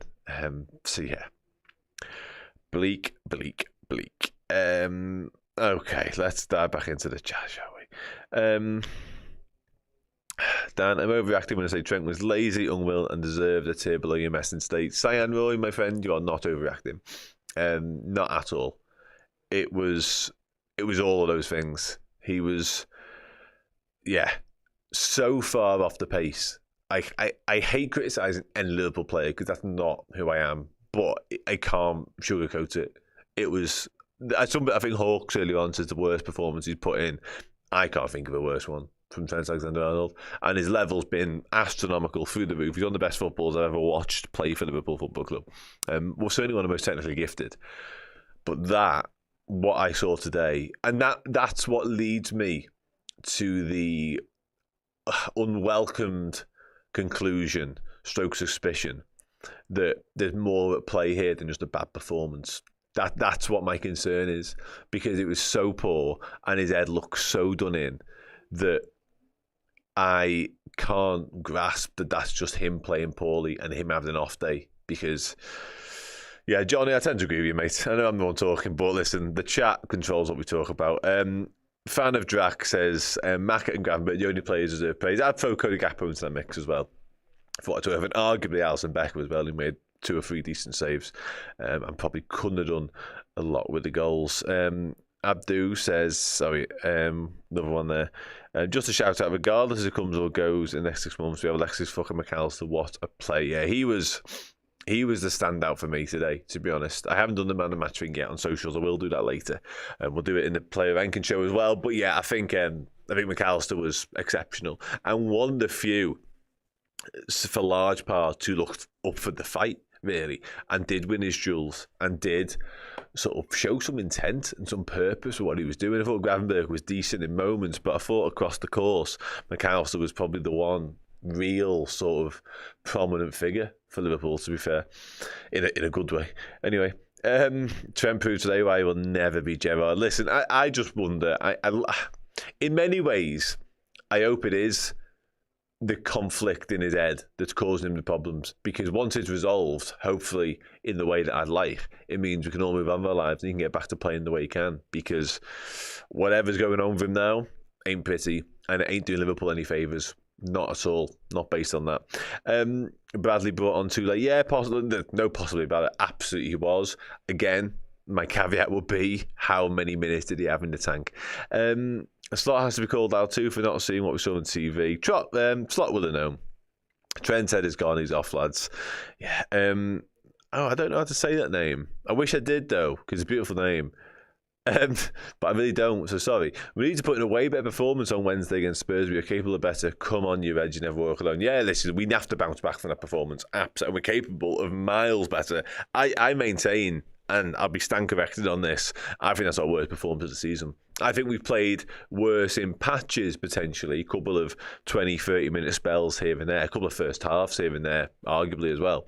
But over the course of an entire match, I think that's our worst display so far. And I include Forest in that. Is it Aoife? It might be. I don't know. Doesn't feel right to me. It's an unfortunate situation, Chrissy. He put his team there. He could end up... Man United decide to show up against big teams. Yeah, they're always going to show up against us. Abdul thinks it's because of the snow. I don't know about that. Supermax says the game was like a pinball machine. It was. It descended into chaos. And the last thing Liverpool wanted was for that game to descend into chaos, because we thrive in control now. We dominate performances. We just impose ourselves on the opposition until they break. None of that. Thank you very much. None, thank you. I didn't want to butcher it, so I wasn't going to attempt to. I've had an entire lifetime of people butchering my surname, so I wasn't going to do it to you. Daniel James says we made Manchester United look good. Diaz is off it today. Very surprised. Yeah, do you know what? I'm good. Thanks, Adam. Hope you are as well. The fullbacks were both poor today. Absolutely. I must admit, just on the Diaz point, just briefly before we move on, I thought we missed a proper centre forward today, and I thought Jota looked actually quite lively when he came on. But there's a couple of moments in the first half, and it was a first half with glimmers of promise for Liverpool. But there was one or two. I think Gravenberch turns his man in midfield and he's running at the back 5 of Manchester United, and there's no options in behind. If he takes a shot in the end, it's a decent shot. It goes just wide. It's not a bad effort. And there's another moment a few minutes later when Gakpo does the same, and he's running into the final third as well. And there's no runner, there's no options in an attacking sense. And I think we do miss, like, Diaz is really good at being elusive and drawing defenders out and all that sort of stuff.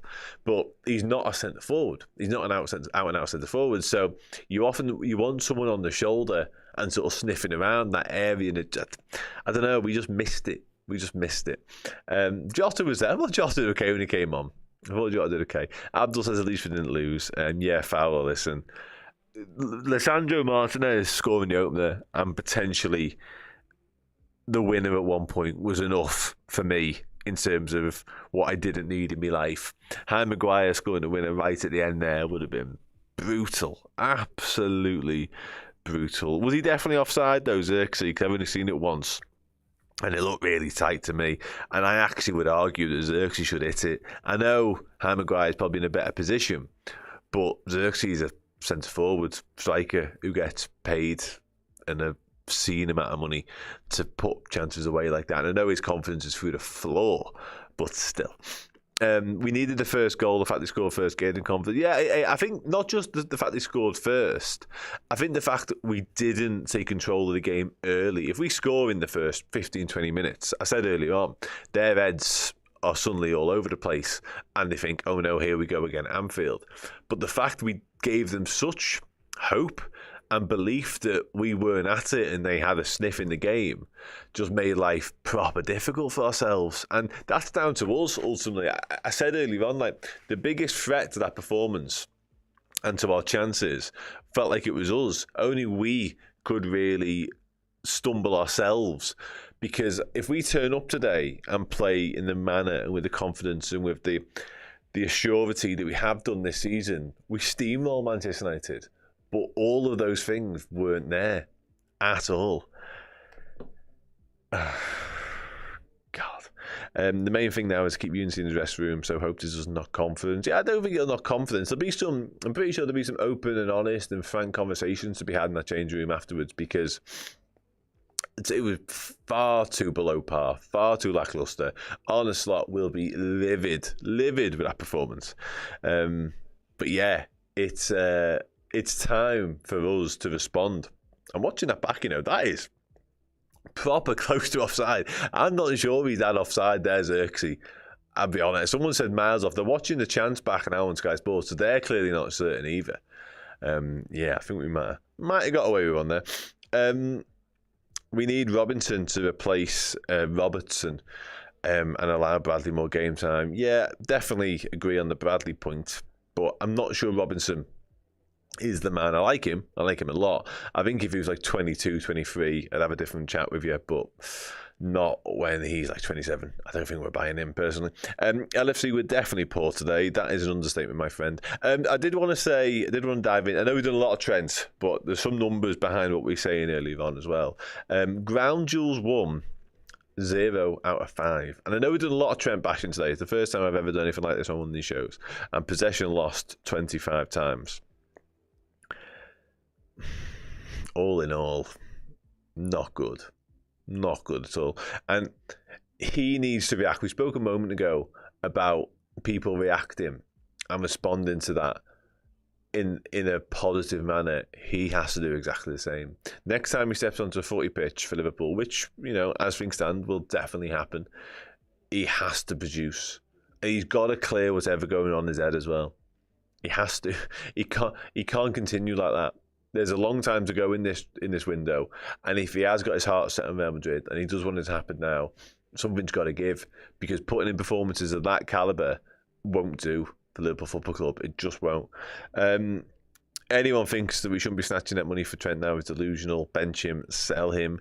And Tyron says, I'm hoping this will show the owners we need a little help in Jan. It sounds like we're doing nothing in this sport, standing still and moving backwards. Yeah, I listen, I agree. I think we do need to do a bit of business, to be honest with you. The squad today was at maximum strength, more or less, barring Dom Szoboszlai's illness, of course. So it's a hell of a squad.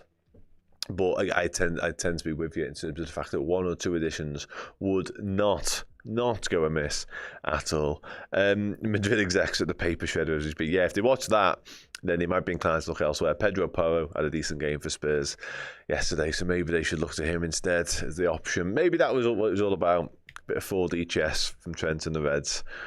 Put Madrid off the scent. He says, knowing that fully wasn't the case. I'm just going to dive into our Twitter momentarily. LFC Seattle says, uninspiring start of 2025 as the Reds are masters of their own demise. It's the wrong word, but he was pissed.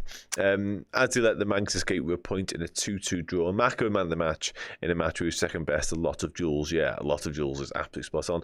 Craig Everton says, so poor, we should have lost. We made them look decent and they're shite. Yeah, absolutely concur with that. Couldn't even make a simple pass at most points. Yeah, the disjointedness and the inaccuracy and the sloppiness on the ball was...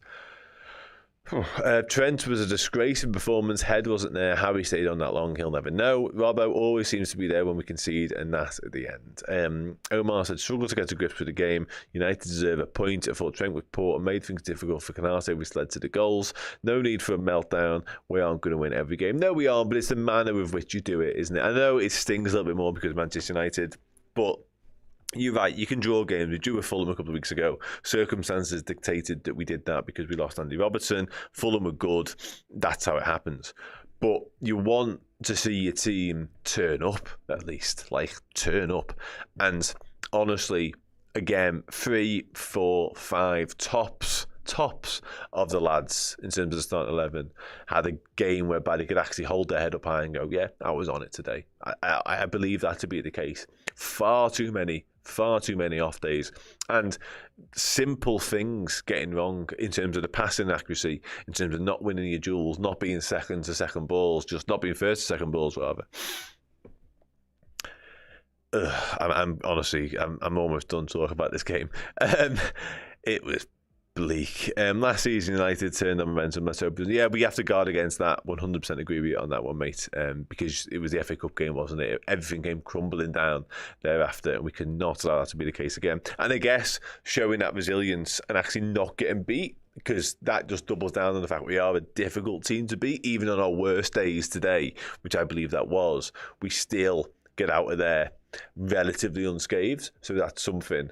But yeah, again, performance levels wise, we have to up it tenfold, because even Spurs will do a number on us if we turn up like that on Wednesday night. Even Spurs, because I think they're better than United, and they've certainly got more of an attacking threat than United. If we're as all over the place as we were tonight, they will turn us over, and that Carabao Cup semi-final will be over before it gets started as well. Trent's performance today was woeful. He had my blessings to go to Madrid and obscurity. Oh, okay. Yeah, that would make sense. That also makes a lot of sense. Howard says, not a bad point considering rival results, again a bad performance. We'll have more like that, so no need to panic. Yeah, we will. We're not going to win every game, obviously, but again, it's the manner of it. It's who it was as well. Makes it all that a little bit worse, but yeah, it shouldn't have been like that. We should have just turned up and put in a performance, especially at home. The Van Dijk was superb, as was Maka. Connor, when he came on, yeah, Connor was brilliant. Yeah, and the timing of his good performance is something, and it's something that bears repeating. David says, such a frustrating game we were off today. Trent was awful and the fight was not there at all. Move on with a point, but really poor today. Yeah, absolutely. And this as well, Dickie, listen, I'm just a frustrated Liverpool fan right now. I'm not going to call anybody out and suggest that anybody needs to leave the football club immediately. It's just not my style. But yeah, I just call it how I see it based on what we just watched, really. And that was that. Yeah, it was really, really bad. Last couple now. Axel Yates says, playing midweek should help put this behind. Yeah, I like that because often when you do this, result-wise, not a catastrophe, but performance-wise, it'll feel like that. And Arne Slot will hammer home the point that was unacceptable. It absolutely was. But to go straight into another game in midweek might actually help us sort of shake off that malaise and forget about it all the quicker, because we need to, because we cannot allow that to be a hangover, or allow that to sort of dictate what happens next. And the fact we've got Accrington Stanley in the cup as well might even help us sort of shake off some of that problems from this game, because there was problems. Luke, Trent lost me $5,000. Jesus, you must be fuming. Right, okay, let's wrap up this show, shall we? And let's do the bit where we all talk about the players individually. Yay. That is a player rankings show. I'm going to head to the board now. Anyone who hasn't seen it before, we've got categories which say boss, sound, and you're messing, and we've got all the players' faces of those that appeared today. I will pick up a face. You will tell me where to put it. Yeah, mate, I'm with you, and I'm fully with you. Yeah, let's do that, shall we? Come and join me, because as I always say at this stage of the night and this stage of proceedings, it's all pointless if you're not talking to me, but this next bit's proper pointless. So let's go do it. And this time, I think your messing might be required. I'll see you in a minute.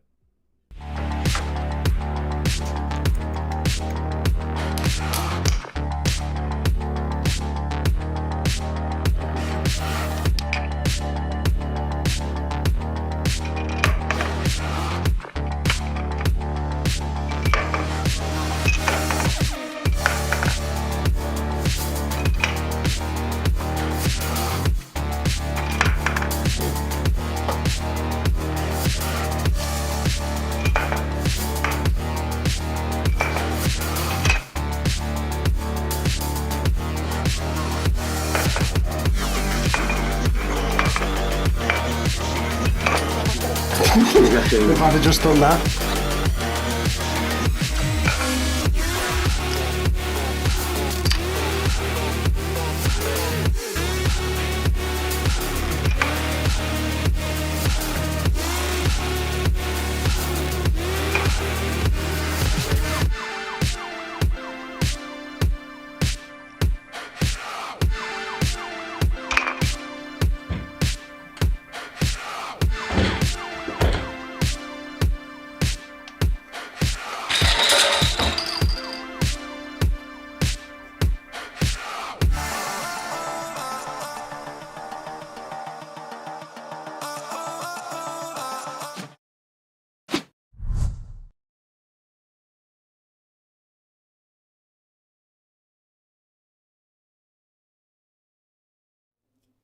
Hello, everybody. Welcome back to the Redmen TV and the Player Rankings Show, where we rank the Liverpool players from boss sound to your messing after we drew 2-2 with Manchester United in what was a bit of a wild and ultimately properly frustrating game, where Liverpool were miles off it, more or less throughout, apart from a 10-15 minute spell in the middle of the second half, where we actually came to the party for a little bit.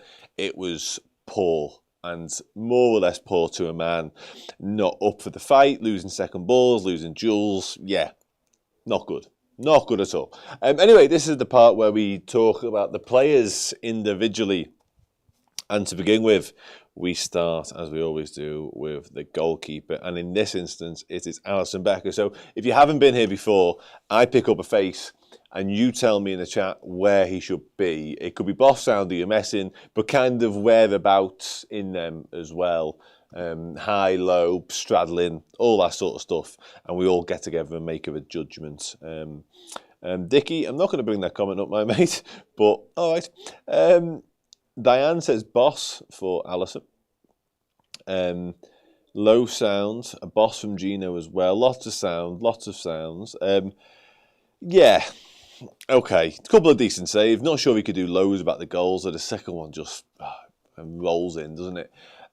Deals with that low near post efforts from Bruno in a way, just about manages to get it behind. And they tested him in terms of like, because it was wet, the conditions weren't great for goalkeepers in terms of your handling.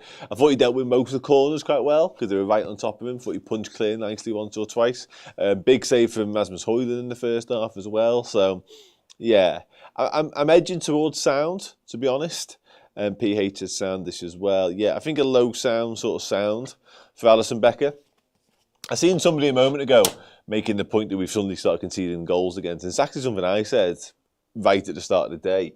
In terms of all of a sudden, since Alisson came back in and Kelleher left, it's coincided with us not being anywhere near as watertight at the back. I don't really blame Alisson for it. I just think it's kind of how the games have panned out a little bit. But yeah, this a little bit too. He doesn't quite look as unbeatable at the minute, which is disappointing. And again, I don't blame him for either goal today. But just want to see him getting more clean sheets ultimately. And it's a team, it's a collective that in terms of the defence in front of him, even the midfield department comes into this too. So yeah, I put it off long enough. By which I mean he's literally the second player I've picked up. We did loads of Trent chat in the previous show. I know all of you might have watched it, seen it, heard it, whatever. Do go back and do that if you haven't, if you really want to hear me talk about Trent. Free Django says, Dan, I've watched this show over 100 times. This is the worst performance I've seen in Liverpool shirt in my lifetime. Genuinely sub-quant after 10 minutes, but not Trent. Bobby says 2 points dropped. Trent wants to leave. Yeah, okay. Low, you're messing. Frisbee that card as far as you can in the direction of Madrid. And I'm going to level with you. I'm terrible with my centre directions. And I don't know which way my house is from where I'm stood right now, let alone Madrid. And I'm not going to Frisbee it because there's quite a lot of expensive stuff in here. I'm all for some frivolity and throwing stuff around, but not here. But I take your point. And if I had it my way, if this was a wide open space and I had this in my hand, this would have gone so far at certain points during that game. Certainly the second half, because I was done with Trent Alexander-Arnold at times today.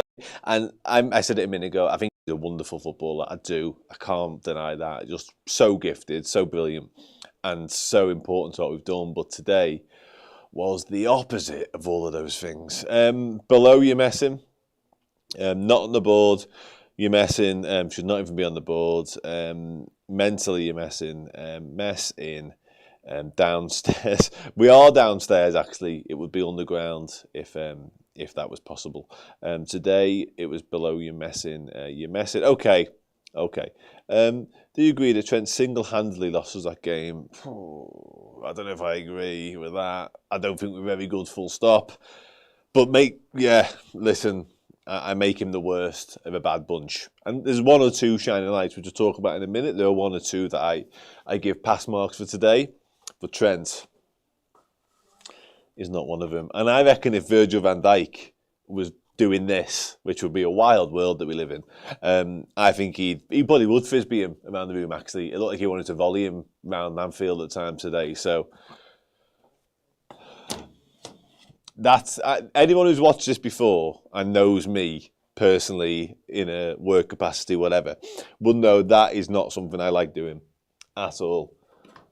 But needs must. Because my God.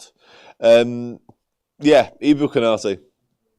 Can you see him? I can't see the screen. Let me know if you can see him. And let me know if he needs to be lower. Because, again, I'm probably going to have to with you. He did look ready to knock him out, didn't he? He really did. Ibra looked rusty, strong. Listen, what I will say about Ibra, I think we have to temper or caveat all of our thoughts around his performance today for two reasons. A, because it was first one back for like 6, 7, 8 weeks, whatever it's been. And B, because of the amount of work he had to put in and the shift he had to put in to try and cover for some of Trent's liability defending at times. Because he was out of position, he was sloppy, and Ibra had to work his socks off just to try and make that right-hand side seem ever so slightly secure. Bleak. And I'll be honest, by the end of the game, he looked done, like absolutely done, in terms of his own fitness, which is no surprise at all. And don't be shocked if he sits out in midweek because of that, because I think that might have been fast-forwarded, that 90-odd minutes he just played there, and it might have felt more like 190 minutes to him as well. Anyway, let's put him in. I'm going to go low sound. I've seen somebody just said low sound there. Dominic, I tend to agree. I'm happy with that. Kanate's come. Thank you. Yeah, okay. Rough first game back. Yeah, that's kind of my take on it as well. He'll have better games. He absolutely will. I nearly picked up Trent then, thinking he was still part of the masses. But it turns out that's just where he is. Virgil van Dijk. Kevin says Ali's a bit too high. There you go. What do we think of Virgil? Apart from the fact he's probably still trying to calm down. Do you reckon Slot does not rate Quansah? I don't know if it's that. I think he does. I think Konate on form. Konate might have turned up to training absolutely back on it immediately. I think Konate on form, I said it earlier on, probably the best defender in Europe when he got injured. So throwing him straight back in a game of this magnitude with Spurs and Accrington Stanley, 2 chances to play Quansah in the next 7 days, Seems to make a lot of sense to me. Boss for Virgil. Boss, the only player on par tonight. Virgil was boss as Craig. High boss. Virgil boss. Yeah, high sound. Some of his positioning was really good, actually, in terms of defence, because he was having to deal with a lot of crosses. And there's one quite late on. I think it's Dallow down the right-hand side. It's actually another moment where he loses his shit with a certain Trent Alexander-Arnold. And he puts in a really good, slide, block, tackle.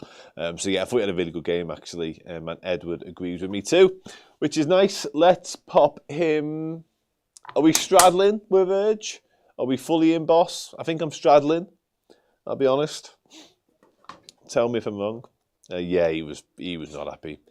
He was a lot. He looked a lot of how I was feeling. To be honest, let's put it that way. Second half, and I don't get angry often. No, Dickie thinks he should be in boss, fully boss. Okay. Virgil to say Kevin said he's too high. Kevin, you said two people are too high now, mate. I think you're just angry, and I get it. I do get it. But I'm gonna go with the majority and pop him in there. But yeah, Andy Robbo. Don't think I'll be popping him in boss after today. Listen, nowhere near as culpable for a lot of the negativity in terms of performance, I don't think, today, as the guy on the other side. However, having said that, literally the next 5 comments I've seen have all said you're messing. It just feels like there was nowhere near as much to do. He wasn't as busy. There was nowhere near as much traffic. So I struggle to sort of have him in the same bracket as Trent, personally. I don't think he was as wasteful in possession either. Sarah wants Virgil higher. There you go. But yeah, I think, largely absent, borderline you're messing, low sound. Yeah, I'm a border guy in this, I'll be honest. I'm a border. Yeah, okay, I'm going to go with this. I think that, personally. Do you know what's so baffling about this? We're top of the league, and we're 6 points clear, I think I'm right in saying, with a game in hand, so brilliant. But there are so many question marks around our squad still. It's mad. It's mad. It's right, and I'm fully on board, and I fully agree. But both fullbacks seem to be a serious thing, don't they? By finger mean problem. Ryan Gravenberch. Simicast needs to start. Yeah, maybe, man. Maybe. I don't know. Yeah, I agree with the Bradley point, though. Ryan Gravenberch. The footy showed glimpses, the footy showed flashes of what he's all about today. Carried it nicely. Had that shot in the first half that I mentioned a moment ago, which looked destined for the bottom corner for a minute. Yeah, I thought he was one of the few to come away with a pass mark today, to be fair. So I'm happy you all agree. And in terms of where that is, I don't think it was quite boss territory, personally, but I think a high sound. Yeah, Sarah agrees as well. Matty does not, though, which is somewhat surprising. Holly's got him in boss. Low sound, okay sound, top sound. Yeah, I'm going to go with you, and you, James. Some of his turns. There was one turn today that he made in the first half. The actual move didn't come to anything, so we couldn't clip it up and highlight it and show it on socials. But it would have been majestic. Charlotte, I'll take your point. But I can't see the screen, you see, so I don't know. I might need a bit more advice on that. Grav looked a bit leggy in the second half, making a few mistakes. Yeah, I think that game took a lot of them, to be honest with you. And he's one I am concerned about when it comes to minutes. But listen, got to keep playing. Maka boss, knocky knock, boss, man the match, boss. We do man the match later on, but I tend to agree. Chloe will be on the pod this week. She's back with us tomorrow. Maka boss, what a player. Maybe just flip Trent's card upside down. Yeah. Boss and a man the match candidate. Yeah, boss. Yeah, absolutely. I'm going to stop beating around the bush. I'm going to put him there. I've said it a few times already, there's only a few that come out of today with any sort of ability to hold their head high, and I think McAllister was probably chief amongst them. I thought he was exceptional. From minute 1 to minute 90 odd as well, really. He was the one who really carried the fight and looked like actually upset at how poorly we were playing and took a bit of responsibility for that and tried to inject some life into us somehow. But yeah. And he actually could have scored. We've probably other than Gakpo's goal, was probably the standout bit of football from Liverpool in the entirety of the football match. When Salah just dinked the ball over the top and he was that third man running into midfield and the volley, yeah, it would have been a lovely goal. But anyway, yeah, absolutely that point. The amount of 50-50s that we lost and duels and second balls, it was just lamentable. Jones, you're messing Jones. Jones, high messing, straddling sound, and you're messing. Konate should be high, he's playing for two people. Yeah, it's probably a fair assessment. Trent's performance overshadowed how bad Jones was today. 100% you're messing. Shite today. Low sound, you're messing. Completely invisible, forgot he was playing. Yeah, listen, all of those points are valid ones, and I'm not disagreeing with any of them. That is probably the word I'd use, though, to be honest. Ineffective. Just never really got into the game in any way. And it's annoying because he can do both sides of the game. He can do the dirty work and win your duels and get you going. And he can also show that technical quality and play football with you. Didn't do either. Disappointing. Proper disappointing. So, yeah. Are we straddling? Are we fully in?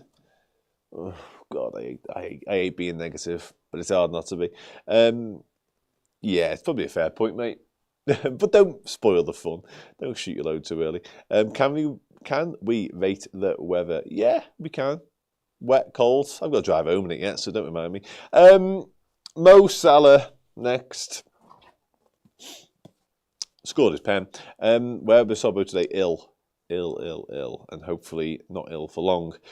Probably missed a bit of Dom Sabazlai, didn't we? Yeah, what do you think of Salah? Scored, obviously. Penalty. Not the most convincing penalty I've ever seen. I'll be honest, I thought Onana had saved it when he heard the sound of hands. Well, I seen him go the right way, and it wasn't in the corner. It was quite a savable height. And then he got a touch on it. Yeah, I did not see that going in. But thankfully it did. Again, couple of moments of quality that he got absolutely... what's the words? Manhandled by Diogo Dalot when he'd spun him and he'd left him for dead. He absolutely pinned him and done him and he was away, and then Dalot just hung on for dear life. So there were moments of Salah being Salah and causing problems, but I think in terms of finishing, left a lot to be desired. Very, very wayward, very, very wasteful in that sense with the 2 or 3 chances he did have in open play. So yeah, good without being spectacular. And frustrating because although for a while it looked like he'd scored the winner from the penalty spot, that is the sort of game where you want someone like Salah to come to the fore and grab it by the scruff of the neck and go, everyone fucking chill out, I'll win this. Didn't happen, but still, I thought he was okay. Therefore, he's going there. Cody Gakpo? Cody Gakpo. Listen, for my money, the only true moment of sheer class from Liverpool today, and defining in that it got us in the game. It sparked some life into us finally. For the first time in like an hour or whatever it had been, we actually came alive for a bit, and it was all thanks to Cody Gakpo. Brilliant goal, brilliant goal. Left the lit, sent in for the echo, and then just absolutely hammered it into top bins. Quality.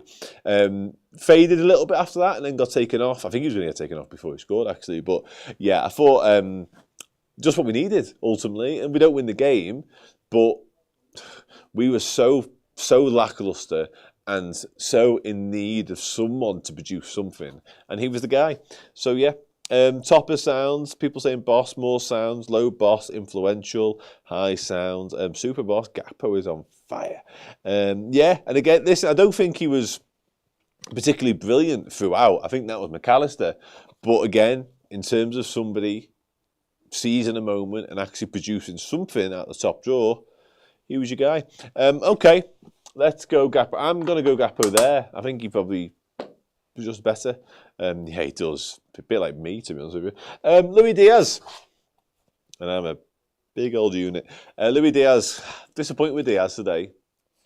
I'll be honest, going into the game, I was really happy with the selection of front three because it's worked really well. It's got great chemistry. It's got great fluidity. And yeah, all of the stuff that he's been really good at in terms of dragging defenders away and actually being influential and being involved in stuff, that second bit never really happened at all, which is disappointing, really disappointing. Because I thought he was going to have a big game, another big game, in a big game. But it never, ever look like materialising. Low sound. Lots of people saying low sound. Ghosted, says tries to walk the ball in. Yeah, he's a dribbler. Couple of your messings as well for Diaz. Gakpo should be on the same level as Virgil. Diaz invisible. I'm going to come back to that one. Where's Gakpo? Oh, quite high then. Okay, I'm not against that. Everyone here knows I love Cody Gakpo, so raising him up will never be a problem in my eyes. Marked out the game, can hold his head high. He always works hard. That's an absolute base layer for Luis Diaz, which will always get him a decent sort of pass mark for me in terms of his performance. But yeah, I felt like we missed a number 9 for the first time today with Diaz doing that makeshift, non-conventional 9 stuff. Today was the first time I think we actually were crying out for somebody just to be a number 9 for a little bit. Anyway, let's pop in there, straddling, and let's do some subs, shall we? As ever, I'll grab all the subs quickly, and I'll do them in an order that appears to make some sense. And I think that's that. Who else came on? Was it just them 4? Let me double check myself. Did we make the 5th sub in the end? Someone in the chat, tell me, please. While you tell me that information, I'll start naming them, and we'll go through them. Let's do Diogo Jota first. What do you think of Diogo? I thought it was okay, actually, to be honest. I did. Never ever came to anything. Yeah, it was 4, wasn't it? I thought it was. Never came to anything, but I thought he was sound when he came on, to be fair. And I must admit, when it was 2-2 going into the dying moments, if that chance that falls to Harry Maguire falls to Diogo Jota, you can imagine what the result would have been. And I was just praying for something to drop into him in the 18-yard box, because that's when you know Jota comes to life. And he did have one effort saved by Onana, but it was straight at him, really. Would have liked him to have done better with that. But yeah, he did have a bit of a kick-off as well, didn't he? I think Darwin Núñez had to calm him down at one point, which says a lot. Let's go sound for Diogo. Harvey Elliott next. Let me just swap them 2 around quickly. There we go. Harvey Elliott. Another cameo for Harvey. Yeah, might be calls for him to start starting more games. I don't think he's had the same impact from the bench that he was having last season. He obviously hasn't, ultimately. But is he doing enough to start games of football is kind of the point. Because if Szoboszlai is fit, healthy, and ready to go midweek, does he come back in? I mean, there's a conversation about how strong you go full stop against Spurs, to be fair. But yeah, I think Harvey is sound today. But I don't know if he's quite affecting games in the same way when he comes on. But yeah, sound. Darwin Núñez. Daft yellow card. Now suspended for Nottingham Forest as well, by the way. Picked up his 5th yellow card today, and it resets after today. Yeah, he was the guy that did calm down Diogo Jota, which is something. Yeah, sounds. Núñez messing. I thought he was okay. He ran down a couple of blind alleys, which really frustrated me. There was one, I think it must have been 2-2 at the time. It was quite late in the game. And he could have give it, and he decides to go alone and never really had a chance of getting through like the 4 Man United bodies that were ahead of him. So worked hard, unsettled the defence. Yeah, what he did do well, actually, he got the lip booked. And I don't mean that in like, oh, he got someone booked. I mean, he actually got us up the pitch because we were under the cosh a little bit. And I think he got away from one man and ran, and then the lip brought him down to get us, like I say, get us out of touch. So yeah, let's go. A lot of people saying you're messing for Darwin. I don't agree. I'm going to straddle him just there. Because yeah, I don't think it was that bad. Finally, Conor Bradley. A lot of Conor Bradley ratings and rankings could be skewed a little bit by what he came on for. However, having said that, I do think he was really good.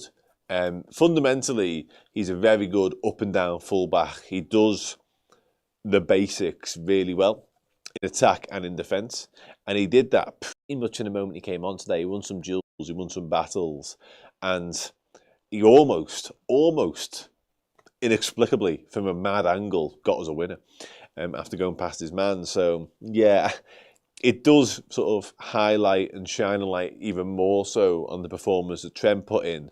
But in that 10-minute cameo, I think Conor Bradley put him to shame a little bit, to be honest. And again, I come back to the point on Conor, and sorry on Trent, in that there's clearly more at play here than just an off day, a bad day at the office, because his head looked in the bin to me at times today. And there's a lot going on between his ears, obviously, which needs addressing. I'm not sugarcoating or making excuses for it. It needs addressing. But yeah, Conor Bradley's performance, absolutely miles clear of anything Trent offered. Yeah, take care. High sound, lots of people saying boss. Lots of people saying boss. I love Bradley. Should have crossed it. Yeah, I think he got caught in two minds as to what he was trying to do there. Would have been interesting to see it had gone in, or if it was on target, of course. Anyway, I'm going to go. I'm going to straddle him there because I thought he was quite good. One more rating to do before you all leave me. And then we got man the match, which I've got here, so I'll get him quick. On the slot, I know Salah was fuming with Bradley, wasn't he? Yeah. What do you make of Arnold today? Ian says, "Can we get your messenger slot for playing ground passes in the middle of a winter storm?" Yeah. Sounds. Slot boss. I don't know if he's a boss today. No. Maybe. We weren't great. And we weren't exactly inspired in the second half either. It was actually Cody Gakpo that inspired us a little bit. Low sound. His subs, I don't know, maybe could have made changes when it went to 2-1 to sort of shut up the game a little bit. I don't know. Yeah, I don't think he had his greatest day, to be fair. Much like Liverpool generally. I think he was a little bit underwhelming. Let's go in there for Varner. Just about fits in there, I think. That's a bit low, maybe. Let's squeeze him in there. There we go. And finally, the foregone conclusion is man of the match. Should I just have it all done with and stick it next to McAllister so we can all go home, move on with our lives? Probably. Anyone's got any really strong feelings as to me not doing that? Speak up now. Or ever hold your peace. Absolutely nothing. Everyone seems quite happy with me to put Alexis McAllister as man of the match, which will absolutely do for me. Maka, easy. Yes, Maka. Gakpo man of the match, though. I don't hate it, but it's McAllister. Paolo says Maka. Holly Bob says Maka. Michaela says Maka. Yeah. Wonderful stuff. The only wonderful thing to come from today, actually, was the end of that show. And everybody agreed it was Alexis McAllister. Black Cavities, which is one hell of a name. Yeah, I would. I definitely would. Wonderful. Thank you very much. Yeah, massively appreciate you getting involved as ever for the entire day. And most definitely this bit, because this whole enterprise is nothing without you all. But certainly this bit is an absolute waste of everybody's time about you guys telling me what to do. So thank you. Listen, Liverpool was shite. And we can only get better, because that, for me, was probably the lowest performance of the season. So the only way is up, clearly, on that evidence. Let's hope that's the case. And let's hope that's the case on Wednesday night when we play against Spurs. Between now and then, we'll have podcast, deep dives, all the usual stuff you get from Redmen. So make sure you check it out on YouTube, Redmen Plus, wherever. We're all over the place, you know that. And yeah, thank you again. Massively appreciated. Liverpool 2, Manchester United 2. A bit crap, to be honest. But top of the league, 6 points clear. Could be worse. Could be Man United. See you later.